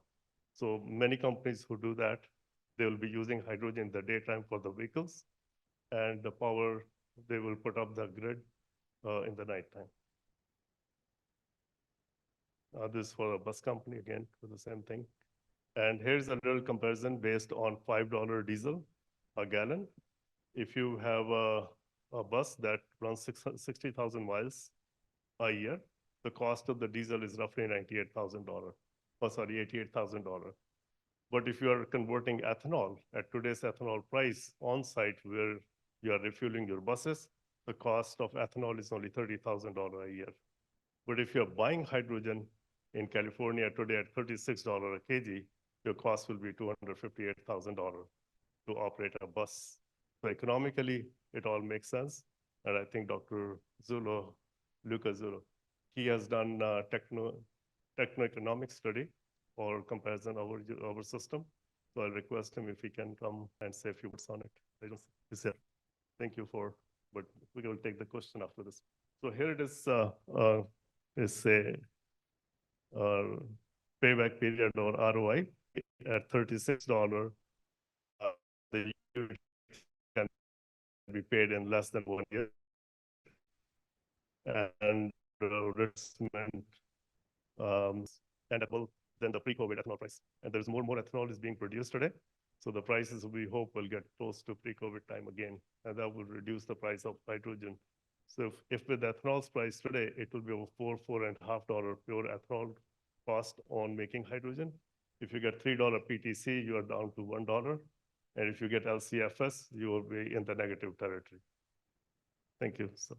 This number are why we got interested in this technology was the idea of basically moving electrification of heavy duty vehicles is going to be very difficult. It's going to happen partly, but there is a good opportunity to basically looking at creating with technology hubs where you can refuel heavy duty vehicles, trucks, buses, and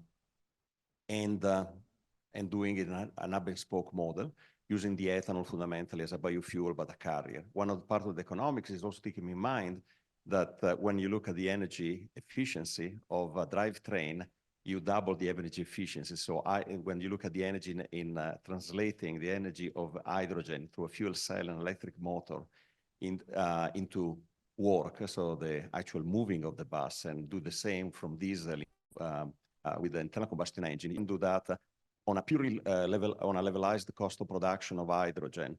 At the point of distribution, we can be competitive with electrolytic hydrogen. The reason is that electrolytic hydrogen always has to be produced somewhere else, and then has to be transported as well. So again, the final results that we're doing are part of a grant that ultimately will be published.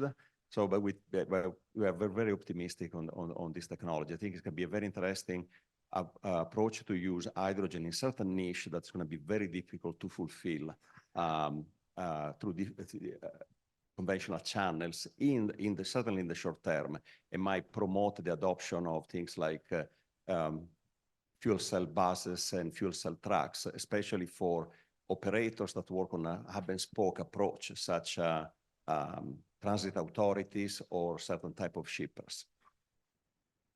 Thank you. Thank you so much. All right, we're going to see if there's some questions out there, and Michael will come by with the microphone if you have some. I'm going to just start you with, you touched on reduced water usage, and water usage is such a hot topic now. Tell us a little bit more about that in this process. So we do use water in the process. So there's excess of water that goes into the system, and all the excess water is recovered and recycled. So So our water consumption, as you said, is roughly 1.5 kg incremental value per kilogram of hydrogen, the way we recycle all the water, compared with the electrolyzer that takes about 40 liters, I think 15 gallons of water. So the places where people don't have water, this is really very helpful. And even then we are getting half the hydrogen from water. And that adds a lot of value to ethanol and ethanol price. So if I'm understanding this right, the value proposition that you're offering is that we're moving ethanol instead of moving hydrogen, and you're decentralizing the approach, right? So you would have your source of ethanol, and then you would have your model of your fuel station that could also feed a community. So it seems very significant in the approach, and that it's flipping the model and taking the fuel and moving it around in a much more cost-effective manner. Is that correct? Yeah, that's correct. And that's what we started with. That major issue, what we realized with the hydrogen is the moving. And we learned later that electricity is also very difficult to move. So some of the companies we work with, I traveled a lot in the last 2-3 years, and typically in Holland and UK. They were very robust, saying that we have coastal energies, so much wind, and we don't need anything else. And we will produce all of our hydrogen. A year later, I learned that, yes, they can produce a lot of electricity, but their grids are saturated. They cannot move electricity. Next thing I heard that, oh, we will convert all our electricity on the offshore into hydrogen, and we'll move hydrogen available. You use the same tank what you use for diesel or gasoline, and convert hydrogen, produce hydrogen and electricity where you need it. Today, if you talk to port authorities and ports here, they need 5 to 10 megawatt hours of power for moving the electric generators. So our solution provides that solution of moving the energy in high density. Only thing you need to move ethanol. And some pipelines now are also transporting. For ammonia, we hear a lot are looking for ethanol because they want to convert into hydrogen. And methanol is good for combustion as a diesel, but ethanol will produce hydrogen on site, on the ship, and consume there. So they do not need to store hydrogen anymore, which they do not want to bring. They don't want to bring compressed hydrogen or liquid hydrogen on board. That's what we hear. Yeah. There's as we've heard about blue, green, pink, right? All the different, how is this hydrogen classified? So that's very debatable always, that everybody says why something is green or gray or black. But I would say if we look into purely carbon intensity or CI score. So with our carbon capture system, you will take away about 67 gram per megajoule. So if you have a US ethanol is mostly 70-80 gram. So you will become down to 0 to 10 gram per megajoule for per kilogram hydrogen. And if it is 70, then you are within that 0 to 4.5 kilogram CO2 per kilogram, and you will qualify for PTC. But like as I said, in Alberta, we use wheat for making ethanol, and the carbon intensity is 30 gram. So the effective carbon intensity of hydrogen will be roughly minus 30 gram per megajoule. We can probably call it green. Any process heat required? The process requires heat, but in this, the process in the beginning to start with, we use ethanol as the heating source, and then all the waste gases from the PSA unit for the purification system, which will not recover all the 100% hydrogen. That gases go back into the system and burn to produce the heat for the process. So the process is totally standalone. Only thing required is ethanol and water, and some power to run the pumps to feed ethanol. And part of the electricity produced using fuel cell can go back to do that as well. So it could be completely standalone in the middle of nowhere and work. What happens with the wastewater? Is special disposal required? There is no wastewater. All the water comes out is like a distilled water, and it goes back into the system. Thank you, Ender. All right. Well, with some of the presenters still in the room, I hate to say we've saved the best for last, but we're going to finish with a flurry here this afternoon. We've been reading about it and hearing about it, alcohol to jet fuel, and what it means to the new industries. Mark Ritter is here, the grant administrator and facilitator at Gevo's Farm to Flight project. Funded in part from a $30 million USDA Climate Smart grant, Gevo is focused on transforming carbon captured from the atmosphere and renewable energy into energy-dense liquid hydrocarbons. Ritter has a farming background and was the program director for the Midwest Assistance Program, a nonprofit that provided technical assistance to small rural communities, and the RDF grant administrator with Xcel Energy. Thank you joining Gevo. Thank you very much. I appreciate to AURI for inviting me to attend this event. I hope my presentation is pretty good, so I'll sit back for the next hour and no, bad joke. Sorry about that. Okay. Yes, I'm Mark Ritter. I grew up on a diversified crop dairy farm about 190 miles or 100 to 90 miles west of here in a small town of Chicayal. Everyone raise their hand. I'm sure they know where Chicayal is at. It's yes. So we got the geographically astute over at this side.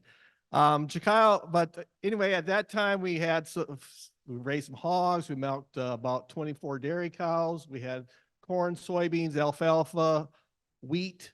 Crop changed from when I then went on. I helped my dad on the farm until the late 90s before my brother came back and I took the cure and went on and did other things. But policies really changed. Back before my time, policy was to take crop production out of production. They had too much food. Then it was to create food, increase production. You go to a lot of university field days and they talk about increasing production. They talk about wheat lodging and rust on oats. But then it kind of moved into some of the environmental things for, use environmental policy to prevent erosion, to keep moisture in the field. It's changed as it started out today. Now it's moving more into a carbon centric type policies where we're looking at how do we do ag to reduce our carbon footprint, to reduce carbon emissions.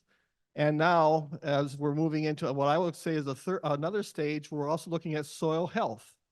We're looking at how does conventional tillage and no-till and minimum till and cover crops, how does that improve the soil health so that the roots have a good biome to grow and produce better and also reduce our inputs into that.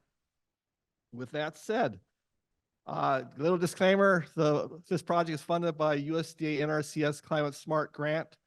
So any of my what I say and recommendations, it is not the US government's policy on that. A little bit on Gevo. Gevo was founded in 2005. It is a green company that is focused on taking atmospheric CO2 and using that to create renewable drop-in fuels such as diesel fuels, sustainable aviation fuel, other types of products and chemicals that can be used for other industries. We have corporate headquarters I myself am based in we also own it used to be a former ethanol plant in Laverne, Minnesota. It was purchased originally to be a SAF production facility, but after buying it, we found out that there's just too many inefficiencies in the plant, convert it to SAF and still maintain a low carbon footprint. So now it's just being used as a research facility. We have a renewable gas facility in Northwest Iowa, and we're currently building a SAF facility in the Lake Preston area that hopefully in 2026 will be operational. And so part of this project also is, as you'll find out, it's really focused on obtaining a low carbon intensity feedstock for corn for the ethanol process, for ethanol to jet fuel process. Hopefully by the time this project concludes and by 2026, we'll have a supply of farmers to produce that corn. One of our projects partners that we are working with is currently in, is the Sire plant in Council Bluffs area. So we have two project areas, Lake Preston, which is where we're going to be building a plant, and Council Bluffs, which already has an existing ethanol plant, who will be working with their farmers to look at using climate smart farming practices. A lot of the funds for the project and the grant award are going to, first of all, contractors to test and sample the soil so that we can actually measure what's happening out there as far as the nutrients. Which is we'll be doing some some modeling as far an analysis as far as to determine what the carbon intensity level is. We're using the GREET model for that carbon intensity determination. Iowa State will be researching soil amendments, primarily biochar as a soil additive that can help improve the soil health and also lower the carbon intensity level of the corn that is used for. And South Dakota State will be conducting several research projects focusing on the financial feasibility of climate smart ag practices and what is needed to potentially change a farmer's decision matrix to incorporate climate smart practices into growing their crops, which will then lower their their CI score. GEVO has developed a system called Verity that tracks the carbon score level. First, it will track the carbon score as far as inside the actual SAF production facility or ethanol plant to determine just where is the carbon moving around to, and is that amount less. Plus, it'll also be using input from the farmers to track the carbon intensity level of the corn that is being grown. The corn that is here, if you're using less diesel fuel, if you're using different green type soil additives and fertilizers such as manure, microbials, and then that inset gets transferred to that bushel of corn that goes in an ethanol plant, and then what the consumer at the end, which is going to be an airline company, purchases that fuel for, so that carbon score is already built into that gallon of SAF. It's different than an offset program where someone is doing, creating some kind of renewable resource. They get a credit for it, then they sell that credit to some company that needs those credits to meet their environmental requirements. Total project cost is about $46.3 million. $30 million of that is coming from the USDA grant. It's going to be a 4-year project. About 18 million of that will be going to farmers as incentives and payments to farmers to change their to use climate smart practices. There will be about 335,000 acres in the Lake Preston area, and about 110,000 acres is what we're shooting for in the Council Bluffs area. Since this is an inset model, we're only focusing on each year. So we're really focusing on practices for 2023, 24, 2025, and 2026. GEVO has a concept, a kind of circular economy concept, where you take at the farm level, you use CO2 from the atmosphere, you add in sustainable fertilizer, other green additives, or an ethanol plant for that matter, which then will be using wind and solar and renewable energy sources for then gets the for transportation for autos and trucks. They can use batteries. They do have an option to use other alternative ways of fuel rather than fossil fuels. Jetliners, you can't put a big enough battery on an airplane because they'll never get off the ground. You can't hook it up to an extension cord. You can't put solar panels on it. So they're really limited on the carbon intensity reductions for an airline has to come from the fuel they put in. And with the sustainable aviation fuel, there already is that market. There are certain markets, certain airliners that need to meet their carbon standards, so they're willing to pay a premium above normal conventional aviation fuel. So in many ways, that's what's kind of can be driving sustainable aviation. Is there's already a sector that sees we gotta pay for this to meet our requirements. The Farm to Flight project has two goals. One is it's to create what is that market incentive to create low climate carbon intensity corn. The second one is to accelerate the production of low carbon intensity corn by the producers by getting them to start adopting those production measures. We plan to do this through three methods, three sources. The first tier is reimbursing farmers for certain inputs that they might put onto their field.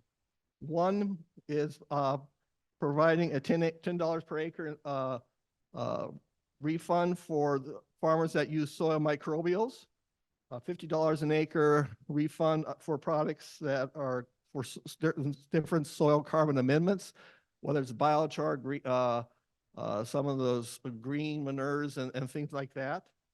Also $6.50 an acre for genomic testing of the soil.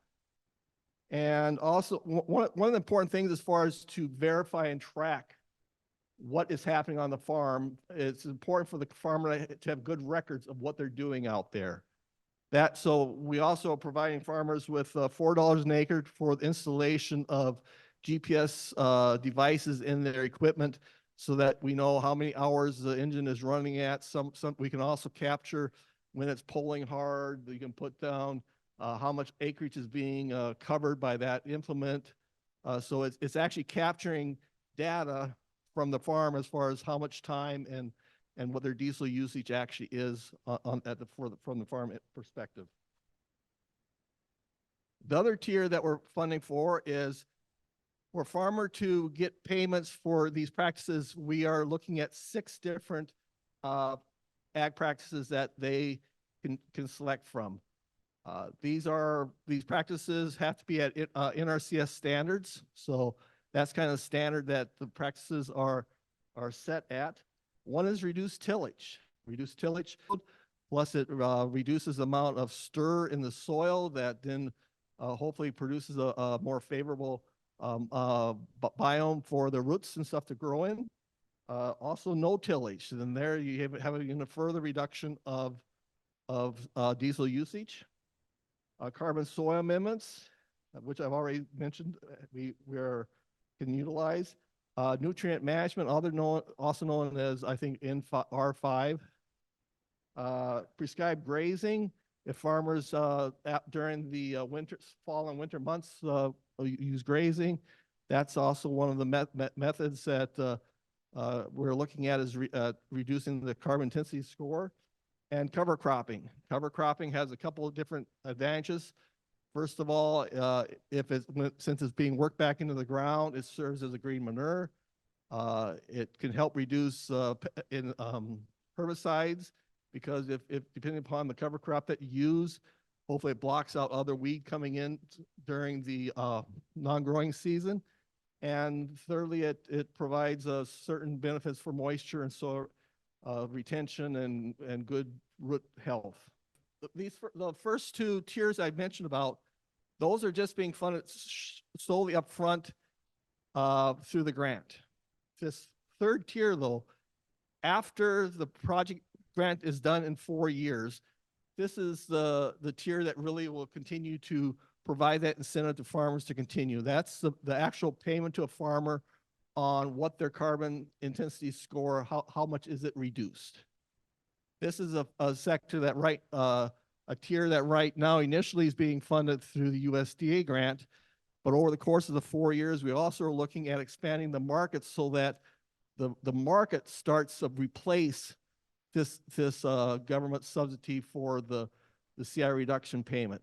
So that way, after the grant is done, after 4 years, I hope, knock on wood, there is a market developed that now replaces these payments.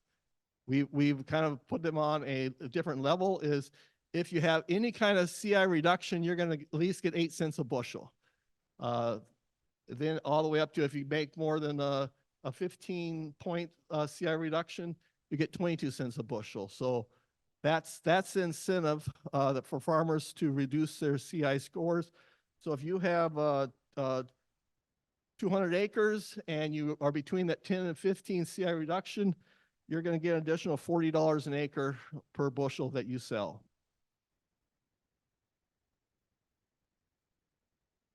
This kind of lays out how this portion plays into the overall CI reduction score for SAF. On the far left, that column in gray or dark black or light black has a CI score of 85. That's the CI score for making conventional jet fuel through fossil type systems. The column in blue is using the ethanol to SAF method, and there you see the score of 80, which was mentioned earlier today. What Gevo is looking at though is in that declining arrow, you see different processes can take care of that, so there's no need for grid power on that. Not all ethanol facilities are going to have that capability, so that would be something that was looked into. Well, if you're evaluating another ethanol plant to put a SAF facility on, would you be able to add that to that? The other is through thermal integrations in the SAF processes to reutilize the heat and power in the system, so you're not using fossil fuels to create that. There's that thin bar of about a reduction. That's in lowering the hydrogen used within the system. For the SAF process to take place, you need hydrogen for the cracking and the reformation of the hydrocarbons from the ethanol hydrocarbon. Kind of crack that down into smaller pieces. Then it gets reformed into this aviation fuel molecule. Then from there, you have a big part of this is also on CO2 sequestration. In the fermentation process, you release CO2. Since it's already coming off the vat, now that's a good opportunity to capture that, and that's captured and taken out of the system. What this project is looking at is that piece that actually would push SAF production below that zero, and that would be through being able to track and verify carbon reductions practices of the corn going into the process even lowers that carbon intensity score of that fuel anymore. Then that is passed on to those savings is monetized through what the aviation industry will pay for it, and part of that is passed back to the producer as an incentive.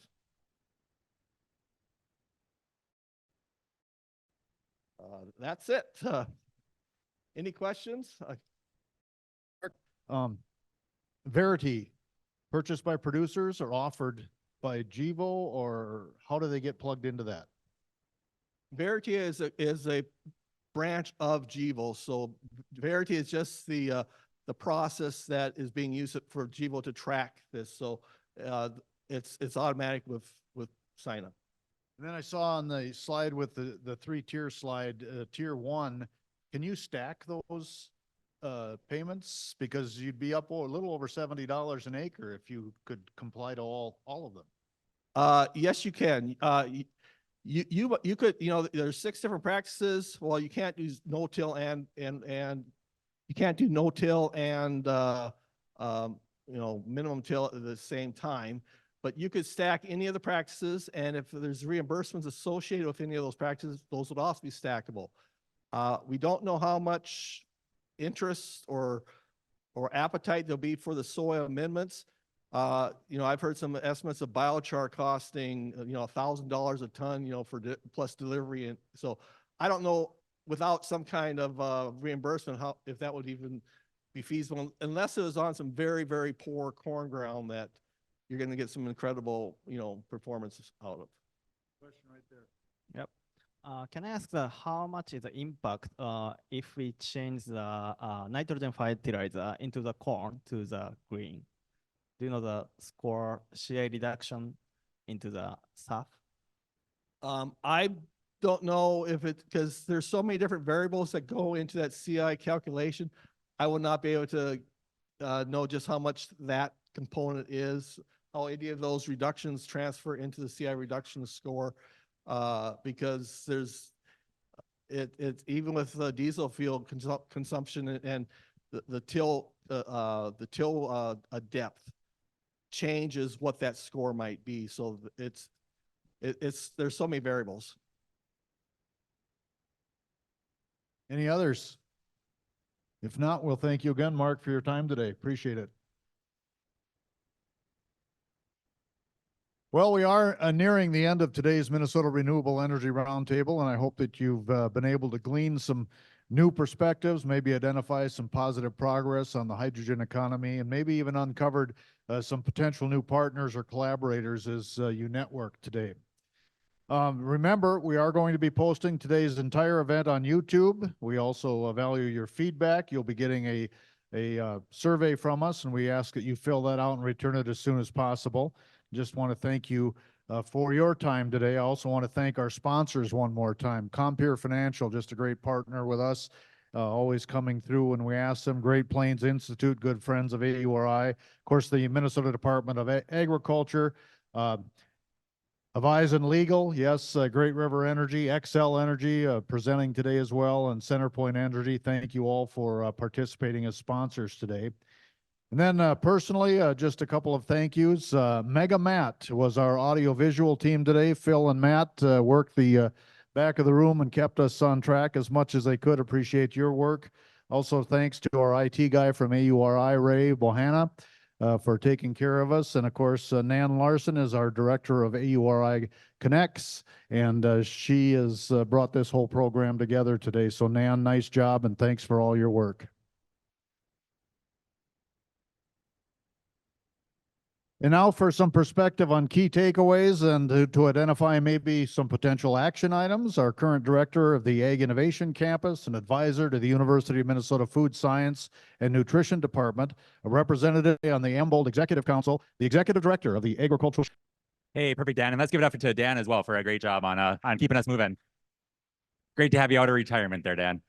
So I just had a few points, and I'll keep this really brief today. But first of all, we heard a lot about a lot of interest and a lot of energy in this space, I think, from our presenters that we had. I think the interest that we saw from registrations and just, what can we do and how can we help move this forward?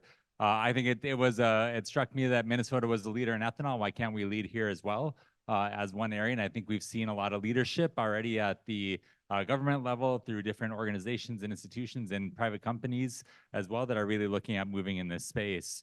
I think I heard from NREL that Minnesota has it all, right? So let's take advantage of that and really move that forward. And we were an early leader at the U of M on a pilot plant, right? So we've already got several of the bases that are set in play here to keep moving us forward.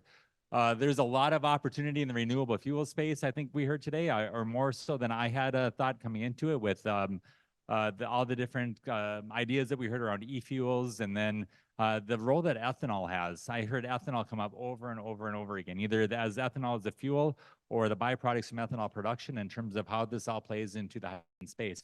So how do we further build upon those assets that we have here and keep moving that forward? I mean, we had ethanol as a hydrogen carrier, right? We had CO2 mediation into urea, into methane, into other e-fuels. We had ethanol into SAF as well, right? Just a lot of ties, I think, to that industry that's really been developed here. And we didn't, I mentioned Minnesota, but we also saw a lot of interest, right, from around the world, right? I think we had a presenter from Argentina, we had Japan, we had several European related companies, Canada, right? There's just a lot of space there, a lot of things happening here. How do we look beyond our borders, bring those technologies and ideas into this space? And then we have, right, the hydrogen hub that's here. And how does all that come together and really catalyze a lot of the activities? And it's great to see Xcel Energy taking the lead here for Minnesota and moving that forward. We also, you know, just the incentives, right? I think working through all those different possibilities, how do they stack? What does that look like? How does it help the business case and move forward? Right, those are just a few of the points that I had. I'm sure several other people had a lot of other key takeaways from the day. The other piece that I just want to mention is there's a lot of ways of getting involved, I think, as we look at this. There's the hydrogen hub that will be moving forward, and we'll be hearing more about that as negotiations go forward and different projects and initiatives and elements that will come out of that. And community awareness, how do we spread this to our neighbors, right? In terms of having that conversation around the opportunity that hydrogen can play in terms of the economy, right? The environment, right? The agriculture, green steel, right? I heard over and over today as well. There's just a lot of possibilities there. There is the hydrogen economy collaborative as well that's underway. For those that aren't aware of that, Great Plains Institute leads that effort, right? It's been meeting for a couple of years, meets every other month, right? But it's a great way to get involved in terms of what's happening in hydrogen in our region and having some conversations and seeing where you can volunteer to keep moving some of those opportunities forward. And then I think there's one-on-ones. I think every presenter that we heard here today is pretty energized, right? No pun intended, to help moving some of that along in terms of just having a conversation, right? What are they doing? Where can we be helpful? Where can we plug in? And then the AURI staff as well, right? In terms of how we look at this, U of M's obviously quite busy. Other leaders that are quite active here. You saw our sponsors, right? They're all very interested in this space too. So just plug in, have those one-on-one conversations, see where there's an opportunity to further engage. And I just want to say thank you, and mostly to all of you for engaging in today's conversation, right? And to really, right, have an enlightening conversation and around what this could mean for agriculture, for other industries, and as well as for our state and for the region. So with that, safe travels to everyone, and hope to see you again next year at a Renewable Energy Roundtable and at several other hydrogen events throughout the year. Take care.